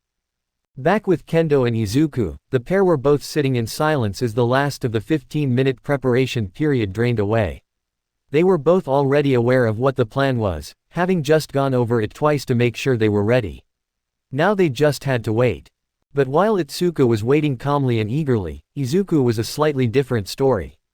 And the orange-haired teen couldn't help but worry when the boy started mumbling incoherently again. Okay, just calm down, I've gotten past this already. I'm not scared of Kachan, I'm stronger than him now. There's no reason to be thinking about this so much. Everything is gonna go exactly according to plan. Just like I told him before, I'm done being his punching bag. Looking like he had gotten his mind in order, Izuku looked forward with fire in his emerald eyes, ready for the battle ahead. However, the quick change in demeanor was not enough to stop Kendo from voicing her concerns. Alright, Midoriya, what's wrong? I know something's up, you've been mumbling to yourself this whole time. Izuku barely caught what she said before she kept going. Is this about facing Bakugo? You can tell me. I'll understand if you're nervous. Well, kinda, but I think I'm okay now, I just needed to get my head straight. I thought I was done with this crap after I beat him in all those tests yesterday, but it looks like there's still some doubt there still. Itsuka broke into a small smile at the boy's words. Happy that he was finally venting this stuff to her. She was expert on this type of stuff thanks to a certain third year, so she already had the perfect encouragement on deck for him. Good, just remember to believe in yourself, okay?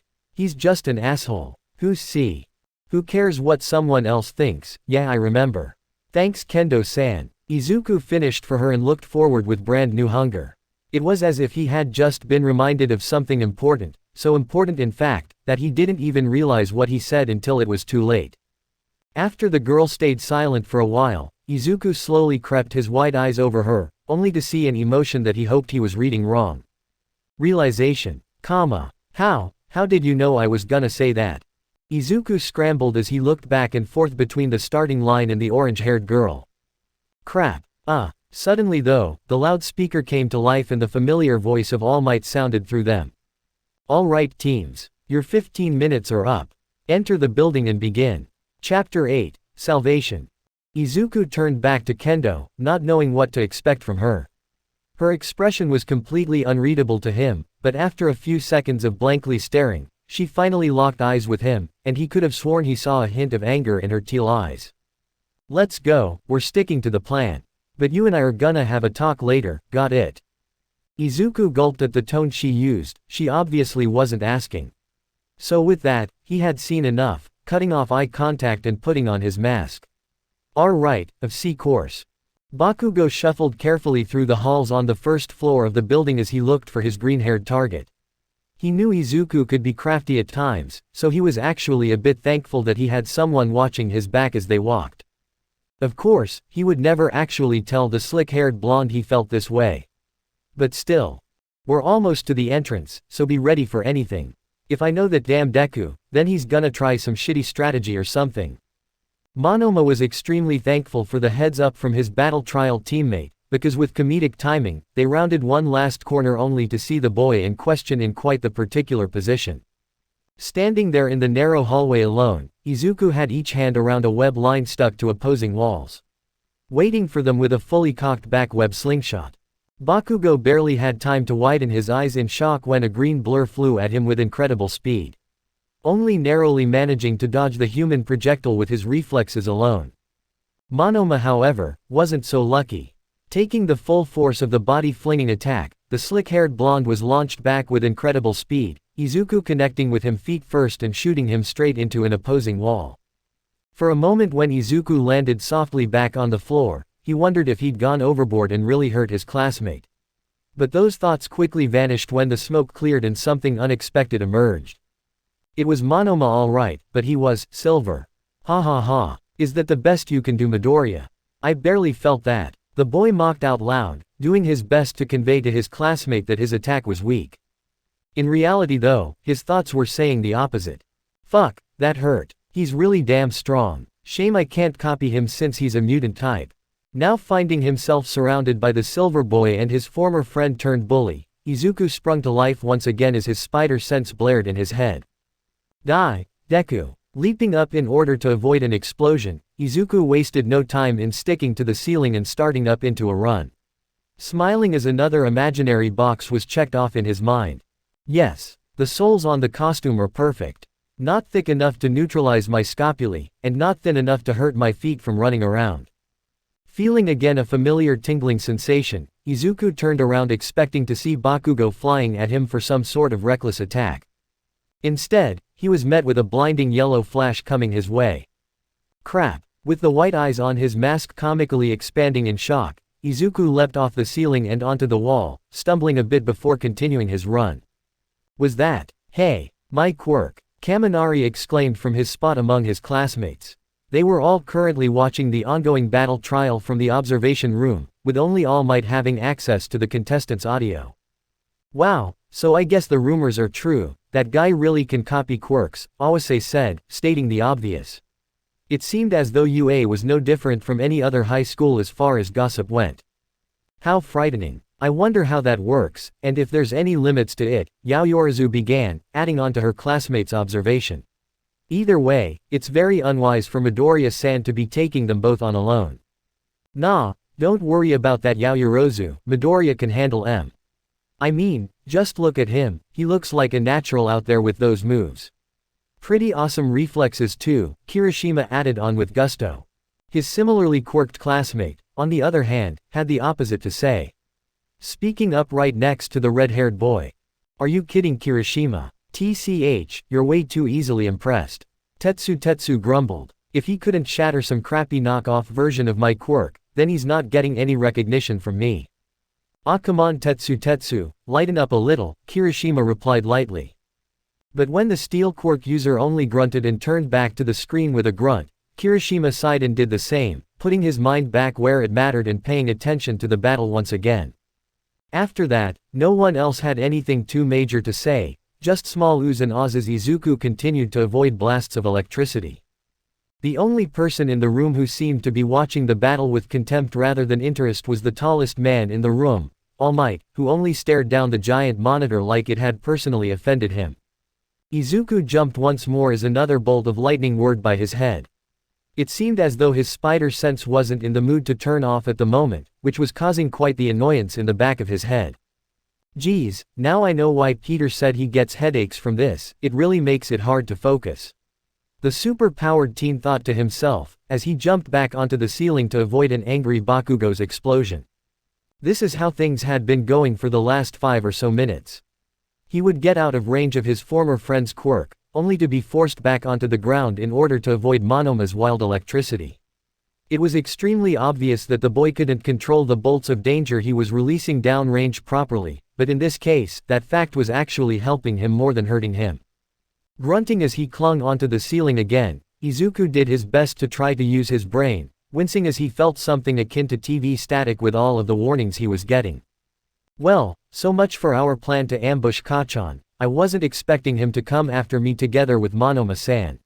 I hope Kendo-san adjusts to the situation before showing herself. Izuku's original idea had been to use himself as bait so he could goad Bakugo into the fight he wanted. Then, when she saw an opening, Itsuka was supposed to come out and blindside him with a strong attack, hopefully knocking him out and ending it there. But now, those plans obviously weren't possible.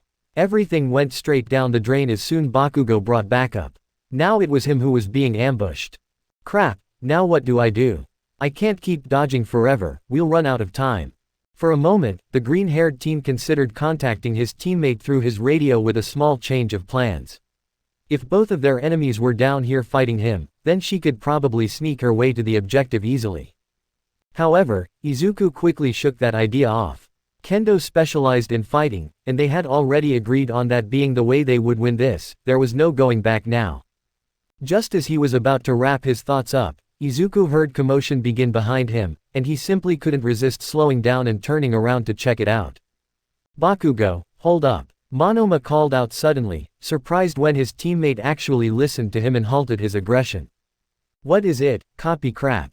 Monoma didn't know what made him wince harder, the malice and fury behind Bakugo's words, or the not-so-nice nickname that the boy had chosen for him. Regardless though, he said what he intended to say.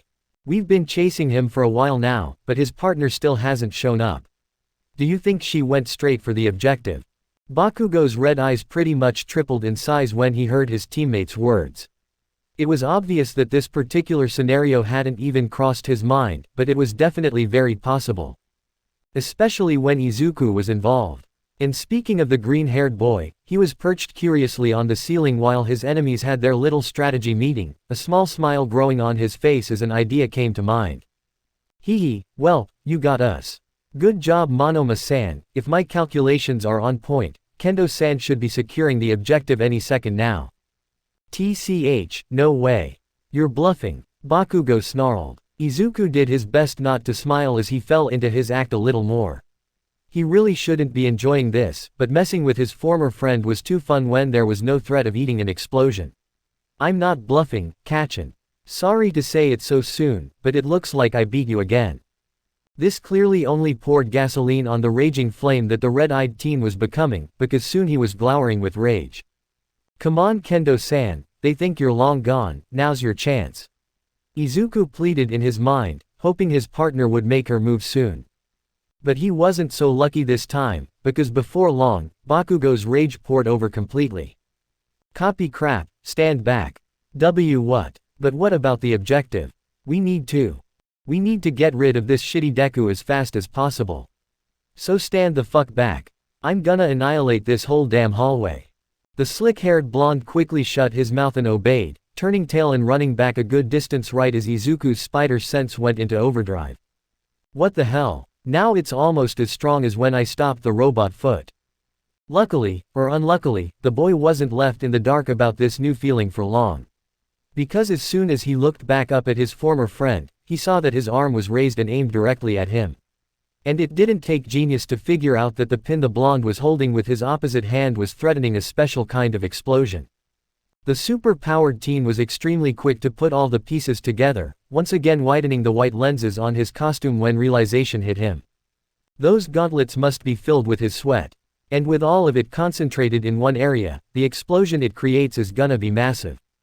Without wasting another second, Izuku sprung off the ceiling and began web-swinging away from his opponent as fast as his arms would carry him. If he didn't find an exit to this hallway fast, he was gonna be toast. Literally. The boy had just spotted an adjacent hallway and was rushing towards it when he heard a familiar voice cry out. Turning around momentarily to face the battle cry, Izuku smiled when he saw Kendo's athletic form jump around a corner and slam Monoma into a wall. He couldn't tell if the boy had hardened to defend himself, but he didn't care. All of his senses were currently flooded with the happiness of his teammate showing up to help him. Until he realized a very important fact. She had only ambushed Monoma, and Bakugo was too far in front of her, she wouldn't get to him in time. Crap. Die. Shitty Deku. Boom. Itsuka turned around in a heartbeat at the ear-piercing explosion that rang through the hallway. And the only way she could describe it, was a giant orange wave of destruction consuming everything in front of her. It was only after she shook off her initial shock that she realized her teammate had been completely enveloped in the enormous blast. Midoriya, she yelled, spotting a sadistically grinning Bakugo and staring up towards him. She didn't get the chance to get very far though, because suddenly, a cold metal hand wrapped around her wrist, and it wasn't being gentle whatsoever. Kendo turned wide-eyed to see a shining Monoma with a nasty smirk on his face. She had seen him display his stolen quirks while she was waiting and watching, but she didn't think he could activate one in time to nullify her punches. Where do you think you're going? Gritting her teeth, Itsuka enlarged her other hand and delivered a precise karate chop to the top of the boy's head, or at least she would have if he hadn't let her go and jumped back. Now that they were back into a neutral standoff, Itsuka narrowed her eyes as the silver shine dissipated from her opponent's body. What was he up to? Why is he lowering his guard? And why didn't he shock me when he was holding my wrist?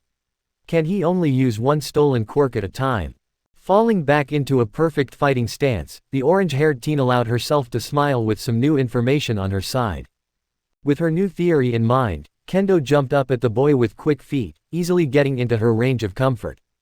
However, Monoma saw this coming, and was ready with both a cocky smirk, and a secret weapon. "Ah, trying to get in close, are you? So predictable," he almost yawned as he dodged a quick jab from the girl. "I can see the logic in your thinking. Not only is this the perfect range for you to fight in, but it almost puts my long-range lightning at a disadvantage, doesn't it?" Itsuka gritted her teeth as he dodged another one of her normal jabs, his carefree and sarcastic attitude only annoying her even further. "What's wrong?" "Nothing to say." "Well then, if you won't ask, I'll just show you why you've made a mistake." Bracing herself, Kendo took a defensive stance and got ready.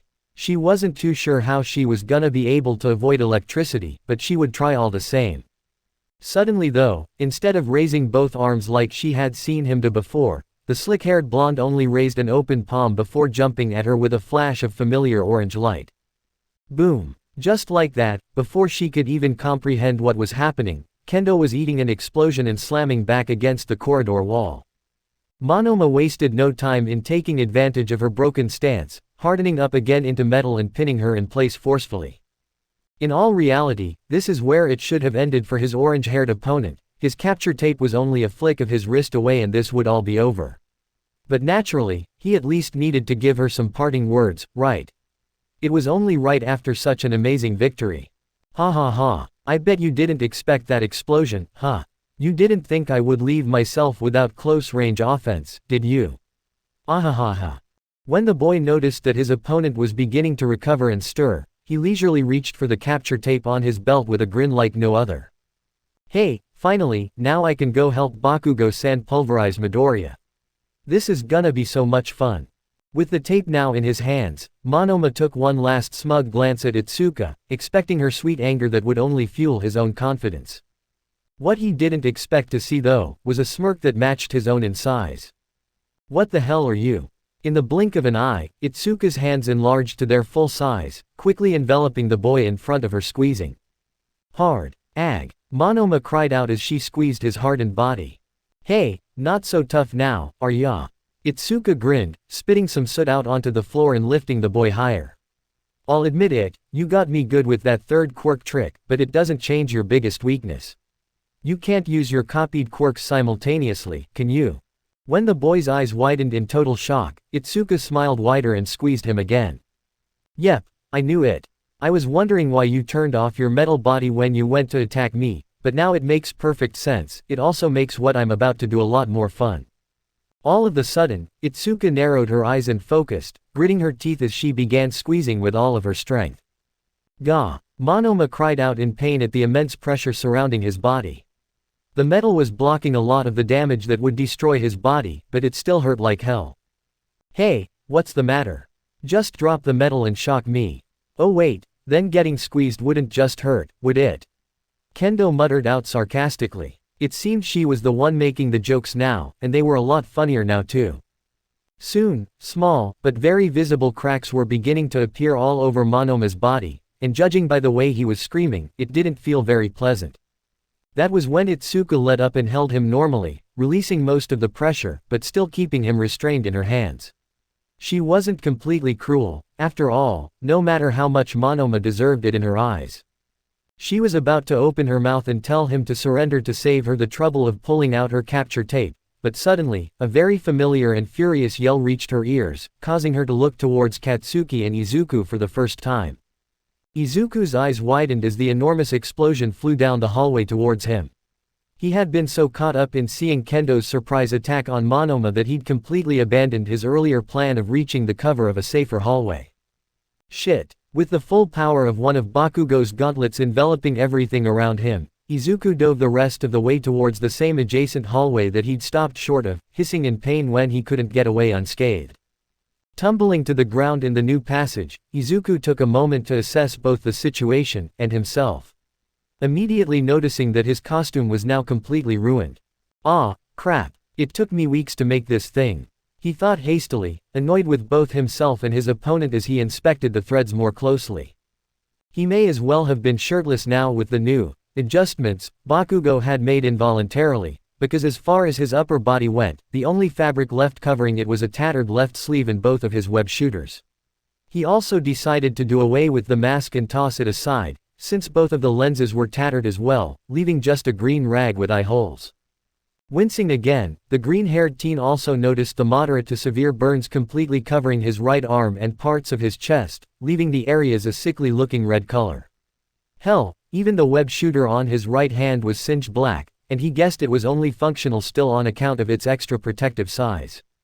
Damn, that burned me more than I thought. Shaking off his pained thoughts, Izuku focused on the task at hand once again. Now finally being able to see into the action-packed hallway as the smoke cleared. He had somewhat expected some sort of announcement from All Might now that half the building was totally trashed, but nothing came, only dead silence. Forcing the super-powered teen to focus up and get ready again.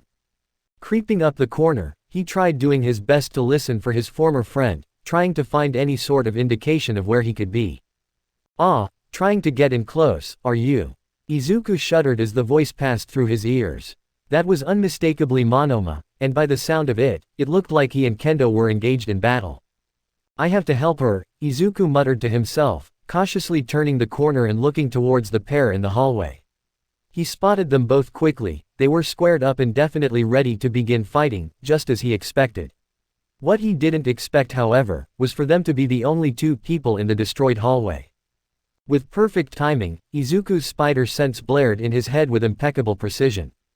"Worry about yourself, Deku." Bakugo snarled from behind him, pressing his palms into the boy's back and sending twin explosions into him. Izuku winced again and he jumped away as fast as he could, but once again, it wasn't fast enough to get away completely unharmed, and he could already feel more burns flaring up on his backside. "What's the matter, Deku?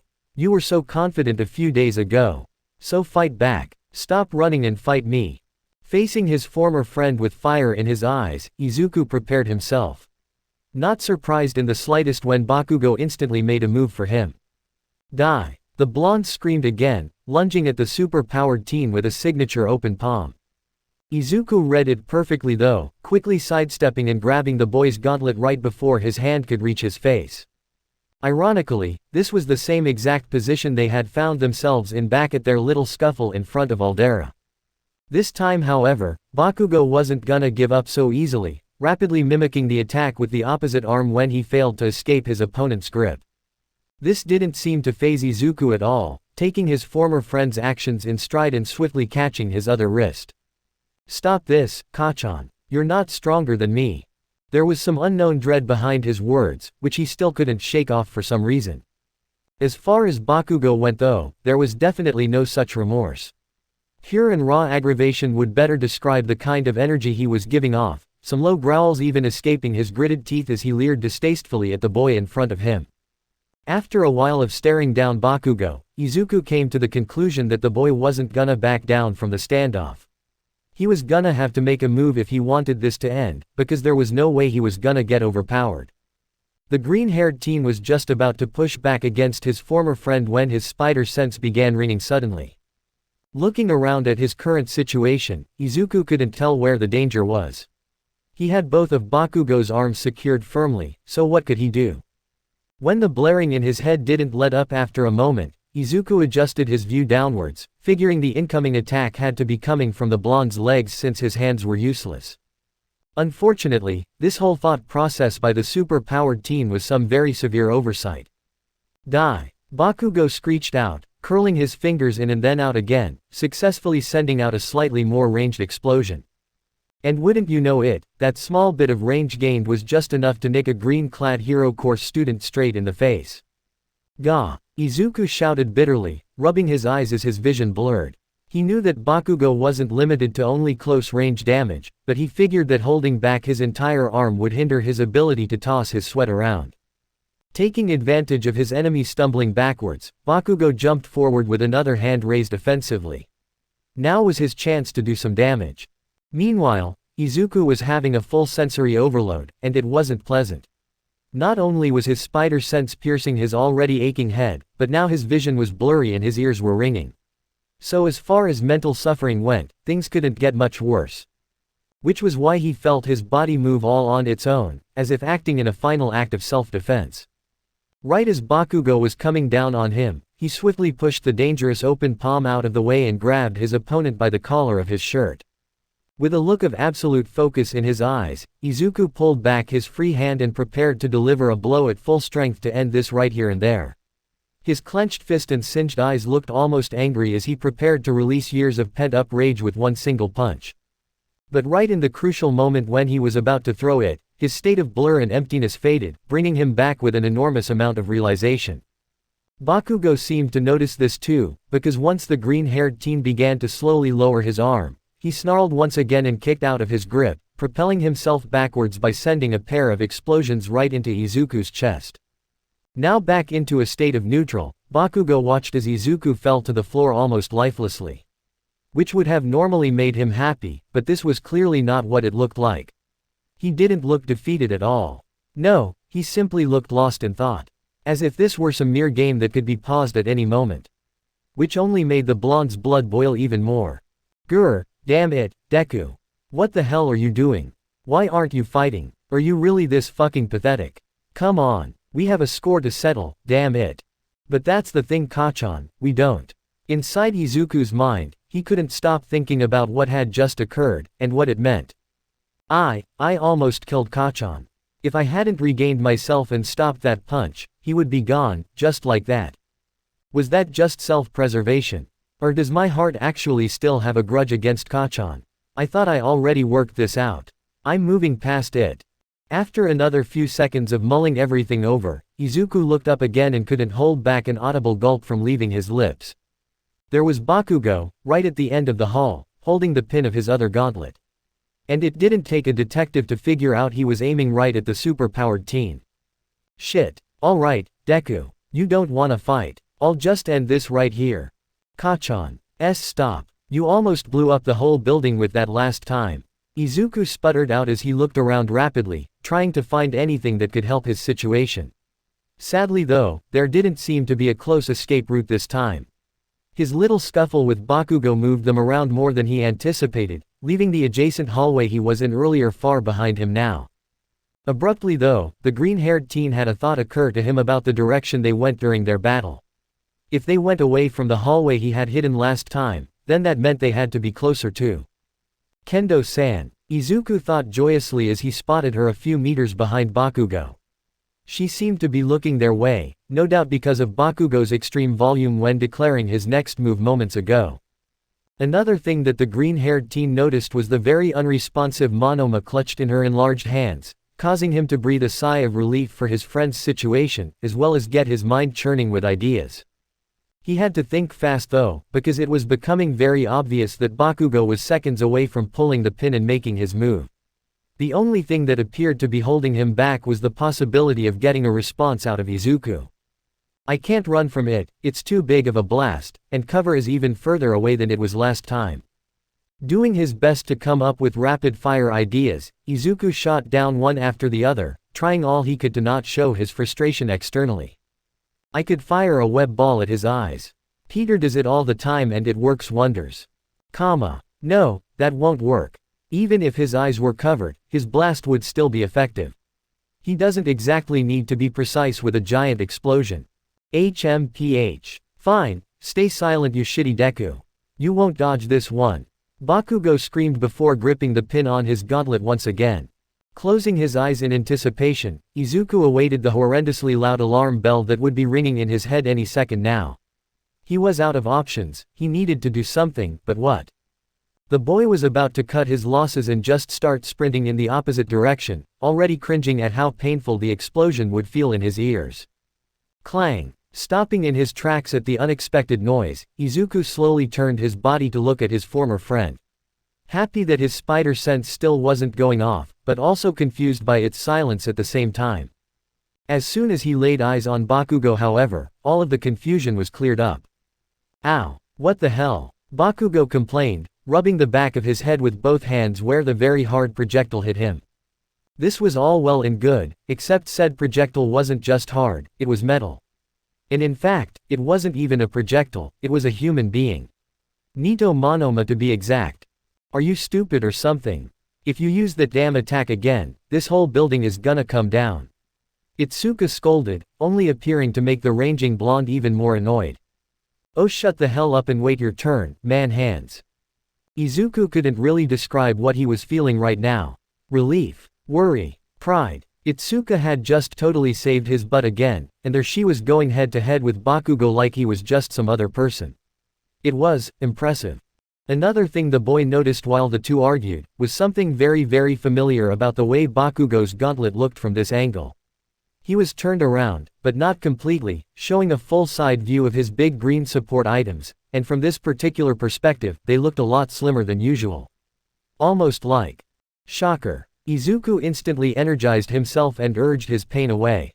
He couldn't remember the exact issue he had seen this in, but he vividly recalled Peter exploiting a very obvious weakness in Shocker's gauntlets, their own power. Let's hope I have the aim for this. Kendo-san, the green-haired teen shouted out, getting both her and Bakugo's attention. Take cover. Oh no you don't. Katsuki snarled, taking aim onto Izuku again and gripping the pin on his support item. What? Don't you wanna fight him together? Kendo urged back, confused by his uncharacteristic behavior. Why would he defy logic like this? Just trust me. Izuku smiled, jumping to the ceiling and running in the opposite direction of both of them. Come on Kachan. Weren't you gonna blow me away? Instantly Itsuka knew he was baiting him, and it made her smile as she examined the situation with new realization. Of course he has a plan. For a second, I thought he was just trying to show off or something. Happy at the new turn of events, Itsuka turned and ran away as well. The last thing she saw before she turned a corner was the back of Bakugo as he cried out while releasing his attack. Die! Right as he heard this, Izuku turned and unstuck his feet from the ceiling, making sure he was falling right as Bakugo pulled the pin on his gauntlet. From here he had a perfect shot of his target. And even though he was upside down in midair, he would have to make do. Otherwise, he'd better get used to calling himself Ashman. The very moment Bakugo heard the satisfying click that came with the removal of his gauntlet's pin, a similar satisfying noise could be heard coming from his opponent's wrist as well, signaling the launching of a singular web ball. And in the small 1-second delay that Bakugo's gauntlet took to release all of his concentrated sweat, one small gooey sphere of web fluid hit its mark perfectly, coating the green support item's front side entirely. Widening his eyes, Bakugo couldn't even let out an entire sentence before everything went white. Oh fu. Boom. Swinging as fast as he could through random hallways, Izuku looked around for any signs of his partner.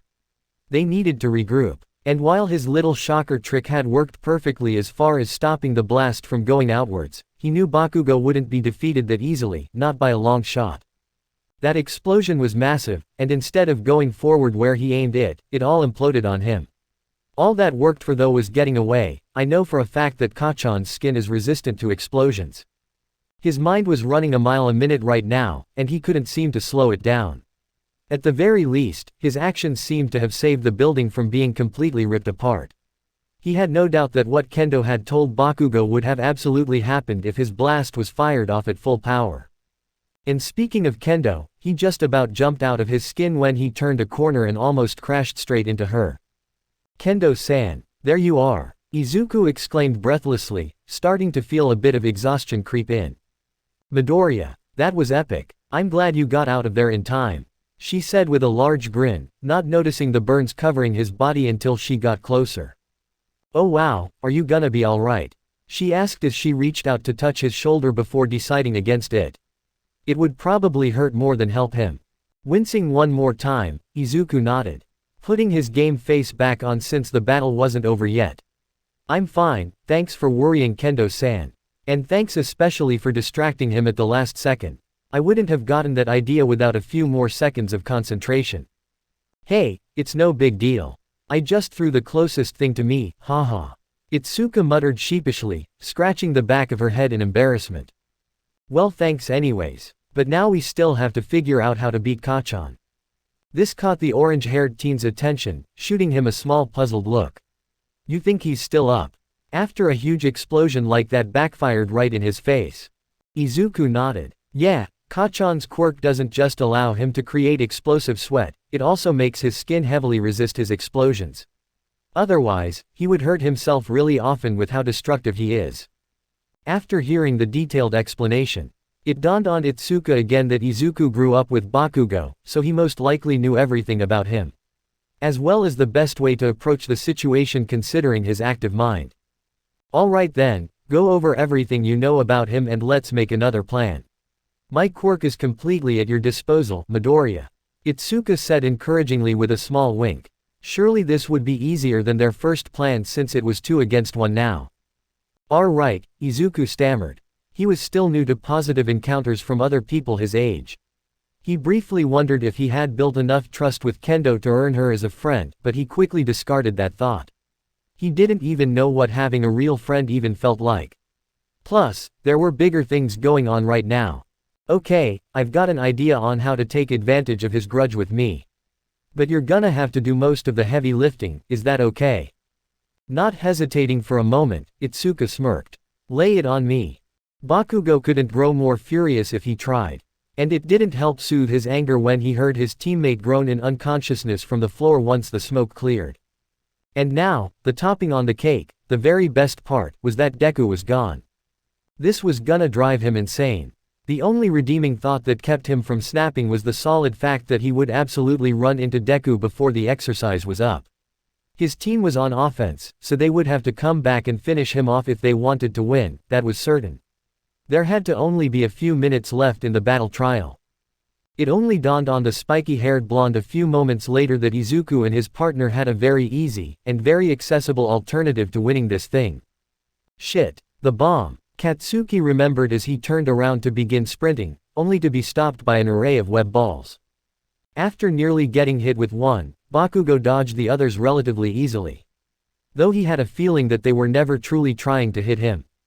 TCH, so you decided to come back, Deku. And you brought man hands with you too. Bakugo growled, bending his knees a bit and getting into a defensive stance. He wouldn't be caught flat-footed this time. He was ready for any kind of teamwork bullshit they would come up with. Sorry to keep you waiting, Kachan. Don't worry though, I'm finally ready to kick your ass. Izuku said somewhat darkly, getting a wide-eyed response from not just Bakugo, but from his teammate as well. Oh, and don't worry about Kendo-san, she's just here to watch. I'm gonna do this alone. And I'm gonna enjoy every second of it. Bakugo growled again as he processed what he was hearing. What had gotten into Deku? He sounded almost sadistic. Midoriya, what are you doing? This wasn't part of the plan. Kendo reminded him, trying and failing to not lose her cool. I don't care about the plan anymore, Kendo-san. All I want right now is to get my revenge on this scumbag. So make yourself useful and just throw me at him as hard as you can. I'll handle the rest. Hell yeah, Deku. Now you're speaking my language. Bring it on. Bakugo cried out passionately, taking off into a sprint with his right palm charged up. Kendo looked unsure about the situation, but nevertheless, did as Izuku instructed and grew her right hand, picking him up quickly before throwing him as hard as she could towards their opponent. Izuku once again gained a twisted smile on his lips as he soared through the air, bringing back his own right arm to prepare for a collision with Bakugo's. This was it, the moment of truth. And Izuku could almost foresee the moment of impact. Picturing his fist absolutely blowing his opponents away with ease. And it is indeed what could have happened, had this all not been a ruse. I'm sorry, Kachan, but I'm not ready to face you yet.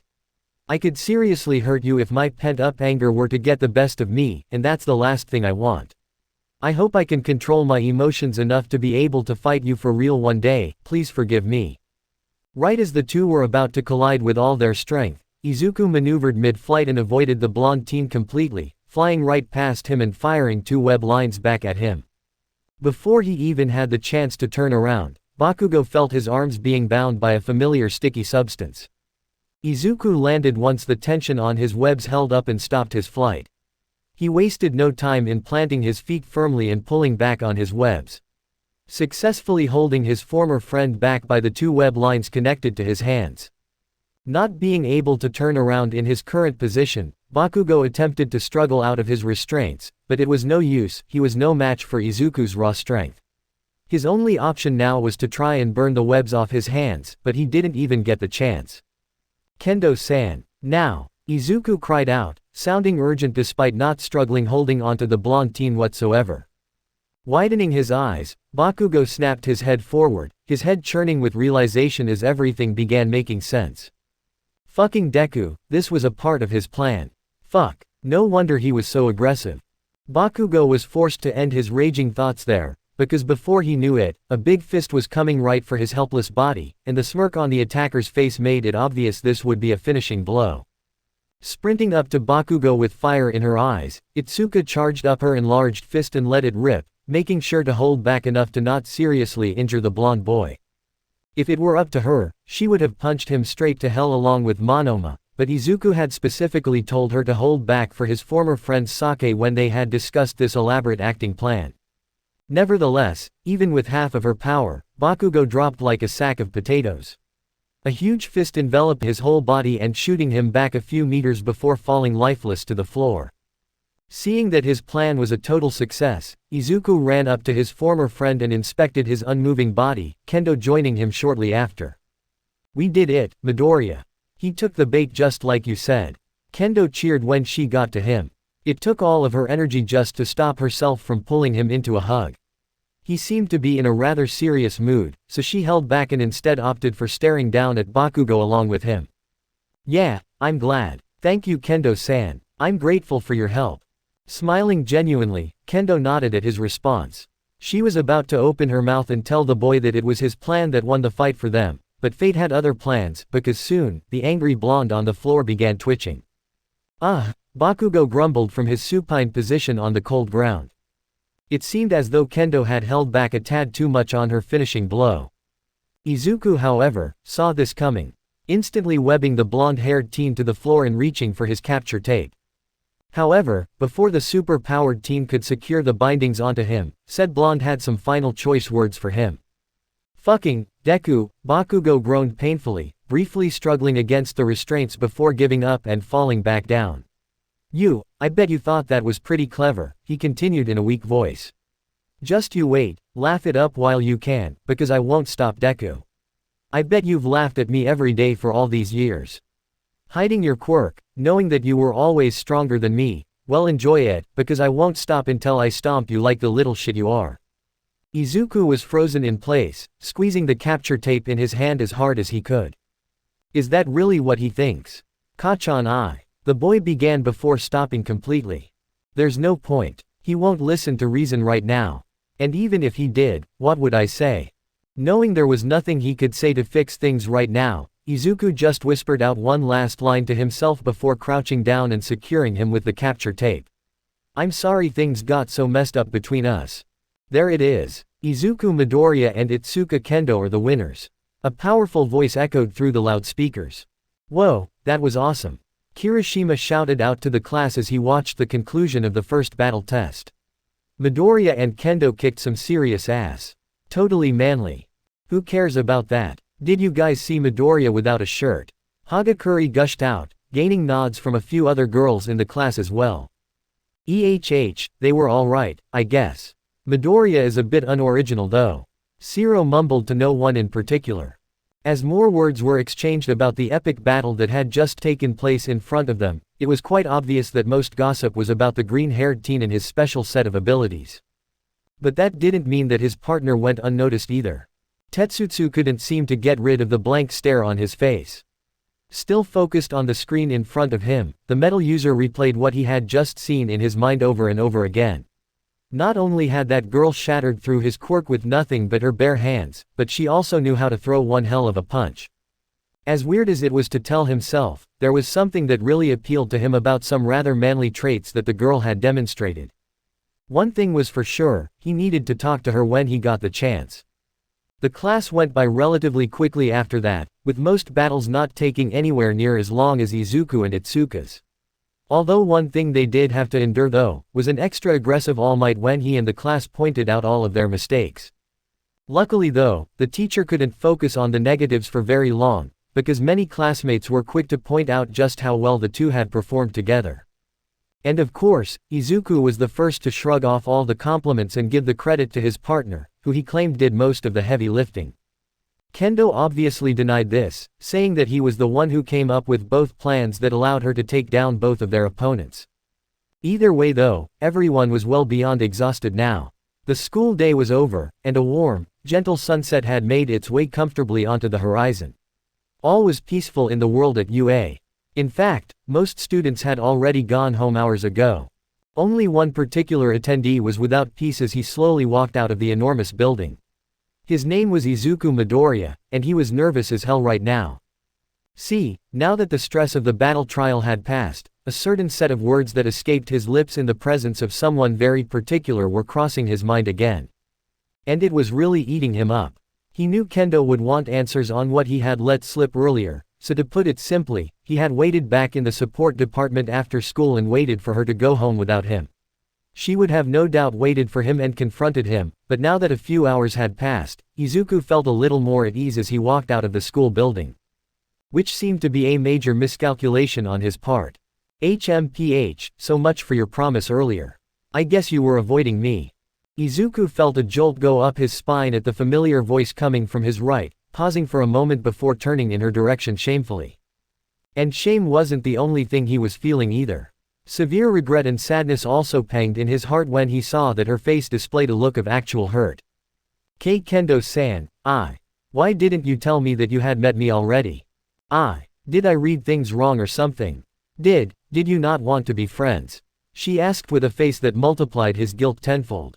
Izuku could feel it in his heart that a moment of truth was coming up. In front of him was an opportunity that he had to take if he didn't want to lose his first potential friend in a long time. Maybe that wouldn't be so bad. Why would she wanna be friends with me anyways? There's way cooler guys in our class, why doesn't she hang out with them? Stop that brain. I'm confident now, I know who I am. And I wanna be happy. She's the one who helped me become this way. I can do this. If I can defeat Kachan, then I can do anything. Taking a deep breath before looking the orange-haired teen in her teal eyes, Izuku grew a look of determination and prepared himself.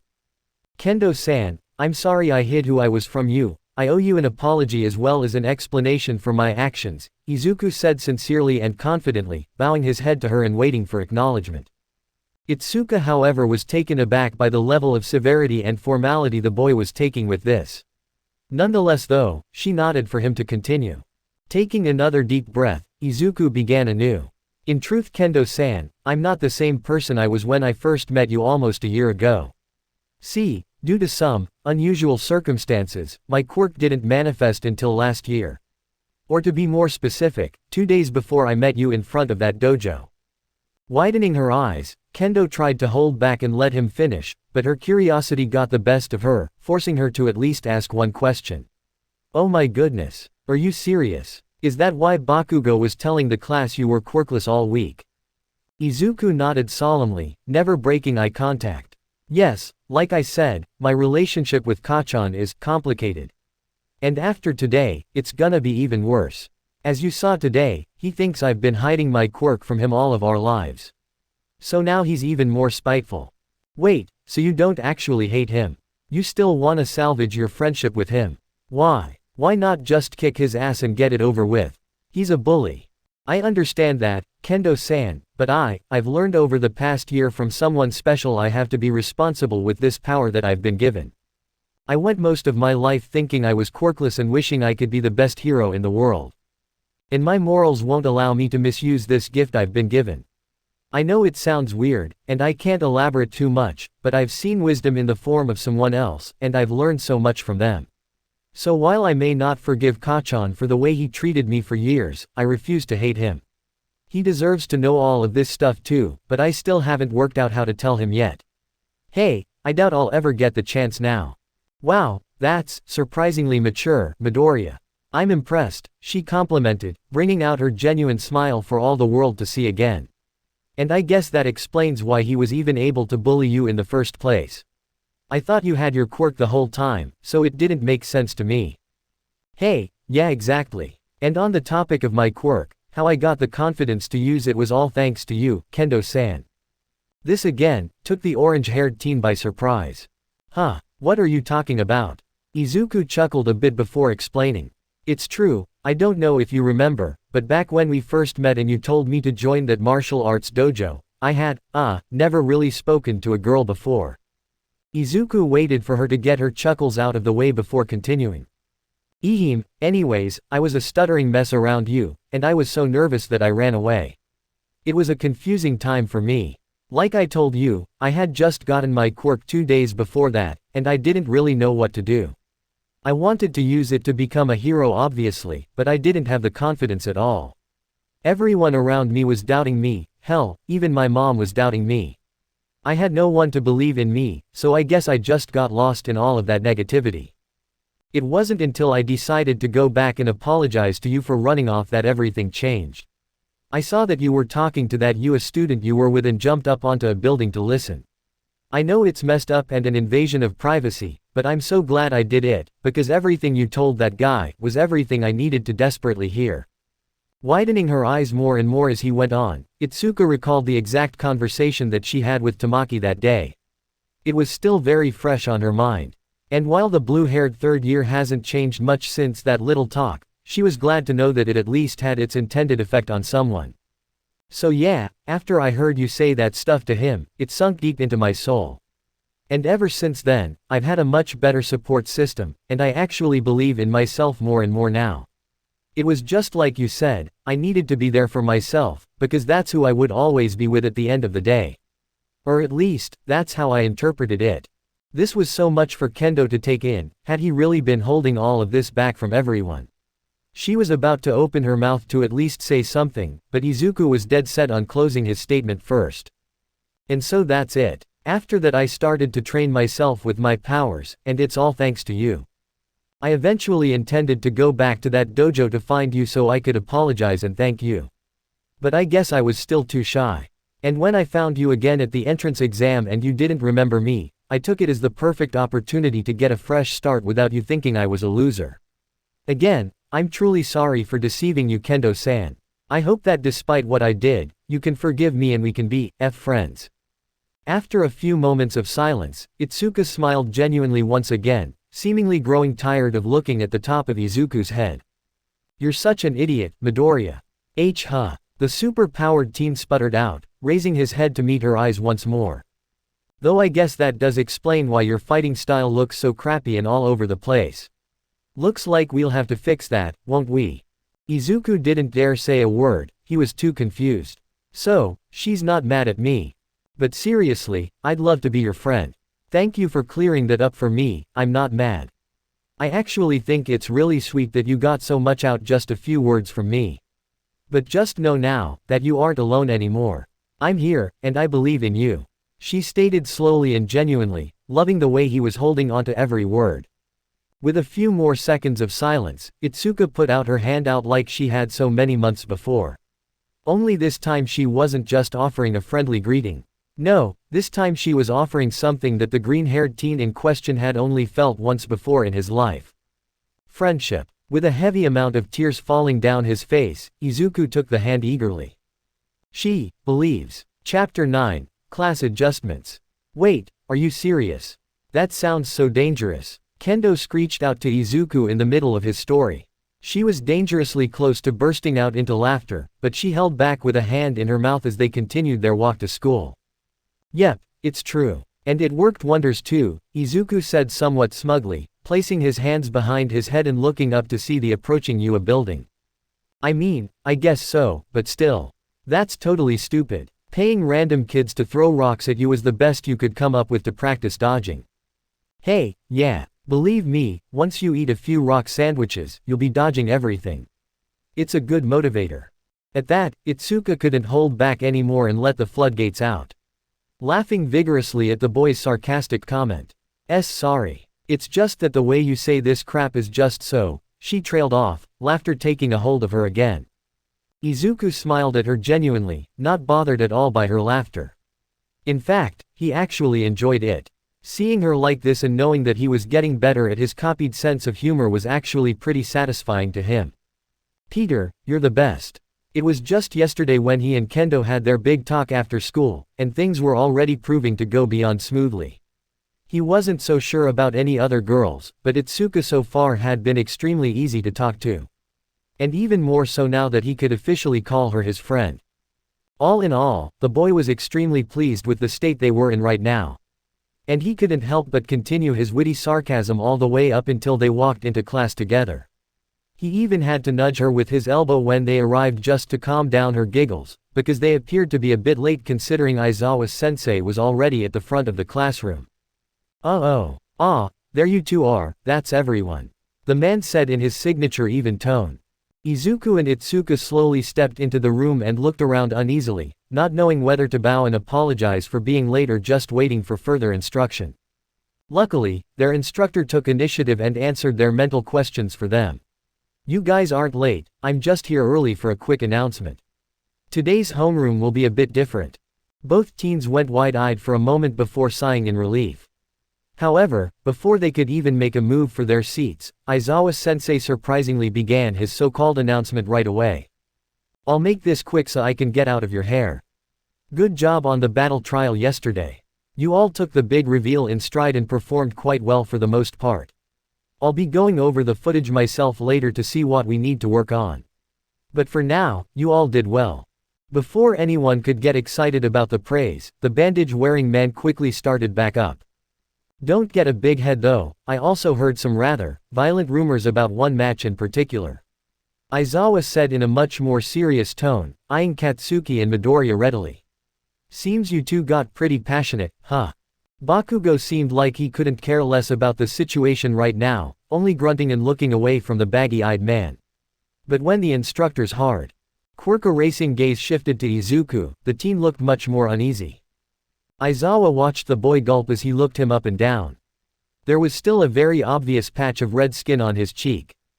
So the rumors are true, that match did take things too far. Damn it, All Might, what were you thinking?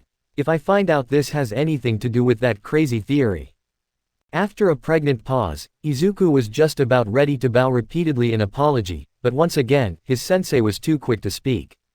Regardless, you all did your best, and I can't ask any more from that, especially since you're all okay. A heavy sigh could almost be heard across the room as the tension fizzled out.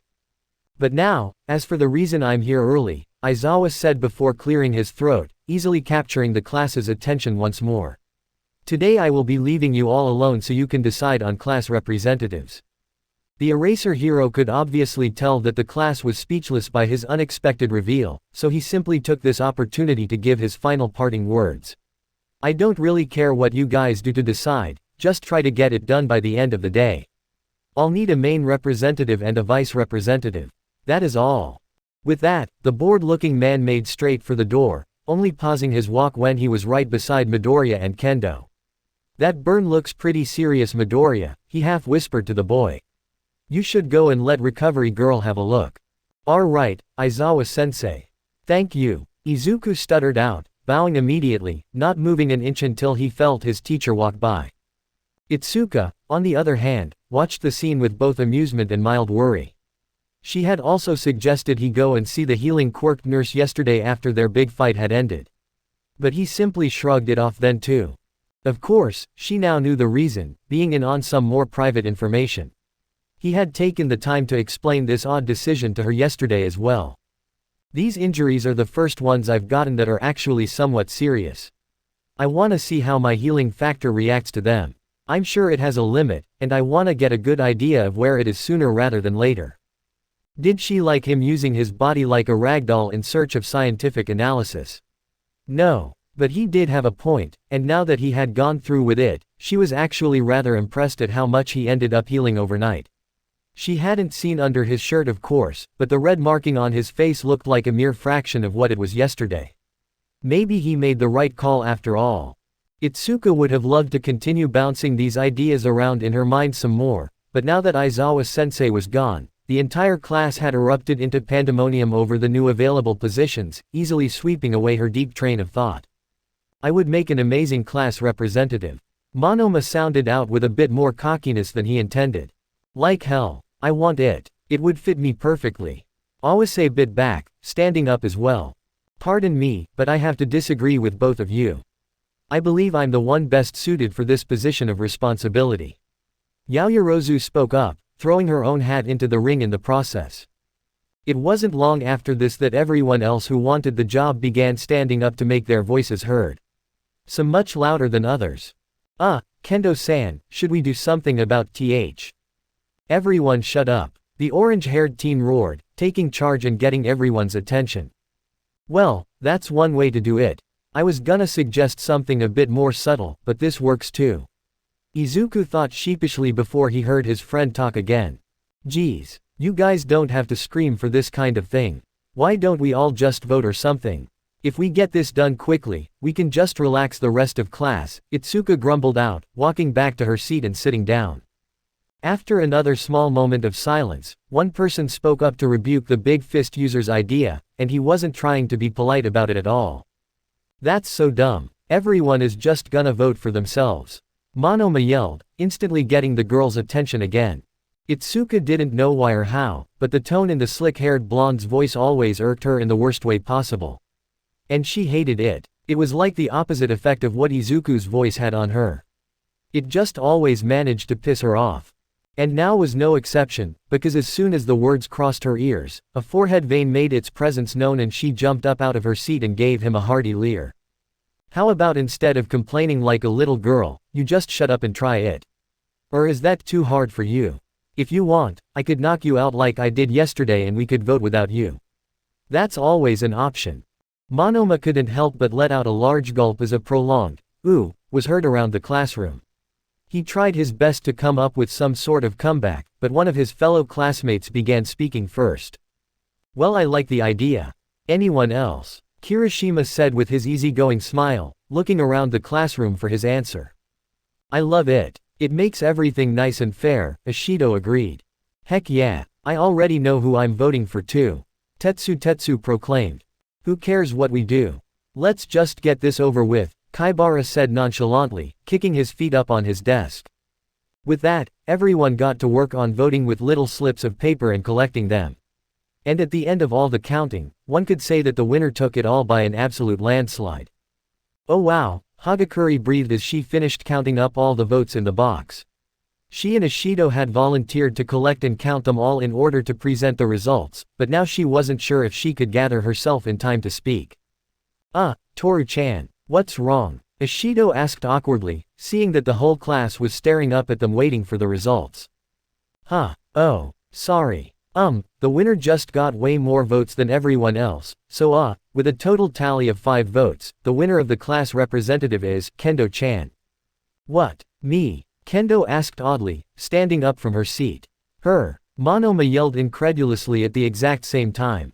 Sparing a moment to glare at Monoma, Kendo focused back towards the front of the class, voicing the biggest question in her head at the moment. "How did I get 5 votes? I didn't even vote for myself," she finished, shooting a hidden glance at her new green-haired friend. Tetsu, whose seat was right next to hers, was about to open his mouth to express his confidence in her, but his similarly quirked classmate beat him to it. "Are you kidding?" Kirishima began with a chuckle. "I'm surprised you didn't get more votes, Kendo. You're awesome." Turning to him in confusion, Itsuka craned her neck. What did I do? I've barely spoken to half of you." Once again, before Tetsu could answer the girl's question with reassurance, he was beaten to the punch by the usually quiet Kaibara. "Who cares about that crap? The fact that you could shut that cocky dumbass up was good enough for me."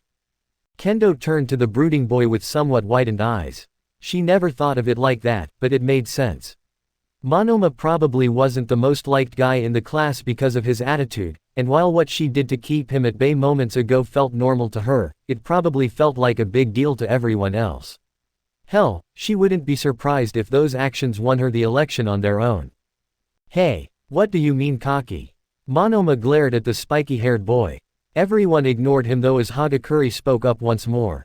"Oh wow, it gets even weirder, we have a tie for second place. Both Midoriya and Yaoyorozu got 2 votes, meaning we need some sort of tiebreaker for second place." While Yaoyorozu looked somewhat deflated that she didn't get more votes, Izuku appeared completely terrified. What? 2 votes? Why would anyone vote for me? Ha ha ha. Good one Midoriya. You and Kendo sure are funny sometimes, Kirishima joked again. Wait, that makes perfect sense Midoriya. Kendo looked towards him. I voted for you, so then with yours that makes 2, why is that a surprise? You voted for me, Kendo-san. I voted for you. Oh, Itsuka tensed out awkwardly, not knowing whether or not to be flattered or confused by the situation. Across the room, a particular amphibian quirked girl looked on at the situation. She didn't regret her vote, not one bit. There was always something oddly familiar that came with watching Izuku move around and talk. She couldn't pinpoint what it was exactly, but she was definitely intrigued. Well, I guess we have to come up with something then.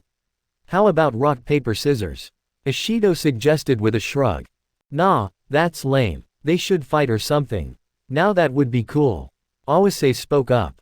Don't be foolish. How are we supposed to fight in a classroom? Yaoyorozu argued, clearly looking more than a little nervous at going head-to-head with the green-haired boy. Meanwhile, Bakugo was doing his best to not blow a gasket at the commotion around him, muttering hushed swears under his breath from only getting one vote. Finally though, after what seemed like far too much bickering, Itsuka stood up to take charge, only to be stopped by the hard gaze of her spider-quirked friend. Nodding to her, Izuku stood up and approached Yaoyorozu, the class going silent almost immediately. What kind of challenge had he decided on? Why Yaoyorozu-san? Izuku stuttered out, clearly still not comfortable talking to the opposite gender. And it wasn't much better on the other end, the female in question not meeting his eyes and looking unsure of herself in every way possible. I would like to concede the position, Izuku finally blurted out. What? Pretty much the entire class yelled. Forgive me. Did I just hear you right? The creation-quirked girl responded slowly. Not backing down or growing timid, Izuku nodded fiercely. I'm not cut out for this position, I'll just leave it at that. Congratulations. While the girl's mouth was still wide open, Izuku promptly bowed and walked back to his seat, his mind running a mile a minute as he took his seat. The truth was, he really did find the position interesting, as well as a great opportunity.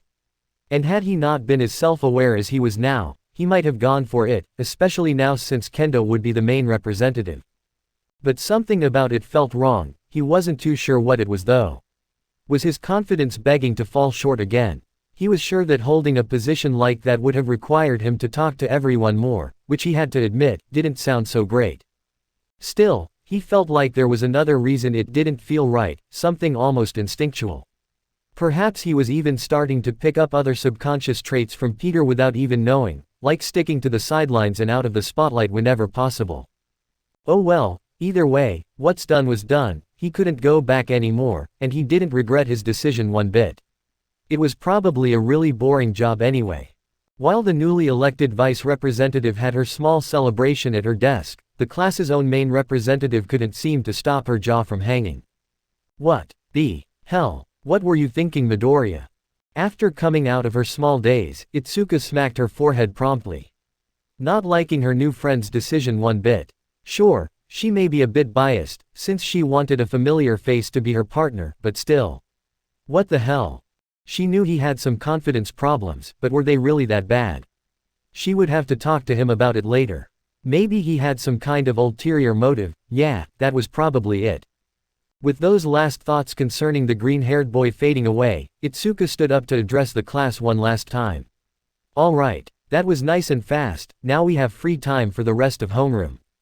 Yeah, that day had gone by rather quickly at UA, with Class 1A zooming past all of their morning classes, all of them feeling much shorter than usual because of the odd homeroom they had. Right now, said class was filling into the lunchroom slowly, with some students already sitting down and eating. Izuku happened to be one of those students, and it didn't take long for Kendo to spot his green mop of hair across the lunchroom sitting all by himself again. She was right in the process of taking her first step towards the boy, when she heard a voice call out from behind her. Hey, Kendo. The orange-haired teen wasted no time and turned around, not completely recognizing the voice that called her. When she finally laid eyes on him, he was walking up to her slowly, with some hands waving behind him at a crowded lunch table. Oh, hi. You're Tetsu, right, she said rather meekly. The boy just beamed though, happy that she had remembered his name. That had to count for something, right? Yeah, that's me. Listen, I just wanted to know if you, wanted to sit with us at our table. You, seem pretty cool to me, I mean us. You seem pretty cool to us. He finally finished, putting a lot more emphasis on his last statement. Itsuka blinked a few times before processing what she heard. Not only was that a mouthful, but he also didn't really do the best at relaying a clear message to her. Either way though, she understood clearly. After plenty of practice dealing with Tamaki and a bit with Izuku, she could decipher just about any kind of speech. Oh, I see, Kendo began, not exactly knowing how to put this. feeling even more guilty when she saw Kirishima give her a thumbs up from Tetsu's table. Turning around momentarily though, her confidence was quickly reinforced when she saw Izuku looking around for her almost worriedly. Yeah, as if she would abandon him without a second thought. Sorry Tetsu, I appreciate the offer, she said while bowing quickly. But I already have a table. I'd love to get to know you guys more during class though. Sorry again, she ended somewhat abruptly, walking off and finding her friend's table hurriedly. This in turn, left the metal-quirked student looking quite awkward right in the middle of the lunchroom. Ooh, rejected. Ishido giggled along with some other girls at the table. Hey, it wasn't like that. Don't worry about it man, we can always try again later, Kirishima reassured, getting up and patting his friend on the back. Kirishima-kun, did you mean that genuinely? Or are you just trying to make him feel better? I still don't fully understand the difference in some Japanese tones, Tsunotori asked with genuine confusion, getting more giggles from the girls and some heavy sighs from all of the guys. Back with Kendo, Izuku seemed very much relieved when she showed up with a smile and plopped her stuff down at his table, quickly washing all of his worries away for the time being. There you are Kendo-san. What took you so long? The boy asked innocently. Kendo hesitated for a moment, in the end deciding to just tell the boy the truth. Oh, Tetsu asked me to sit with them at their table. I guess that's where the main crowd sits. Izuku looked confused for a moment, not knowing what she meant. He hastily took some time to scan the lunchroom for the table she was talking about. And it didn't take long for him to spot it either, spotting Tetsu's sharp features easily. After scoping out the table's occupants, Izuku instantly understood what it was. Bringing his mood down a bit. It wasn't just some table, it was the table. He'd found out that subtle difference all throughout middle school. He easily recognized Bakugo sitting and eating quietly, keeping to himself along with that strong ice-quirked kid. He also saw the brand new vice representative that he had conceded to not 3 hours ago. Kendo-san, why did you? Don't even start with your crap right now Midoriya. Widening his eyes, the boy turned back to her, surprised to find her face contorted in some pretty serious annoyance. What? I know what you were gonna say, she began again. You were gonna say some crap about how I should have sat with them or something. Well, I don't want to, I already have a friend, and I'm not gonna abandon him when he's all alone. Shutting his eyes tightly, Izuku held back his wave of emotion. Why did this keep happening? Why did his confidence always waver so much? He couldn't keep on like this, he couldn't keep relying on Kendo to keep building him up like this, he needed to be strong on his own. Alright, I'm sorry I doubted you Kendo-san. Please forgive me. He bowed, bringing his head dangerously close to the table.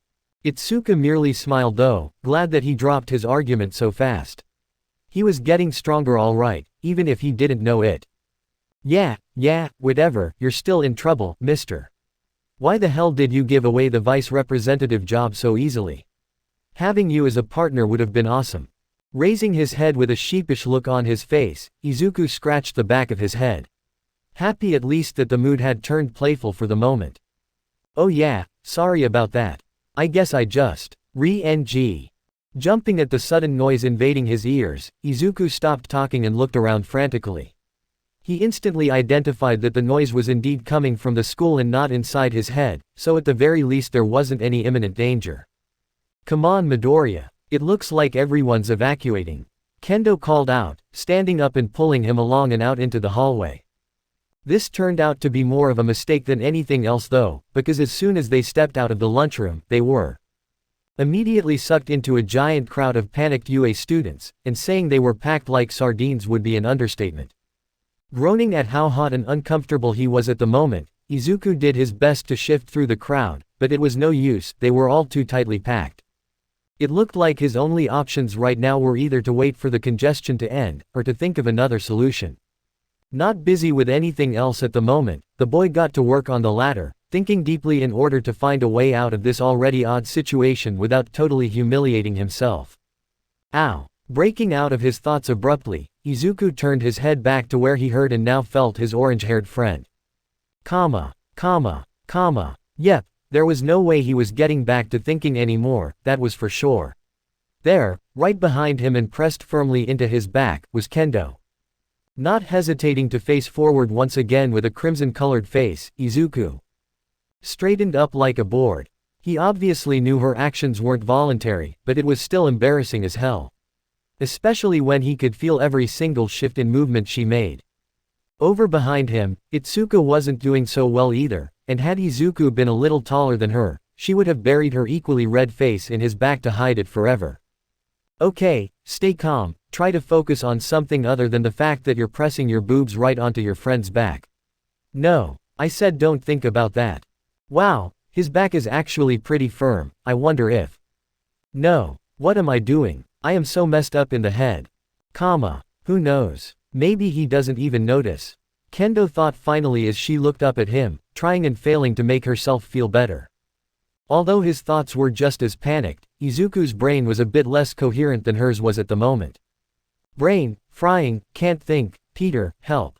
Everyone stop. A new voice yelled from up above the hallway, successfully catching everyone's eye. Why are we all acting like children? Were you students? Start acting like it. But, the alarm. A general studies student pointed out. That alarm was just some reporters that opened the front gate. Look outside for yourselves. True to his word, the few people pushed up against the window confirmed the boy's story, making everyone calm down for his closing words. See, that's more like it, the boy said proudly, still hanging onto an exit sign for dear life. Hey, thanks a lot man. Who are you anyway? A support course student asked with a thumbs up. Who, me? The boy said with a smirk, pushing his glasses up from the bridge of his nose confidently. My name is Tenya Iida. Class representative of Class 1B. While most found his over-the-top revelation to be a bit hysterical, Izuku couldn't help but stare at the boy with a small smile on his face. He and Kendo were now at a comfortable shoulder length apart, so he quickly recognized the blue-haired boy to be the same one that helped them out during the entrance exam. And with just one glance over to his friend, he could tell that she recognized him too. Tenya Iida, looks like the other hero course class is gonna be pretty interesting too. Chapter 10. Not expecting the unexpected. Come on Kendo, we weren't that awesome, we just did what we could since our quirks were so similar. The girl in question looked towards her red-haired friend, smiling while rolling her eyes. Oh stop it Kirishima, you're being too modest. You and Tetsu made an awesome team. Watching you face off against Awase and Mineta was really interesting. It really made me wonder which one out of the two of you can harden their body more. Bringing up this apparently sensitive topic in her last sentence, Kirishima sprouted a fire in his belly, jumping up and preparing to declare how strong his quirk was. Before he could get the chance however, he was promptly shoved away by his metallic counterpart, taking his seat right next to Kendo and smiling proudly. Well of course it's me. His body just gets harder, but mine actually turns to steel. Pretty cool, huh? However, the orange-haired girl couldn't help but sweat drop slightly at the boy's actions, shaking her head dismissively as she looked around the bus. Currently, all of Class 1A were on the way to USJ, a training facility that specialized in specific and special rescue scenarios. It was overall quite exciting, and everyone was currently donning their hero costumes for said event. Well, all except for Izuku, who was sporting UA's PE uniform with his 2 web shooters and a utility belt accentuating it. And speaking of the boy, he quickly became the object of Itsuka's attention for the moment. She watched as he sat across from her, his eyes darting around the room awkwardly. It appeared as though he was having trouble getting into the same carefree spirit as the rest of class, his uneasy and shy nature preventing him from starting any conversation himself. She would have moved over to sit with him in a heartbeat, knowing that he was getting more and more outgoing around her. But she kept getting flooded by their classmates with questions about her. And having already denied them at lunch yesterday, she felt she had to at least try to connect with the rest of the class. Sorry Midoriya, guess you're on your own for now. Luckily for her though, the boy looking awkward and worried was just his natural outer appearance, because on the inside, he was thinking up a storm. Aw man, I was hoping we wouldn't have to use our hero costumes in class for a while, I still need more time to repair mine. While the boy mumbled to himself quietly, he didn't notice one of his classmates move across the bus and take a seat right next to him. Should I even repair it though? It got completely shredded, but I should still be able to do it. My sewing has gotten better since I first made the costume a few months back. Maybe I should just make a whole new one. It's probably not even worth repairing the old one considering how tattered it is. And maybe this time I can borrow some materials from the support department to make it more durable. Hey, Midoriya-kun. Ah. Izuku jumped, getting startled by the sudden voice pretty much right in his ear. Sorry, I didn't mean to scare you, Jero. Oh no, it's my fault Asui-san, I just wasn't paying attention to my surroundings. After a very elongated and uncomfortable silence, Izuku cleared his throat and prepared to speak, his nerves only multiplying when he noticed some students were watching his interaction with his frog-quirked classmate. Is there something you need from me, Asui-san? She nodded slowly. First off, please call me Sue. Okay, and no problem, Izuku croaked awkwardly. In reality, he already knew this would indeed be a problem. He'd never so much as called someone by their first name, so there was no chance in hell he was gonna start using nicknames comfortably. And second off, the frog-quirked girl continued. I have a question about your quirk. Oh, Izuku breathed in relief. Finally, a topic he was actually comfortable talking about. Go ahead then. Nodding, the girl locked her abnormally large eyes with his green ones. It's been a while since I met another animal species mutant type. Usually you look at least a little bit like the kind of animal your quirk is based on. But you look completely normal to me. What's that about? Rather than panicking, Izuku took a deep breath and gave his classmate an even smile. He'd been getting more and more questions about his powers recently, and he was finally getting used to answering them on the fly. Oh, is that it? The boy asked with a hint of relief in his voice as he brought his hand up and motioned for his classmate to look closer. Jero, she croaked, inspecting the boy's fingertips closely. Are those hairs? Izuku nodded. Yep, the way I see it, I guess I got pretty lucky with how I turned out. I'm sure it would be really horrifying for everyone around me if I looked like a giant spider, the superpowered teen said sheepishly. Wow, that is really lucky, Jero. I hate to admit it but sometimes I do wish I looked less like a frog and more like a regular girl. Asui stated, voicing her inner thoughts and staring at the ground for a moment. Sensing the girl's demeanor shifting slightly, the green-haired boy quickly began shaking his head. Crap, that sounded horrible. Now she's gonna think I'm a jerk or something. Don't worry Asui-san. You look fine. I didn't mean it like that, sorry. Your modifications actually look really cool. Yeah, they really suit you, the boy said somewhat frantically. The frog-quirked girl however quickly shifted her demeanor to a sly-looking smile as she responded to the nervous boy. Jero, thanks for the compliment Midoriya-kun, that's so nice of you. Seeing her complete 180 shift in mood totally flabbergasted poor Izuku. So much so in fact, that he didn't even know how to respond. What? Why did she turn happy like that so fast? It's like she was never even sad at all to begin with. Was she just faking it and messing with me? Or did she just want me to compliment her? But seriously Midoriya-kun, call me Sue, the girl insisted more seriously than before. The superpowered teen just sighed and shook his head, his brain a complete mess from all angles. Why are girls so confusing? It went without saying that all 20 students of Class 1A were more than impressed as their sensei led them through the enormous compound known as USJ. Most were left utterly speechless at the sheer size of the place, and many oohs and ahs could be heard at every new detail presented to them. Izuku in particular could barely hold in his excitement. Whatever sort of exercise they were in for today was certain to be a memorable one. However, his cheery demeanor was quickly halted into one of surprise when they made it deeper into the facility. The large presence of two famous pro-heroes making themselves known to the group of students. Greetings my young pupils. Are you ready for an exciting day of hero studies?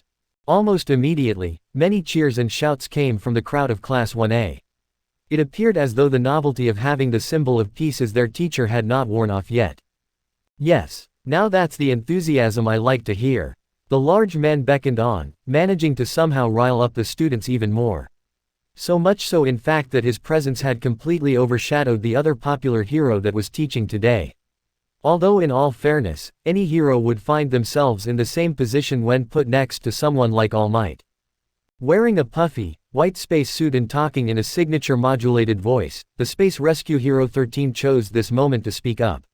Yes, I second that, it's good to see so much enthusiasm from our youth these days. Wow, it's really 13, an excited Kaminari exclaimed. Being a student here just keeps getting better and better. And for once, much to her surprise, his purple-haired classmate had no reason to disagree with him. You can say that again, Jiro added, smiling along with the boy. Today is gonna be fun. You're right about that, you brats, it will be fun, just not for you. What? All Might grunted, turning around and facing the interruption coming from deeper into the training grounds. Much to his surprise, the symbol of peace had to blink multiple times to make sure his eyes were not deceiving him. But much to his distaste, what was in front of him was no mere illusion. It was reality. There, down at the center of the training grounds were at least 5 dozen villains if not more, and they were all surrounded by what looked like purple smoke. TCH, a teleporting quirk, how frustrating. The number 1 hero thought to himself with a scoff. Things were shaping up poorly and they hadn't even been there 5 minutes. No matter, at the very least I still have a plethora time on my hands. It seems that skipping patrol earlier was indeed a wise decision. Alright you brats. Prepare to die. After we're done here, no one will be left alive, especially not you all. But the towering symbol of peace didn't even give the man a chance to finish, quickly grabbing the situation by the horns and taking action. Eraserhead, 13, protect the students. I will handle this. Aizawa looked like he wanted to protest but in the end he kept his mouth shut. As much as he wanted to help clean up the trash that had invaded the school, he knew All Might was more than capable on his own. He also thought it wise to prioritize protecting his students, especially with a teleporting quirk on the field.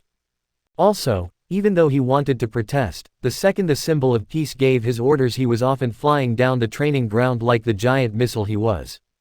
California Smash! All Might shouted, shooting straight into the crowd of villains and causing a massive explosion, taking down a good chunk of villains as if they were bowling pins.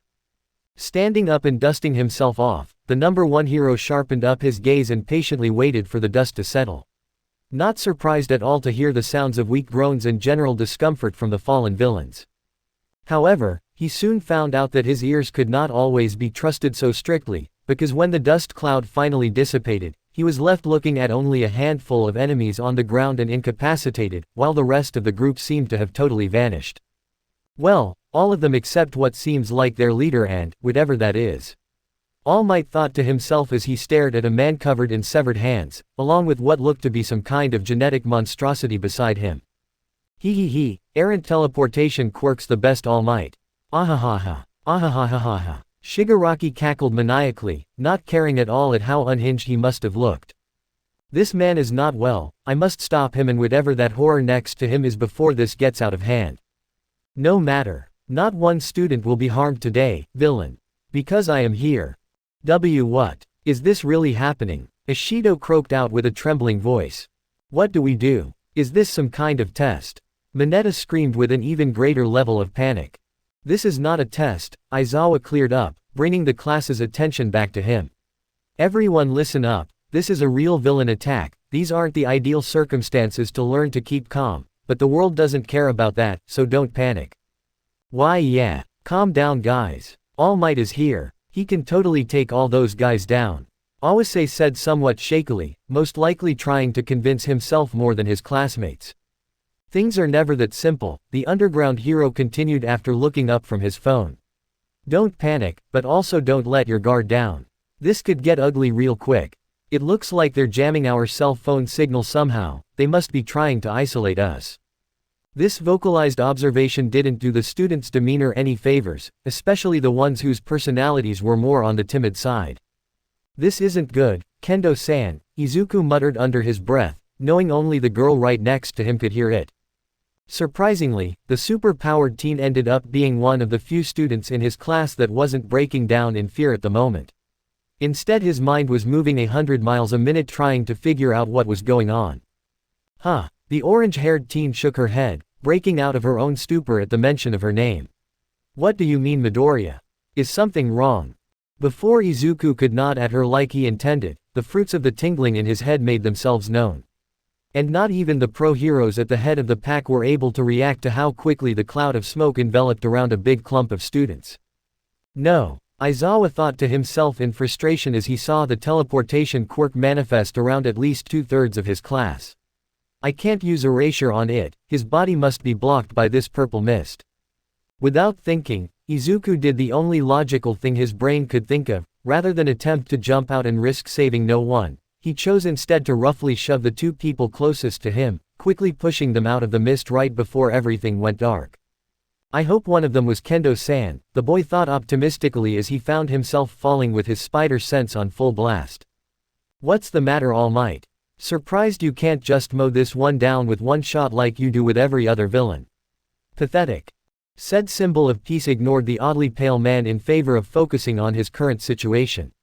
Which he did have to admit was turning out be quite a bit more challenging than he anticipated. At the moment he was locked in a standstill with this creature that the enemy called Nomu, and he was quite curious about how it was going blow for blow with One for All. Does it have some kind of shock absorption quirk? As the two titans continued trading blows, Shigaraki couldn't help but continue to chuckle to himself as he watched Nomu's masterful performance. This is pathetic of me. If I were in my prime this would be over in no more than 3 blows. He's really doing it, master. He's going toe-to-toe with All Might. Ahahaha. Yes. Fight. Scream. Destroy. End him, Nomu. He doesn't know what a real hero is. A real hero is supposed to scratch and claw and struggle. That's what makes them cool. Not some godlike giant that doesn't have any weaknesses. If only you knew, All Might thought as he continued his struggle, doing his best to ignore the ever-so-growing pain in his side. Ah, shit. Monoma yelled as he found himself falling from the sky out of the dark mist. Looking down below through terrified eyes he could see that he was about to land on the deck of some kind of cruise ship. And worst of all, he hadn't copied a quirk recently, meaning he was screwed. Monoma-san, over here, huh? The blonde-haired boy questioned, quickly looking around for a voice until he spotted his frog-quirked classmate falling a few meters above him. The boy was just about to let out a not-so-polite comment about saving him, but it seemed as though Asui wasn't waiting for any sort of invitation, not wasting any time in stretching out her tongue and wrapping it around the boy. "Ew. What the foo? Could you please not complain? Jero," Asui stated as she reeled the boy back to her so they were now falling together. "What did you just say? I can't understand you." Unwrapping her tongue from around the boy so that her speech wasn't impeded, the frog-quirked girl repeated herself. "I said stop complaining, Jero. At least now we're going to land in the water." Looking down and still struggling to open his eyes from the wind in his face, what the blonde-haired boy saw almost brought him to tears. "Ah, there's villains in the water. We're still screwed. Jero," Asui mumbled out as she looked down to the water below. True to his word, there was indeed a circle of about 6 villains forming a circle in the water. "What do we do? I don't have a quirk right now. And those guys look like they have water quirks. They're gonna drown us. Or worse, they'll." Thwip. Monoma's delirious show of panic was quickly redirected to confusion when he felt something latch onto his costume. "I got you guys. Hold on," Izuku yelled, pulling his 2 classmates over to him so that they were all over the ship again. Wasting no time listening to Monoma's new complaint about landing on the hard deck, Izuku shifted out of a nosedive and spread his arms and legs, making himself fall slower and rise above his classmates. "The ceiling is too high in this place, I won't be able to get a web line up there," the boy thought, his mind moving quickly once again to come up with a solution. Making up his mind, the boy began firing a multitude of web balls down toward the ship below, aiming to get them stuck right under where his classmates were gonna land. While not exactly ending up with the result he was imaging, the impromptu web hammock definitely sufficed, easily breaking the fall of 2 heroes in training. "All right, they're safe, but now for me," the green-haired teen thought with a slight bit of uneasiness. He'd trained to practice falling the way Peter did before, but never at a height like this. Note to self, I need to try and implement Peter's web wings into the Mark II costume. Keeping his body spread out and open as long as possible, Izuku waited until the ground was only meters away from him before shifting into a tumble roll, wincing as the majority of the impact was absorbed into his back. "Midoriya-kun, are you okay?" Asui asked with urgency, not bothering to help her blonde classmate as he fell out of the spider hammock. The green-haired teen, however, would not waste time wiping away his classmate's worry, instantly kipping up to his feet after hearing her. "I'm fine, Asui-san, what about you guys?" The frog-quirked girl opened her mouth to remind the boy to call her Sue, but the obnoxious blonde behind her had other plans. What are we gonna do? There's villains everywhere. Monoma stuttered out, not even caring that there seemed to be webbing stuck to his butt. Also, right on cue, voices could be heard overboard the ship, and it didn't take a detective to figure out that they weren't friendly. I think those 3 brats landed on board. Well then, what are you waiting for, dumbass? Start climbing. Yeah, those juicy bounties aren't gonna cash themselves. Be bounties. Did he say bounties? Their boss is rewarding them for killing us. The blonde cried out again, this time almost hyperventilating. In response to this, Izuku just took a deep breath and tried to remain calm. By the look on his 2 classmates' faces, he was gonna have to be the calm one here, which surprised him, since usually he was the one ready to rush back into his shell. Alright guys, listen up, we need to fight these guys off and get back to our classmates in trouble. Trust me, I'm freaking out on the inside too, but if you try to just focus on saving the class, it helps the nerves go away. Asui simply nodded, her eyes focusing on the boy as she gave him her undivided attention. Monoma however looked a little more hesitant, but nevertheless, he too knew the urgency of the situation, so he just gulped and nodded as well. What's the plan, Midoriya? Carolina smash. All Might shouted valiantly, hitting the genetic monstrosity known as Nomu with a powerful cross chop. On the surface, the attack seemed to have no effect, but All Might knew better than that. Shock absorption, no matter how strong, has a limit like every other quirk, and I will eventually find it. Without another moment's notice, All Might doubled down and prepared to launch another series of American-themed attacks, but the opening of a misty portal behind him paused his action. What? As if the portal heard his inner confusion, a split second later, a giant vacuum of air, or lack of it, began sucking in the symbol of peace. Almost like a black hole. This is 13's quirk. While the terrifying effects of the space-like quirk had no effect on his strong and thick skin, it also didn't allow him to move forward much, if at all. And even though it was only active for a second, that was all the leverage the Nomu needed to land a crushing blow to the hero's abdomen. Gah! All Might grunted painfully as he doubled over and grabbed the creature's fist. It was currently dug in deeply into his weak spot, and if the fresh blood trickling down from his lips were any indicator, he was sure he'd be feeling that one for a while. Alright Monoma-san, please, tell me what quirks do you have access to at the moment? Izuku asked politely, not trying to hide the fact that he was hoping for a quick response. That's the shitty part. I haven't touched anyone since before we got on the bus. I'm quirkless right now, and to make it worse, I can't copy either of you two. Why did I get teleported with 2 mutant types? Shaking his head in frustration, the super-powered teen grunted as he went back to the drawing board. Also dually noting the new piece of information he'd learned about the boy's quirk. Okay, that's a good side note, so my secret is safe. That mutant-type cover story was genius.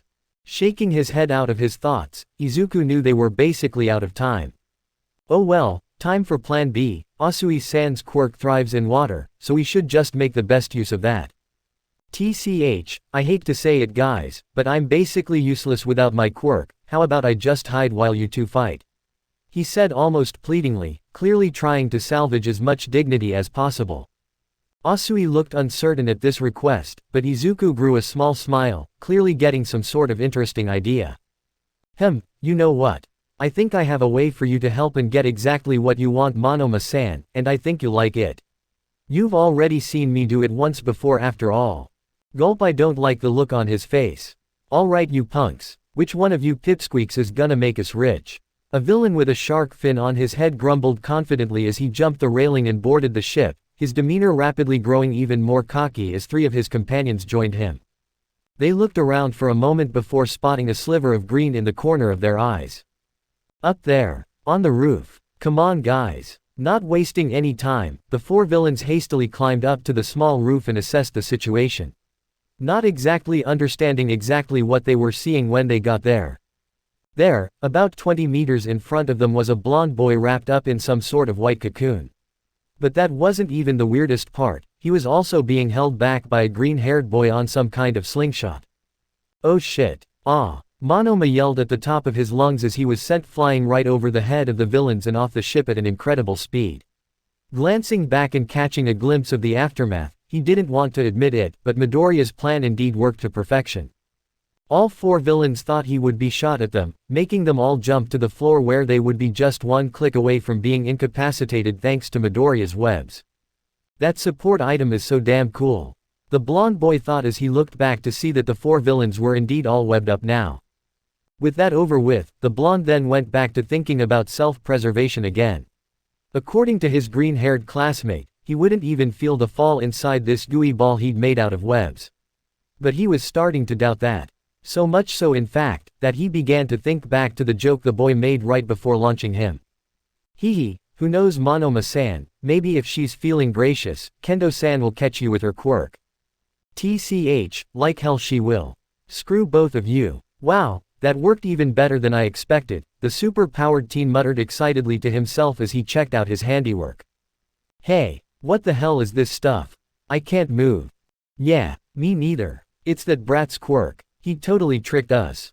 Haha. Don't worry boys, there's still two more of us, remember. This isn't over, the last of the four spoke out from his spot on the floor. No, this is definitely over, don't you guys remember three of us falling from the sky?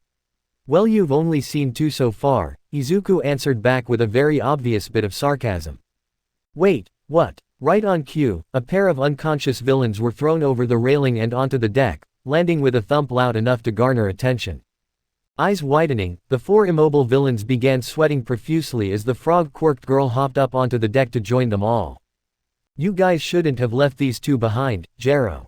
They were pretty weak swimmers, so my quirk was a good match for them, the girl said with a wink. Although the evil-doers couldn't particularly tell if it was aimed at them or her teammate. Well shit, the four villains grunted together in unison. Izuku on the other hand, reacted rather awkwardly to the girl's actions, scratching the back of his head and preferring to get back to other topics. Hey, good job Asui-san, the boy muttered, walking over to the two unconscious men and pressing his middle and ring fingers to his palm. Click. Not surprised, the boy tried his other hand, getting the same result. Yeah, I figured, I used a lot on wrapping up Monoma-san like a sushi roll. Noting the interesting behavior of the boy, Asui observed closely as he discharged two casings from his wrists and reached down to his utility belt, not hesitating to refresh his creations with fresh web cartridges. It's easy to forget that he made those himself, that's so cool. Finalizing the adjustments and making sure his inventions were secure, Izuku looked up at Asui before shifting his focus to the battlefield beyond the water. I wonder if everyone is alright. We need to get back to the others, Asui-san, he trailed off, hopping up and perching on the railing in search of a better view. What he saw next, however, gave him the opposite feeling of comfort. No way, Chapter 11, Forced Progression. Itsuka Kendo had always prided herself on her fighting spirit and overall positive attitude towards life. Her general determination and tenacity was something that anyone would be hard-pressed to find outside of the hero community. And just in general, it was always safe to assume that no matter what was thrown her way, she would at least find a way to wrap her head around it. However, right now, she wasn't afraid to admit she was freaking out. Everything had just been on a constant decline from the moment they had walked into this crazy facility. Obviously the biggest surprise factor was the villains themselves. As soon as they arrived, All Might took off and tried to take the fight to them, but that plan quickly fell through as soon as it formed. Needless to say, the situation went off a cliff from there. Great, just great, Itsuka thought to herself as she enlarged her hands and ran up to a villain covered in purple spheres, introducing him to the floor as she tried to gather her thoughts. First, that teleporting freak separates the class and spreads out the villains so All Might can't solo them. Then he comes back for seconds, bringing backup while also sending 13 and Aizawa-sensei to who knows where. Grunting in both frustration and worry, the orange-haired teen almost didn't realize her classmate was talking to her. Yeah, great job, Red, we make a pretty good pair. Don't ya think? Mineta said with a smirk, some obvious second meanings behind his words. Sure, but focus up, we took down the few that came for us, but more could be coming any minute, she reminded, keeping a sharp eye while holding in her nerves. You tell him, Kendo-chan. Tsunotori said from behind the two as she grew a new set of horns. It looked as though she already had some sort of issue with the small hero in training. Will you two lighten up? I swear, the hotter a girl is, the more trouble her personality is. Listen, I was scared at the beginning too. But relax, all these flunkies they sent after us are a bunch of pushovers. And All Might is here. Remember, he's totally kicking ass. Both girls rolled their eyes at the first sentence the boy muttered to himself. Kendo in particular was starting to understand why Yaoyorozu mentioned such a negative first impression with the boy. Plus, we have Monoma-san going to get help, remember. Everything's gonna be fine. The purple-haired teen continued nonchalantly, even going as far as to yawn. While not exactly agreeing with her classmate on the direct amount of danger they were in, she did have to admit that she found comfort in the fact that help was on the way. Even if the person going to get it wasn't on her best list. Rather than think about the blonde though, Kendo smiled as she instead thought about how he got to them. Or rather, who sent him. Monoma quickly explained that Midoriya sent him back to the main entrance for a variety of reasons. First as a distraction for the villains they were facing, secondly so he would be safe, and thirdly so he could make himself useful with different classmates' quirks. And while he didn't exactly use anyone's quirk to make himself useful, the boy volunteered almost instantly to run out of the facility and go find help. But hey, he still technically got all three objectives out of Monoma in the end. Pretty impressive. And speaking of impressive, she really needed to ask the boy more questions when she saw him again. That was the third time he'd saved her. And even though this time wasn't life or death, she was still very curious about how he could almost see things coming before they actually happened. Ironically enough, the boy surrounding her thoughts was also the very reason she was broken out of them a moment later. All Might. Huh. Kendo, Mineta and Tsunotori all looked up in unison, their eyes widening as they saw Izuku flying through the air, noting that his speed was about the same as Monoma's was. He's going straight for the bosses. Is he insane? Mineta yelled, his fear apparently coming back with a fiery vengeance. Look, Tsunotori pointed, her Japanese still sounding very rough. It looks like All Might is cornered.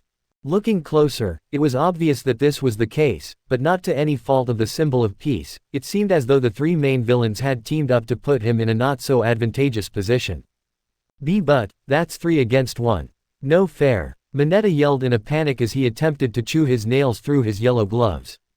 This seemed to strike a chord with Itsuka, because she was quick to respond to the boy with a realization of her own. It's just like Aizawa-sensei said, the world doesn't care about that. Gulping heavily, the purple-haired teen was about to bite back at the girl for provoking his fear, but he didn't get the chance because she took off in a dash for the heart of the facility. Hey, what the hell are you doing? Not you too, Red. But she wasn't alone, because a few seconds after her, Pony took off with impressive speed as well. Come on Mineta-san, you wanna be a hero don't you? The horned girl yelled back, not really expecting or waiting for a response. Stop it. Not like this. This is insane. You're both too pretty to die. He cried out, both girls rolling their eyes again at the boy's maturity, or lack thereof. Focusing back in however, Itsuka was happy to have some kind of backup with her. She knew the task ahead would be a challenging one. I can almost see the battlefield. Come on All Might. You're the best around. You can do this, she thought frantically. It didn't take long for her to catch her stride and begin sprinting, but somewhere along the way her mind broke away from All Might and back to her green-haired friend. And Midoriya, you better not get yourself killed before I get there. No way, this isn't happening. The super-powered teen thought to himself as he flew through the air, tightening his body in order to streamline himself. The boy was on his way to a head-on collision with 3 villains and 1 former idol. And it wasn't a hopeful sight in the slightest. The large blue humanoid creature seemed to have All Might in a powerful hold from underneath, its left hand leaking with fresh blood from where it was digging into the hero's side. What? All Might is bleeding. His skin should be basically impervious. They must have caught him by surprise. But still, that doesn't make any sense. Realizing he was getting lost in thought, the boy shook his head and forced himself to focus. Okay, focus Spider-Man, All Might needs you. It looks like that huge monster is halfway inside that teleporting mist. And now that scary hand guy is approaching too. What's the plan? Wait, scary hand guy. All Might choked out, spitting up more blood into the air as the grip of the Nomu tightened. Ahahaha, how do you like that, you fake?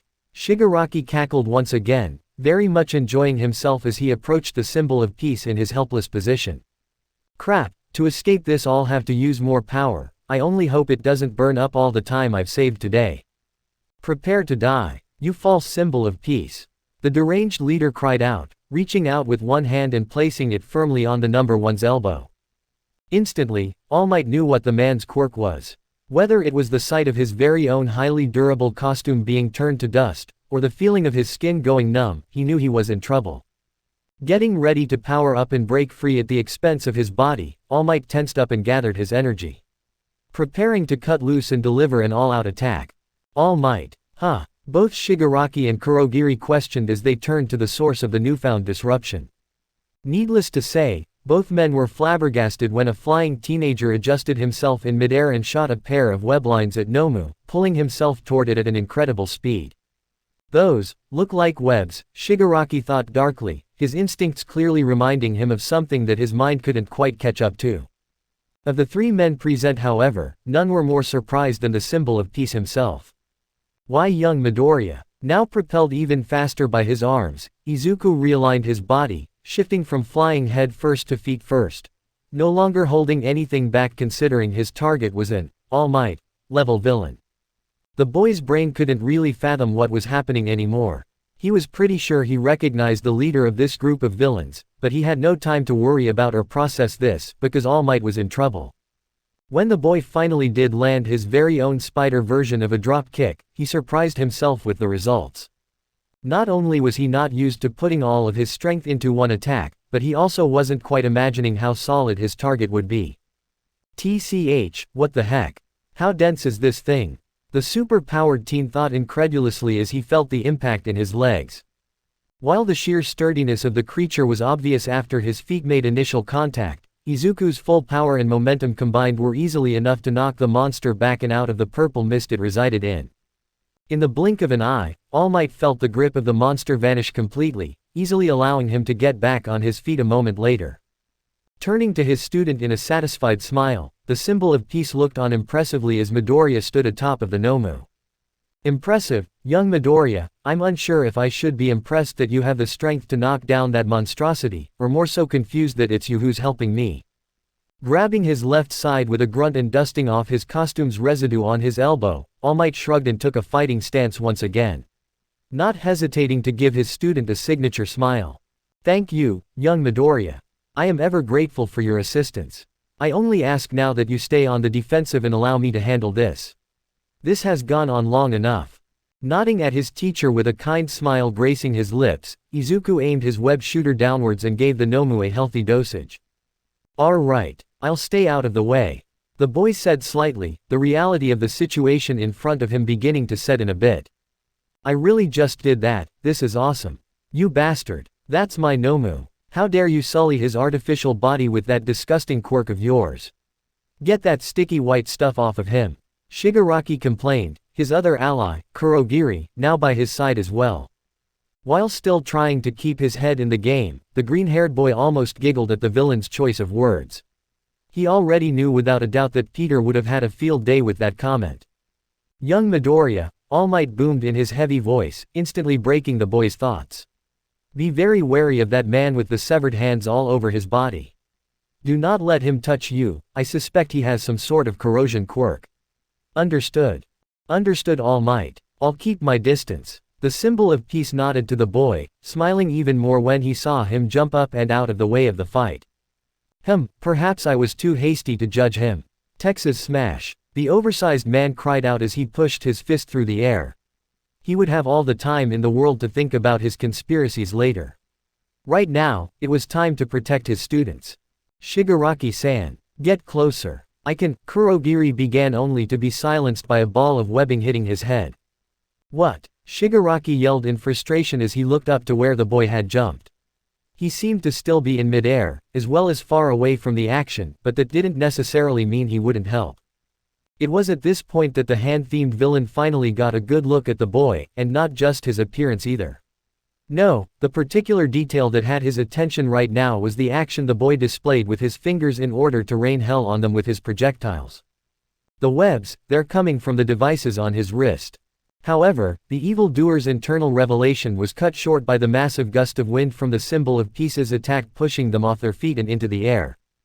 Gah! Damn it! Do something, Kurogiri! I can't, Shigaraki-san, the wind is too strong. Landing on his feet with a small thud, Izuku observed as the villains were blown away, finally letting his thoughts settle on the man that appeared to be their leader. I know that's him, I will never forget that day. But what did it mean? Why were these people here at UA? The boy doubted that they were here for him, that would be way too much of a coincidence. I should report to Aizawa-sensei that I know these guys, it's the right thing to do. But wait, then that might lead into more questions about my powers. Young Midoriya, watch out. Huh. The green-haired boy jolted as he broke from his thoughts to a loud familiar ringing in his head. Turning just in time to widen his eyes in fear, the super-powered teen gaped as a large, blue fist came crashing down on his midsection, sending him flying down the battlefield. No! The number one hero screamed angrily, not hesitating to take off and meet the genetic creation blow for blow. TCH, I knew those shitty webs couldn't hold Nomu. Shigaraki grumbled as he regained himself, getting to his feet much quicker than his purple-shrouded partner. This shitty kid, who is he, I must know. Izuku winced as he skidded across the floor like a stone skipped across a river, his arms protecting him as much as possible. Ah, my ribs. The boy moaned inwardly, his body creaking even more every time he met the pavement. For a moment it almost felt like his monudum would never end, but soon a sweet release was presented to him in the form of the lake within the facility, but even that was short-lived.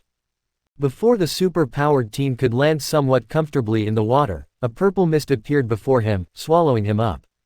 He couldn't see much through the mist, and even when it cleared up to show his new location, Izuku's world was still spinning much too fast for his sight to be of any use. Luckily, the green-haired boy had one sense that never failed him. Snapping his eyes open, Izuku jerked as his spider sense unthawed his fuzzy mind, waking him up like an alarm clock and hyper-focusing his brain. Okay, I'm still moving so my momentum hasn't stopped, the teleporter just changed my direction, noted. But where am I? The words died in his mind before they had a chance to consider being uttered. Now standing a good 10 meters in front of him with a familiar terrifying smile, was the leader of the villain group, his arm outstretched with his hand wide open and ready to catch him. Crap, there's not enough time, I can't change my direction. Yes, come here you little shish. Shigaraki-san, look out. Suddenly a pair of horns came soaring out of nowhere, lodging themselves right into the villain's arm with a concerning sound of tearing skin. Ah, what the hell? Shigaraki screeched violently as he stared down at his wound. The pair of horns had almost made it cleanly through his wrist. For a moment, the evildoer appeared to be considering whether or not to pull the horns from his damaged appendage, but something quickly derailed his train of thought. Hiya! Kendo yelled from behind as she delivered a powerful slap with an enlarged hand. It seemed as though sending people flying with attacks was the common theme today.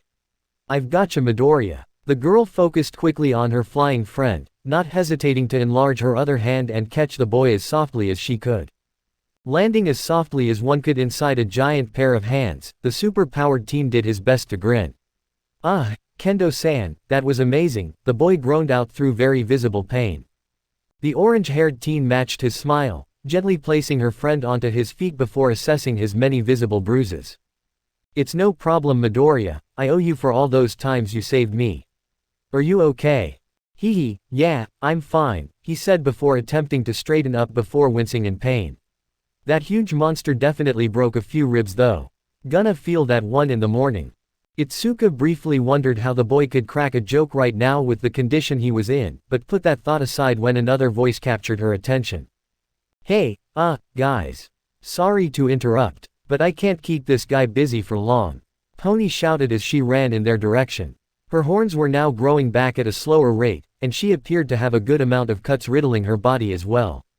He's not a good opponent for her, Izuku observed. He can just redirect her horns right back at her. Well, is he a good opponent for anyone? Is what Itsuka wanted to ask, instead she just took on a fighting stance and prepared herself. Well, now he's up against 3 of us. Let's see how good those odds are. Despite how grim the current situation looked, Izuku couldn't help but smile at his friend as he too adopted a fighting stance. Thanks again for saving me, both of you. As the pair prepared themselves to fight alongside their classmate, Shigaraki could be seen a little ways away picking himself off the floor with muttered profanities. Damn these kids. The villain leader cursed under his breath as he assessed the battlefield. The three students who had gotten involved were all currently confronting Kurogiri, if you could even call it that. Running around and just barely avoiding him was a more proper description. But that didn't matter as much to the deathly pale man. No, what really concerned him was the fact that the fight between his Nomu and All Might was now reaching its climax, and it was very clear the creature was on the losing end. I will not allow you all to harm my students. The symbol of peace shouted, his anger boiling over into his punches causing his opponent to falter. No, Nomu! Shigaraki screamed to no avail. Even Kurogiri stopped his assault on the heroes in training to pay attention, his surprise shown on his face as well. With everyone's attention on the conclusion of the battle, All Might didn't hesitate to end things quickly. We must go beyond. The number one hero bellowed, his punches speeding their pace and his teeth gritting in struggle.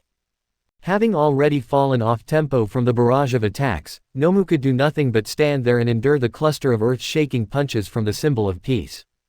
Said symbol of peace noticed this and quickly realized that the creature's shock absorption was at its limit, granting him a clear path to wrap this fight up.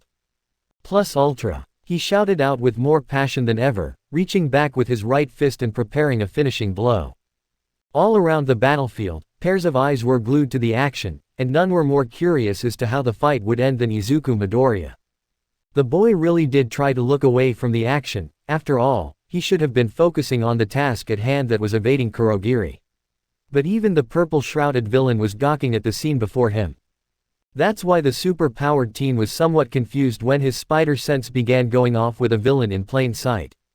Already knowing what he needed to do, Izuku took action, shoving a very distracted pony away from him and tackling Itsuka, who was a bit further away in the opposite direction. All before an enormous glacier came crashing through the battlefield right where they all stood a moment ago. After that, everything blurred together.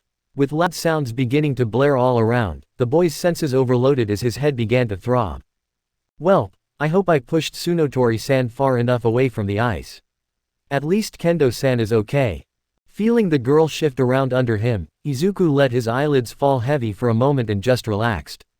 His mind moving a mile a minute trying to distinguish all the sounds around him through his raging headache. He could have sworn at one point that he heard the glass from the ceiling take a massive hit, along with chatter and some explosions signaling the arrival of other students. Where the hell are all the villains? A revved-up Bakugo demanded, no one in particular. Fluttering his eyes open at the familiar voice, Izuku noticed a frazzled head or orange hair directing its attention toward him. Damn it, Midoriya, how do you keep doing that? Are you okay? You don't look so good, Kendo spilled out rapidly. What, this? It's nothing, I'm fine, he said nonchalantly, though it came out as more of a groan. In reality, the green-haired boy couldn't help but feel touched at the genuine concern she was showing as she looked around for any sort of help.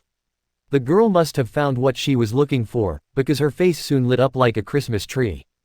Ignoring his dismissal, Kendo didn't hesitate to take charge of the situation. Oh look, there's Aizawa-sensei with some of the others. Do you think you can stay here while I am here? Suddenly appearing before the pair with a proud pose, All Might's unexpected presence got a small squeak out of Itsuka, which Izuku would have found cute had he not been waiting for an update on the current situation. All Might, that huge villain, is it? Fear not, young Midoriya, for I have dispatched the issue. What is it you kids say these days? I raised the roof on him. Both teenagers looked at each other blankly as a singular sweat drop formed on their foreheads. It was only when the dust finally began to clear out that everyone was finally starting to become visible. Aizawa, along with a handful of students, stood a good ways away, not appearing to have seen them yet. But that wasn't who the trio was focused on. Instead, they all looked forward about 20 meters to the two remaining villains as a purple shroud washed over them. Kurogiri and Shigaraki stood perfectly still as they slowly sunk into the dark mist, only the latter reaching out and pointing a finger directly at Izuku once they were almost out of sight. I know your secret, Chapter 12, after the fact. Damn it. Kurogiri flinched as his colleague continued throwing a temper tantrum and making a mess all over their secret base. I can't believe this shit. That scrawny little kid in the alley that they got the damn spider. This isn't fair, Shigaraki wailed, lashing out on another piece of furniture. Shigaraki-san, perhaps you should calm down for a mom. Shut the hell up, Kurogiri. You're the one who lost the damn thing and stopped me from killing him that day. Do you see what you've caused? The purple-shrouded being gulped and stepped back nervously as his pale boss approached. Shigaraki-san, please forgive me, we can stop this, we can seek the boy out and end him.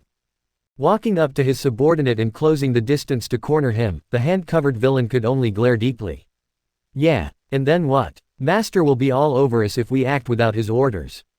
And if we kill him, the spider really is gone and unusable. Noticing that his leader's eyes glazed over and broke eye contact, Kurogiri instantly knew what he was thinking before finishing the train of thought. Right, if we keep him alive, then Master can take the quirk back. You're a genius, Shigaraki-san. Tisk, you dumbass, I oughta kill you for how stupid you are.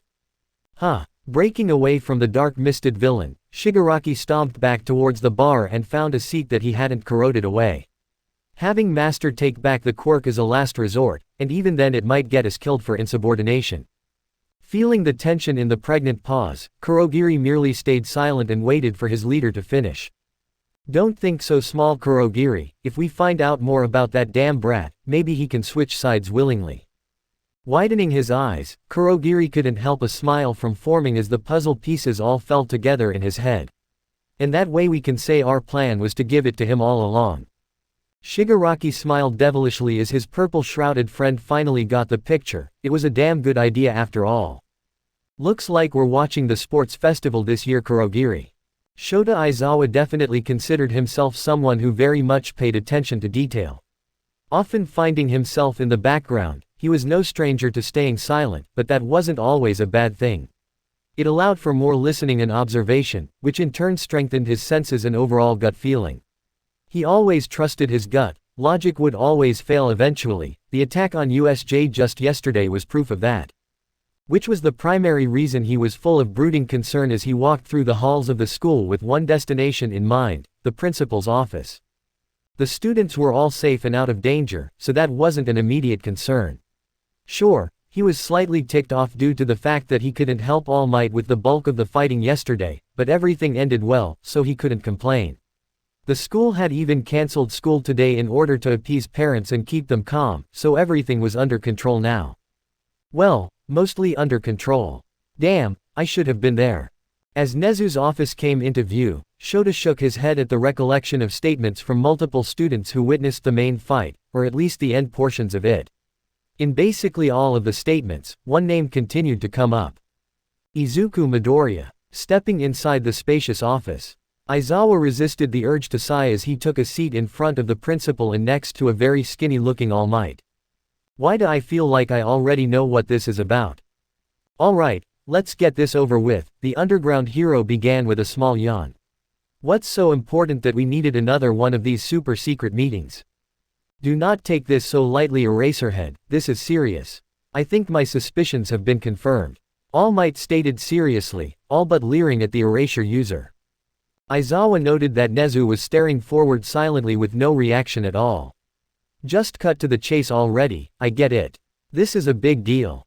All Might stared for a bit longer before clearing his throat and continuing.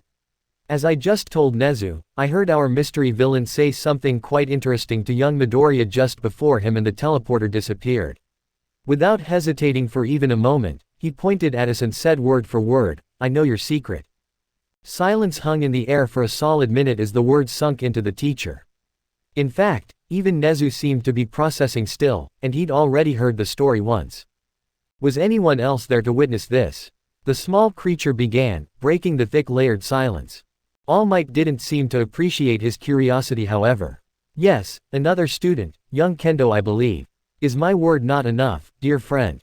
Nezu kept his straight face and ignored the sarcastic bite from the number one hero, replying without an ounce of hesitation. I see, this is most unfortunate. I do not wish to bring any suspicion to our theories by snooping around and asking another student. We will need to tread carefully here no matter what we decide to do. Grunting slightly, All Might nodded, turning now to Aizawa, who had yet to even react to the news shared over a minute ago. Well, this certainly got interesting. Turning his attention to the underground hero now as well, Nezu raised an eyebrow. What do you mean, Aizawa? You have something? Looking up from the floor for the first time, Aizawa let out a long sigh. I agree, All Might, that is indeed very concerning. Feeling like someone was finally on his side, the symbol of peace burst into a wide grin as his fellow teacher continued.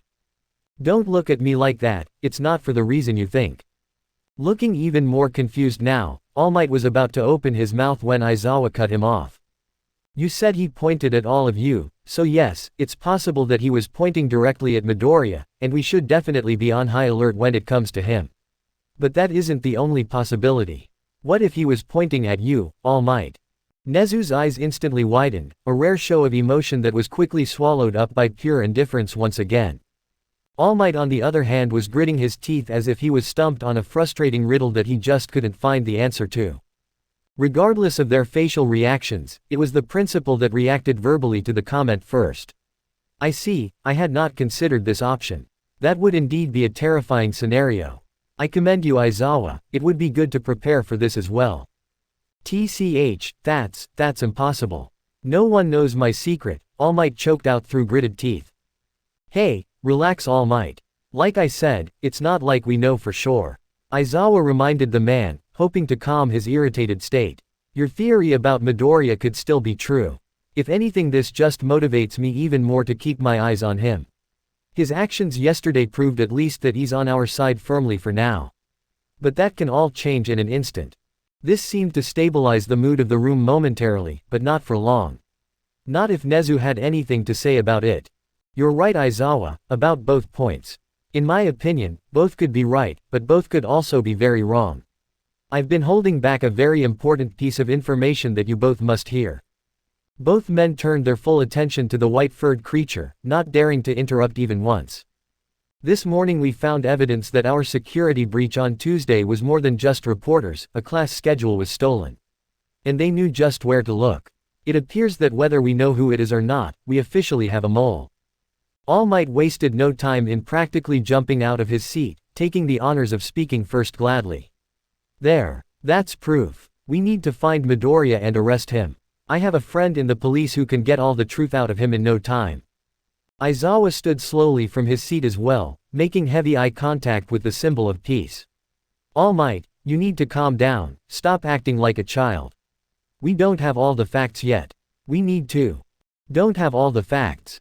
Then let's interrogate him, damn it. Nezu just admitted that there's a mole. How can we not follow up on this information? While I agree with your urgency, All Might, Aizawa is right, we cannot make a rash decision. If the boy is guilty, then revealing that we know right away is not for the best. All Might grunted to himself and turned away from the two men, running a frustrated hand through his wild blonde hair. Aizawa on the other hand, kept his composure as he thought to himself. His eyes narrowing in suspicion more and more.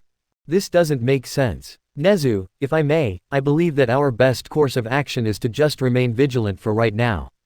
Something just isn't adding up. Both Nezu and All Might now had their full attention on the tired-looking teacher.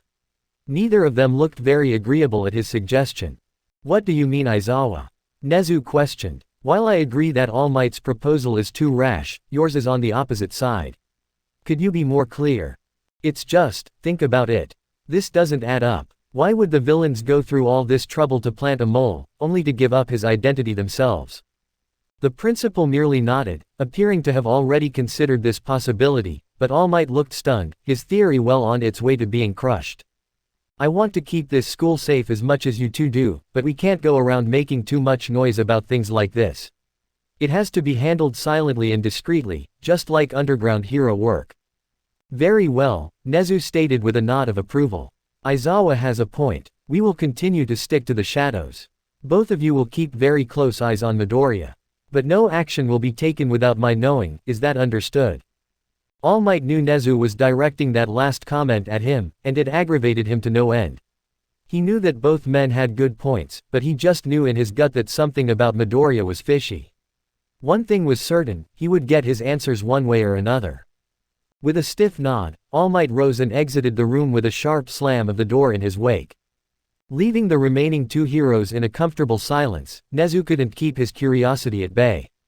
Aizawa, what is your true opinion of the boy, without any of this conspiracy? Can I be honest? Of course. Taking one more deep breath, the tired man spoke. I'll admit the kid has rubbed me the right way so far. He's strong but also modest, I'd even go as far to call that modesty timidness sometimes. I don't know him so well just yet, but he's easily one of my top students.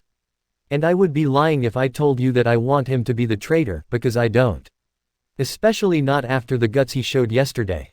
Nezu took a moment to dissect the information he was given, looking as though he was staring into the teacher's very soul. Out of nowhere, though, a bright smile appeared on his small and furry face. You are a good teacher, Aizawa. I'm grateful to have you on my staff. You may take your leave now. Thank you for your time. Nodding without another word, Eraserhead got up and walked out, leaving the principal alone with his thoughts. My oh my, what are we going to do with you, Izuku Midoriya? I hope your teacher is right about you. Itsuka Kendo winced as she took a kick directly to her stomach, falling to a knee as she attempted to catch her breath. I'm proud of you for wanting to train so fast after what happened yesterday, Itsuka, but I'm shutting it down. Your mind is clearly elsewhere. Wincing slightly as she attempted to stand back up, Itsuka responded defiantly. No way, Dad, I'm not done yet. Needing no more convincing than his daughter slipping on her own sweat and falling back onto the mat, the man known as Itaru Kendo smiled as he finalized his decision. Hey, yeah, you're through. I've never beaten you that easily in sparring. And we aren't even using our quirks. Wipe down the mats and hit the showers. I have another class to teach in half an hour. Blowing hair out her face with a pouting huff, Itsuka sat up and watched her father walk away. He's right. What's wrong with me? The girl played dumb, but she knew exactly what was wrong. She wouldn't say it outright, but something about yesterday was really eating at her, or better said, someone. She just couldn't help that Midoriya was such an intriguing person, and if she had a handful of questions for him before, well, let's just say that now that handful had turned into a truckload. What was he thinking attacking the villain's head on like that? He was usually so much smarter and careful about his decisions. And what about those creeps that attacked the school? Who were they? And why did they tell All Might they knew his secret? What was that about? This is so annoying. I'm gonna kill that kid when I see him tomorrow.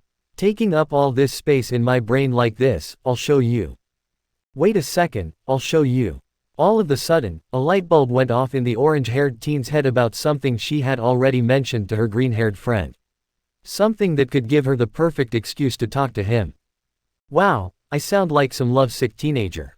Dad, hold up. Turning around, the very muscular and red-haired man had his disciplined expression blank once again. Yes, dear.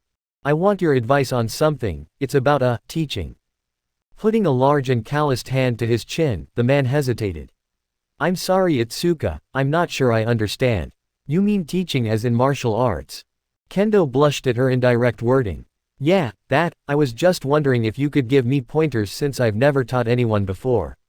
Well, at least not one-on-one.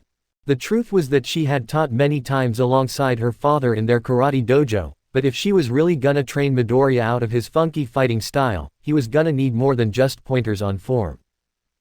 Interesting. I assume this is for a classmate of yours. Itsuka nodded, allowing for him to continue. I see, well, there's not much of a science to it, dear. It just comes from the heart. Your drive to see the person improve as well as your love for the martial art. You already know many stances for many different fighting styles. Obviously we prefer karate, but I've made sure your range of knowledge is deep in almost every martial art. So as long as you remember those first two things and you know the art, you can teach any way you want. Itsuka looked on proudly at her father, his words hitting her in all the right places before she realized he wasn't done. Honestly, you're going to have an advantage with it being a one-on-one lesson. In my opinion, that is the true way to teach someone to fight. Endless sparring, with trial, error and pain. Those are the best teachers. Now grinning from ear to ear, the big fist user now knew exactly what she needed to do. Thanks, Dad. That's great advice. She shrieked out as she pulled her dad in for a big hug. Ruffling his daughter's hair with a grin that reached his eyes, the man took a moment to cherish the closeness with his daughter in a rare show of emotion. There, go on now, dear. The mats still need cleaning. Kendo promptly slipped away from the hug with a groan. She was hoping he would forget about that. My body feels like it's been inside a blender. Groaning like a zombie, Izuku squirmed around under his sheets until he was sure sleep was no longer possible. Sitting up slightly, the boy stretched his shirtless upper body with a heavy grimace as the soreness of yesterday hit him like a train. Remind me to leave a bad review on the Nomu Express next time. the boy mumbled to no one in particular, craning his head to check the time. 1:30. In the afternoon. Wow, look at me becoming a useless member of society. Getting up with a few more spurts of pain, Izuku at the very least rejoiced in the fact that his slowly growing sense of humor was back after the heaviness of yesterday. He had only noticed after the fact how intense and serious he had been during the USJ incident. Which, to be fair, could you blame him for? Yesterday was his first ever villain attack, heck, it was probably everyone's. It really was an indescribable experience. It was a mixture of shell shock, fear, and the slightest bit of excitement. And that really freaked him out. No wonder Peter is always joking around. It keeps the mood light not just for the reader, but for his own sanity as well. An exceedingly loud rumble of his own stomach was what it took to end the teen's internal thoughts. Hey, I guess I should get off my butt now, shouldn't I?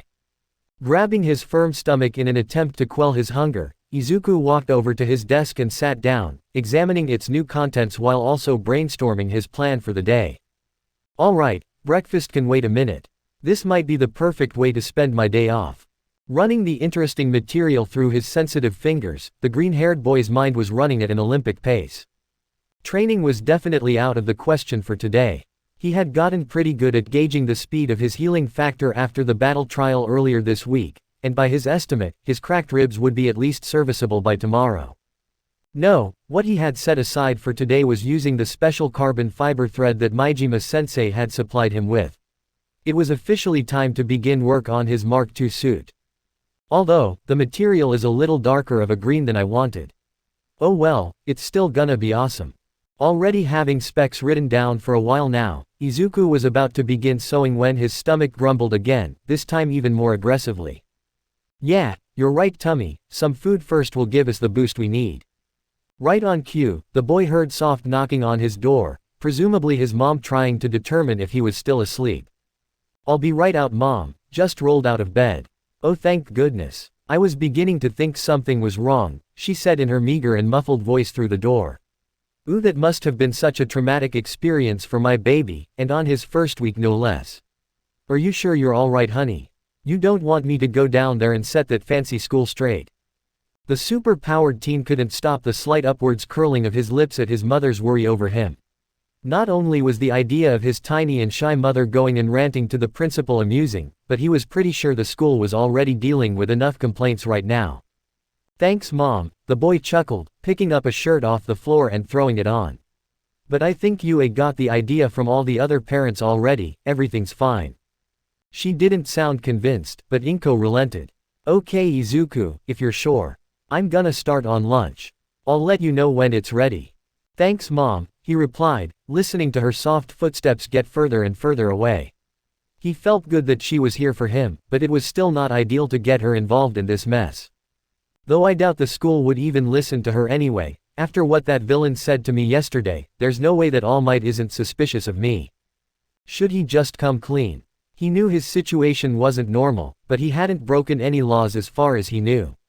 So what was wrong with telling the truth?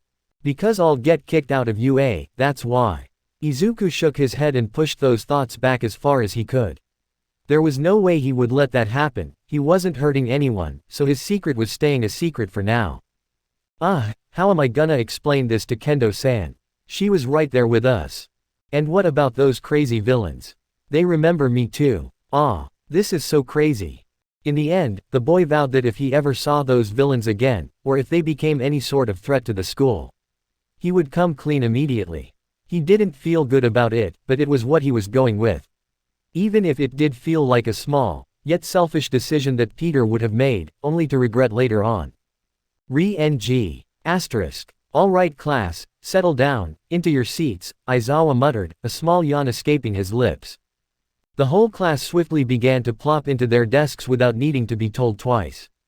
Despite everything that had happened a few days ago, all seemed normal in the class of 1A. But as everyone got settled and turned their attention forward, it made it all the more obvious when one student had their attention elsewhere. That idiot is late. Where on earth is he?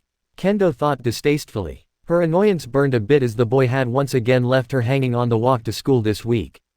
Noticing that his main class representative had her eyes glued to the door, Aizawa opened his mouth to say something, but a new third party beat him to it. I'm here, Izuku all but shouted as he burst through the door a little too roughly. Sorry I'm late, Aizawa-sensei. The teen said again, still attempting to catch his breath and gather his jumbled thoughts. Sighing even deeper than before, the underground hero rolled his eyes. Just shut up and sit down, Midoriya. You're causing a ruckus. With an audible gulp, the green-haired boy quickly shuffled to his seat, unintentionally making as much noise as possible. He also did his best to avoid locking his green eyes with some intense turquoise ones. Completely naturally and inconspicuously, of course. Letting out one final sigh as the room turned their attention back to him, Eraserhead began his thought again. Alright, as I was about to say, I'm glad you're all okay. I hope you all took yesterday to recover from the shock of Wednesday. Most of the class nodded in response. You all did incredible in defending both yourselves and your classmates, and I'm proud to call you my students. Growing more upbeat at their sensei's words, more and more students began to brighten up, with only a few outliers looking indifferent. And speaking of those outliers. However, it was not all fine and dandy. We got lucky, and some of you were outright reckless with your quirks. Overall, I consider it a miracle that we got out of there with only minor injuries. Aizawa concluded morbidly, instantly killing the upbeat atmosphere forming in the air. In the end, the instructor began again. What matters is that you're all okay. Some of you may not see it this way, but what you all experienced was exactly what's waiting for you out in the real world. Being a hero is not all sunshine and rainbows. I know that most of you understand that, but I just want to make sure. Getting that first experience out of the way now will likely make it a lot easier to deal with in the future. Is that understood? Yes, sensei. They all called out in unison, a more intense and motivated feeling washing over the room. Good, now we can get onto the real news. As I'm sure you all know, the UA Sports Festival is drawing near, plus. Great, the other hero class probably hates us now. Izuku sighed as he left the last class of the day, his wandering thoughts drifting to earlier when Bakugo decided to take on almost all of Class 1B. I'm honestly kinda surprised that Kachan didn't get physical when their class representative stood up to him. He looked furious. In reality though, he knew Bakugo wasn't an idiot, any kind of fight would have been grounds for some serious punishment. Not to mention that the sports festival was in 2 weeks' time, that was where all frustration could be dealt with properly. Still, it would have been pretty funny to watch an instructor come out of nowhere and try to stop them. Or better yet, Kendo-san, she's our representative and already an expert on de-escalation, haha. Speaking of the orange-haired teen, Izuku had been forced at lunchtime to cough up why he had ditched her this morning on the walk to school. This had him stuttering and apologizing like a fidgeting mess. His only relief was when she started laughing at his explanation of staying up late to work on his costume. He really needed to get better at time management. Don't worry about it, dork, just make it up me by meeting after school in Gym Gamma. I have a proposition that you might be interested in. Especially with the sports festival coming up. Shaking from his thoughts to the present, Izuku pressed forward through some doors. What he saw next left him absolutely speechless. This gym is amazing. Are those panels on the floor to change the layout on command? I've never seen anything like it. The boy didn't get to geek out any further because a waving kendo caught his attention in the corner closest to the entrance. She had already changed into a turquoise shirt and a black pair of leggings, and there must have been a storage closet somewhere nearby as well, because laying at her feet was a large red sparring mat. Over here, Midoriya. Did you bring your gym clothes like I asked? The boy nodded as he took in his surroundings, gulping as he began to catch a whiff of where this was going. Smiling genuinely and punching her open palm roughly, Itsuka happily responded. Sweet. Then get changed and take off your shoes, cause you're about to learn how to fight. Chapter 13, Preparation and Curiosity. Gah! Izuku croaked out as he fell back onto the mat with a small thump. This was starting to get tiring. Itsuka had been coming at him non-stop for over half an hour now, and frankly, he was starting to get tired of dodging. But it wasn't like he had a choice in the matter. The few times she had tagged him with a solid blow were definitely wake-up calls for him to try harder. Even without using her quirk, Itsuka's fists were like cement blocks. Stepping towards the green-haired boy assertively, Itsuka pounced, not intending at all to give her opponent a chance to recover. Unfortunately for her, however, the boy didn't miss a beat and got up with an impressive kip up. Just like he had every other time. Damn it, Midoriya. How do you keep this up so long? Your endurance to keep dodging is crazy, she said breathlessly. Blushing as he paused for a moment, Izuku at last took a deep breath of his own and let some of his fatigue show. A detail that didn't go unnoticed by his training partner. Yeah, sorry about that Kendo-san, dodging is just kinda my specialty I guess. It's one of those things that I specifically trained to excel at. The boy expected that answer to satisfy her, but if the burning look in her turquoise eyes told him anything, it was the opposite. It's like she's trying to read my mind. Turning his gaze away and attempting to calm his burning face, the super-powered teen tried his luck a second time. Forget about my dodges though, those hands of yours are the real deal Kendo-san. I couldn't tell which hurt more, the punches or the karate chops. What style were you using? Is it a variation of different styles? Can martial arts even be combined that way? I sure hope so, since I just copied a bunch of random stuff from movies and comics. Watching with a now amused smile at how her friend was muttering himself into oblivion, Itsuka shook her head and relented her intense attitude. Wow, good eye Midoriya, you got it spot on, I was using a karate and kickboxing hybrid. The girl watched as her student beamed with confidence, not having any idea of what was to come next. But, that's about it as far as good things to say. Your form is even worse up close, Midoriya. Feeling like his proverbial airplane had been shot out of the sky, Izuku scratched the back of his head in embarrassment. That bad, huh? Nodding firmly, the orange-haired teen put her hands on her hips. Atrocious. It actually kinda hurts watching you. With a sigh, Izuku brought a small grin back to his face and adopted a fighting stance once again. Well, I should have figured that when I couldn't even land a single hit on you. Take it away then sensei, show me how it's done. Itsuka noted the sarcasm in the boy's voice and did her best to hold back her own blush. Oh, it is on now, Midoriya. Keep that up and I'll actually make you start calling me sensei. She was not joking. By the end of the 2-hour session, Izuku had more bruises on him than he liked to admit, and he only ever ended up landing a single solid blow onto his classmate. Or should he say sensei now? Damn, Peter, my mouth came back to bite me. Not bad Midoriya. I still wiped the floor with you, but it looks like you adapted pretty well to kickboxing. I think that's the one we should focus on for now. Acknowledging the girl's words, the boy nodded from his very wet and very sweaty spot on the floor. The energy to respond leaving him for the moment. Hearing a thump right next to him, the green-haired boy opened his eyes to see Itsuka laying right next to him on the mat before he turned his attention back to the ceiling in exhaustion. For a while, the teens stayed in comfortable silence, the peaceful sound of their breathing calming down to a relaxed state, the only sound in the gym. Eventually it was Itsuka who broke the silence. Midoriya, how did you know to shove me out of the teleporting quirk? And how did you see Todoroki's iceberg coming? She asked curiously between breaths. Not caring about his guard being down, Izuku spoke truthfully. Spider sense. This caused the big fist user to sit up abruptly and look over at her new student. I'm sorry. Taking one last deep breath and pasting an amused expression on his face, Izuku joined his friend in sitting up, making sure he was locking eyes with her before giving a proper explanation. Spider sense. It's a part of my spider quirk. It's like a short burst of precognition a few seconds before danger. So, you're like, psychic. Itsuka said blankly. Chuckling a bit, the boy shook his head. No, that would be weird. It's more like a sixth sense that just warns me when something is about to happen. I get like a ringing in my head and goosebumps all over my body. And I recently found out that it's for more than just danger, I think it might be for anything negative affecting me altogether. You remember the other day when you tried to warn me about Monoma-san stealing my quirk? Totally engrossed in her friend's explanation, Itsuka simply nodded.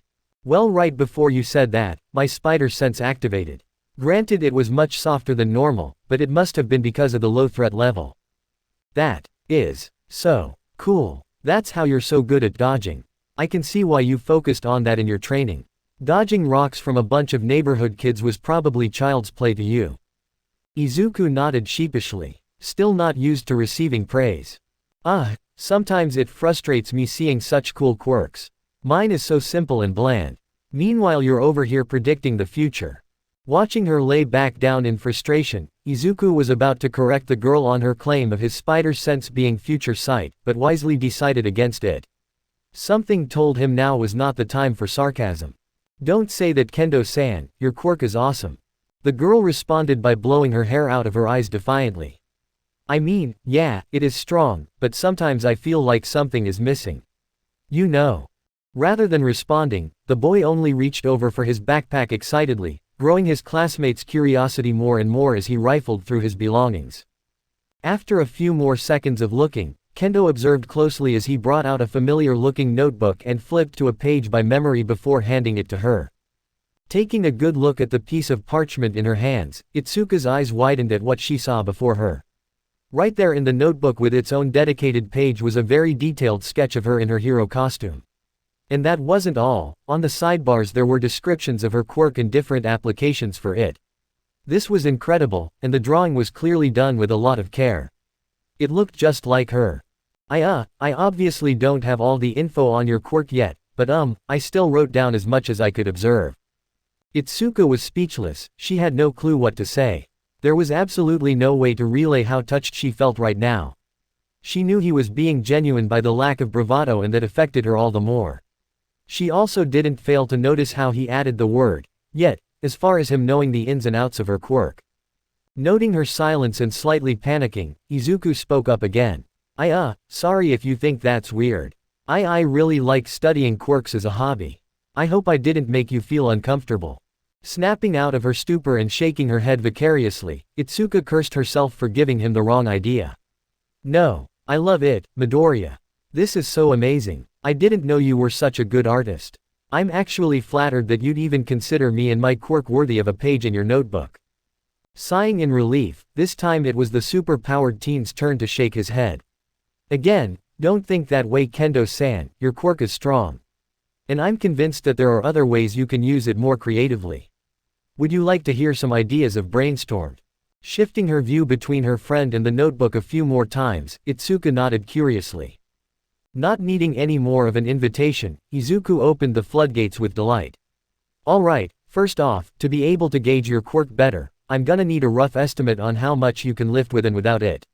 I know you told me last time that you've never tried it, so it's okay, we can run tests later. But trust me, that information will go a long way in not only developing your quirk, but also showing you where to train. Kendo nodded with even more vigor than before, the storm inside of her turquoise orbs demonstrating how closely she was listening. Got it.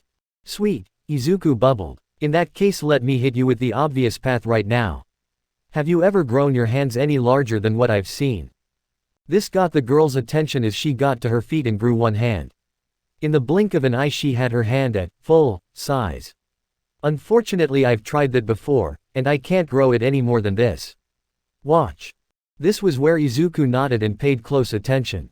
Already knowing what to expect, the boy noticed that his friend began to struggle and grit her teeth, clearly putting conscious force towards growing her hand more. The effort is there, but her hand hasn't even twitched. I see, you can stop now, Kendo-san, what did that feel like? Grunting in frustration, the nearly red-faced Itsuka gave in and let her hand fall down to her hip, now at its normal and small size. I can't explain it, it's like there was a wall there, one that wasn't even budging. Interesting, the boy thought, his fingers gripping his chin. Well, what about smaller? Freezing in place as if she misheard him, Itsuka questioned. What do you mean smaller? You know, kinda like a medium size. Just by looking at your full-sized hands, let's go ahead and say that they're 3 times the size of your body. Why not try making them smaller? You may lose some of your strength, but then you would also gain speed and mobility. It's not a bad trick to have up your sleeve. Just think of it like wearing heavier boxing gloves that happen to be your fists. Izuku couldn't finish his last sentence without chuckling a bit, something his friend soon joined him in after taking everything in. After stifling her giggles, Itsuka didn't bother to say anything else, closing her eyes and concentrating on her quirk, focusing as hard as she could to expand her hand more slowly than normal. This time Izuku noted that there were results attached to the girl's struggles, and while it didn't look like she could hold it very long, for about 4 full seconds, her big fist was about the size of an average basketball. That's it, Kendo-san. That's just what I imagined. Just like a big boxing glove. Letting out an exasperated breath, Itsuka fell back onto the mat grinning victoriously. Heck yeah, take that, Quirk. Laughing softly at his friend's sarcasm, the super-powered teen plopped down in front of her, taking his own seat before speaking. "Hey, you sure showed your quirk who's boss, hopefully it doesn't decide to abandon you when you try to use it." Rolling her eyes, Izuku sat up to face the boy, her orange hair sticking to her forehead and her cheeks red and puffy. "Har har, very funny Midoriya, I'll have to work on keeping my hands that size and making it second nature. I'm already getting a couple ideas on how I can use this." Izuku couldn't help but beam at the girl's renewed enthusiasm, closing his eyes and falling back onto the mat in exhaustion with a big stupid grin on his face. Over the coming 2 weeks, to bolster themselves for the sports festival, the pair would spar every day after classes ended without fail.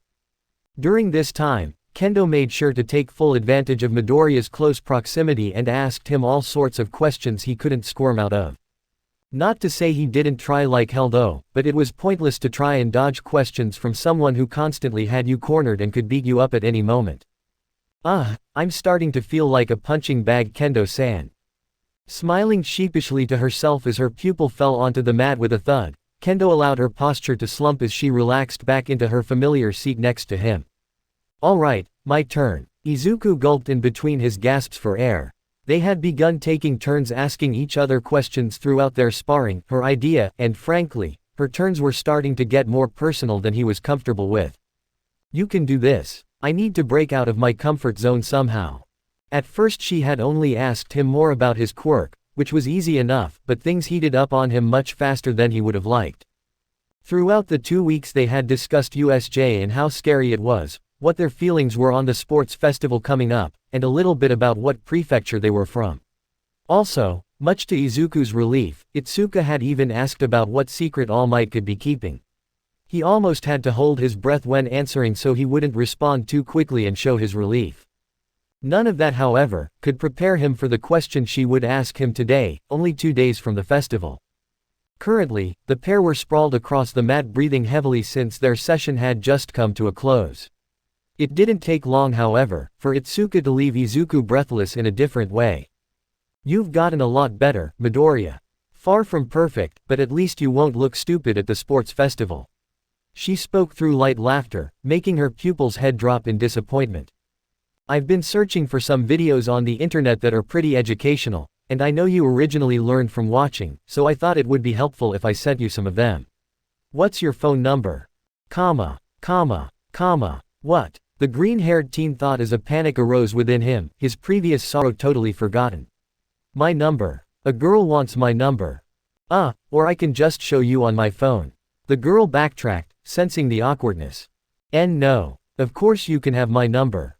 Or yeah, you can have it if you want, or Itsuka found herself giggling for what felt like the 10th time today. As a matter of fact, she couldn't even remember a time where she laughed as much as these last 2 weeks. "Relax, dork, it's not that big a deal. We are friends after all," she said calmly, definitely not trying to convince herself as well. "Why yeah, of course, friends give each other their phone numbers." Itsuka frowned, remembering what he had told her earlier about how she was his first real friend he'd ever had. "TCH, stupid Bakugo, you don't deserve the way Izuku sees you as his friend." Getting back on topic, Itsuka soon realized something about her thoughts just now that made her blush. But after a moment, an idea sprung into her head and she smiled widely. While a bit forward, she had the perfect idea to make her new friend feel more comfortable around her. "Here you go, Kendo-san," the boy spoke, breaking her train of thought. The big fist user looked down at what he was handing her and beamed. It was a small piece of paper with his phone number scribbled on it hastily. The boy must have been quick to pull out his backpack while she was distracted. "Now's the time," Itsuka thought to herself, overflowing with optimism. "Thanks a lot, dork," she started, looking him directly in the eyes. "But we're friends, remember, call me Itsuka." Instantly the boy's face turned a brand new shade of red as he collapsed back onto the mat. It had the opposite effect. The orange-haired teen thought frantically as she began to panic. "Sir, you wanted to see me." Taking his attention off of his office computer, All Might took in the presence of his student, not giving him an answer right away. "Young Tagata, thank you for coming. Sit down." The blonde teenager nodded and did as he was instructed. Judging by his teacher's expression, what he was about to hear was probably not great news. I hope I get the chance to tell him about the aches my body has been having lately. While it had almost been a year since he inherited One for All, his body was still having trouble adjusting to it. And despite him having no issues firing off attacks at 100%, it felt like it was too much sometimes. The boy couldn't remember the last time he woke up without some random pain burdening him. The reason I have called you here today is serious, but I don't want you to overreact. Understood. Mirio nodded profusely, his cheerful face never wavering once. Do you know an Izuku Midoriya? Tagata reacted calmly, bringing a hand up to his chin in thought. The name sounds familiar, I can't quite picture him though. Pulling something out of his pocket, All Might quickly remedied the situation. This is him. He's a first year here in Class 1A of the Hero course.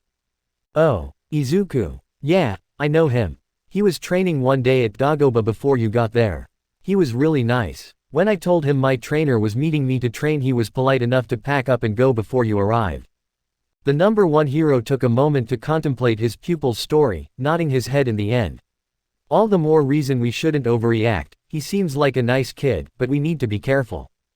Tagata looked confused, waiting for his master to continue. You see, it was recently discovered by Nezu that we have a leak in the school, someone who's secretly with the villains. And while I'm not completely sure yet, I have a hunch that it's Midoriya.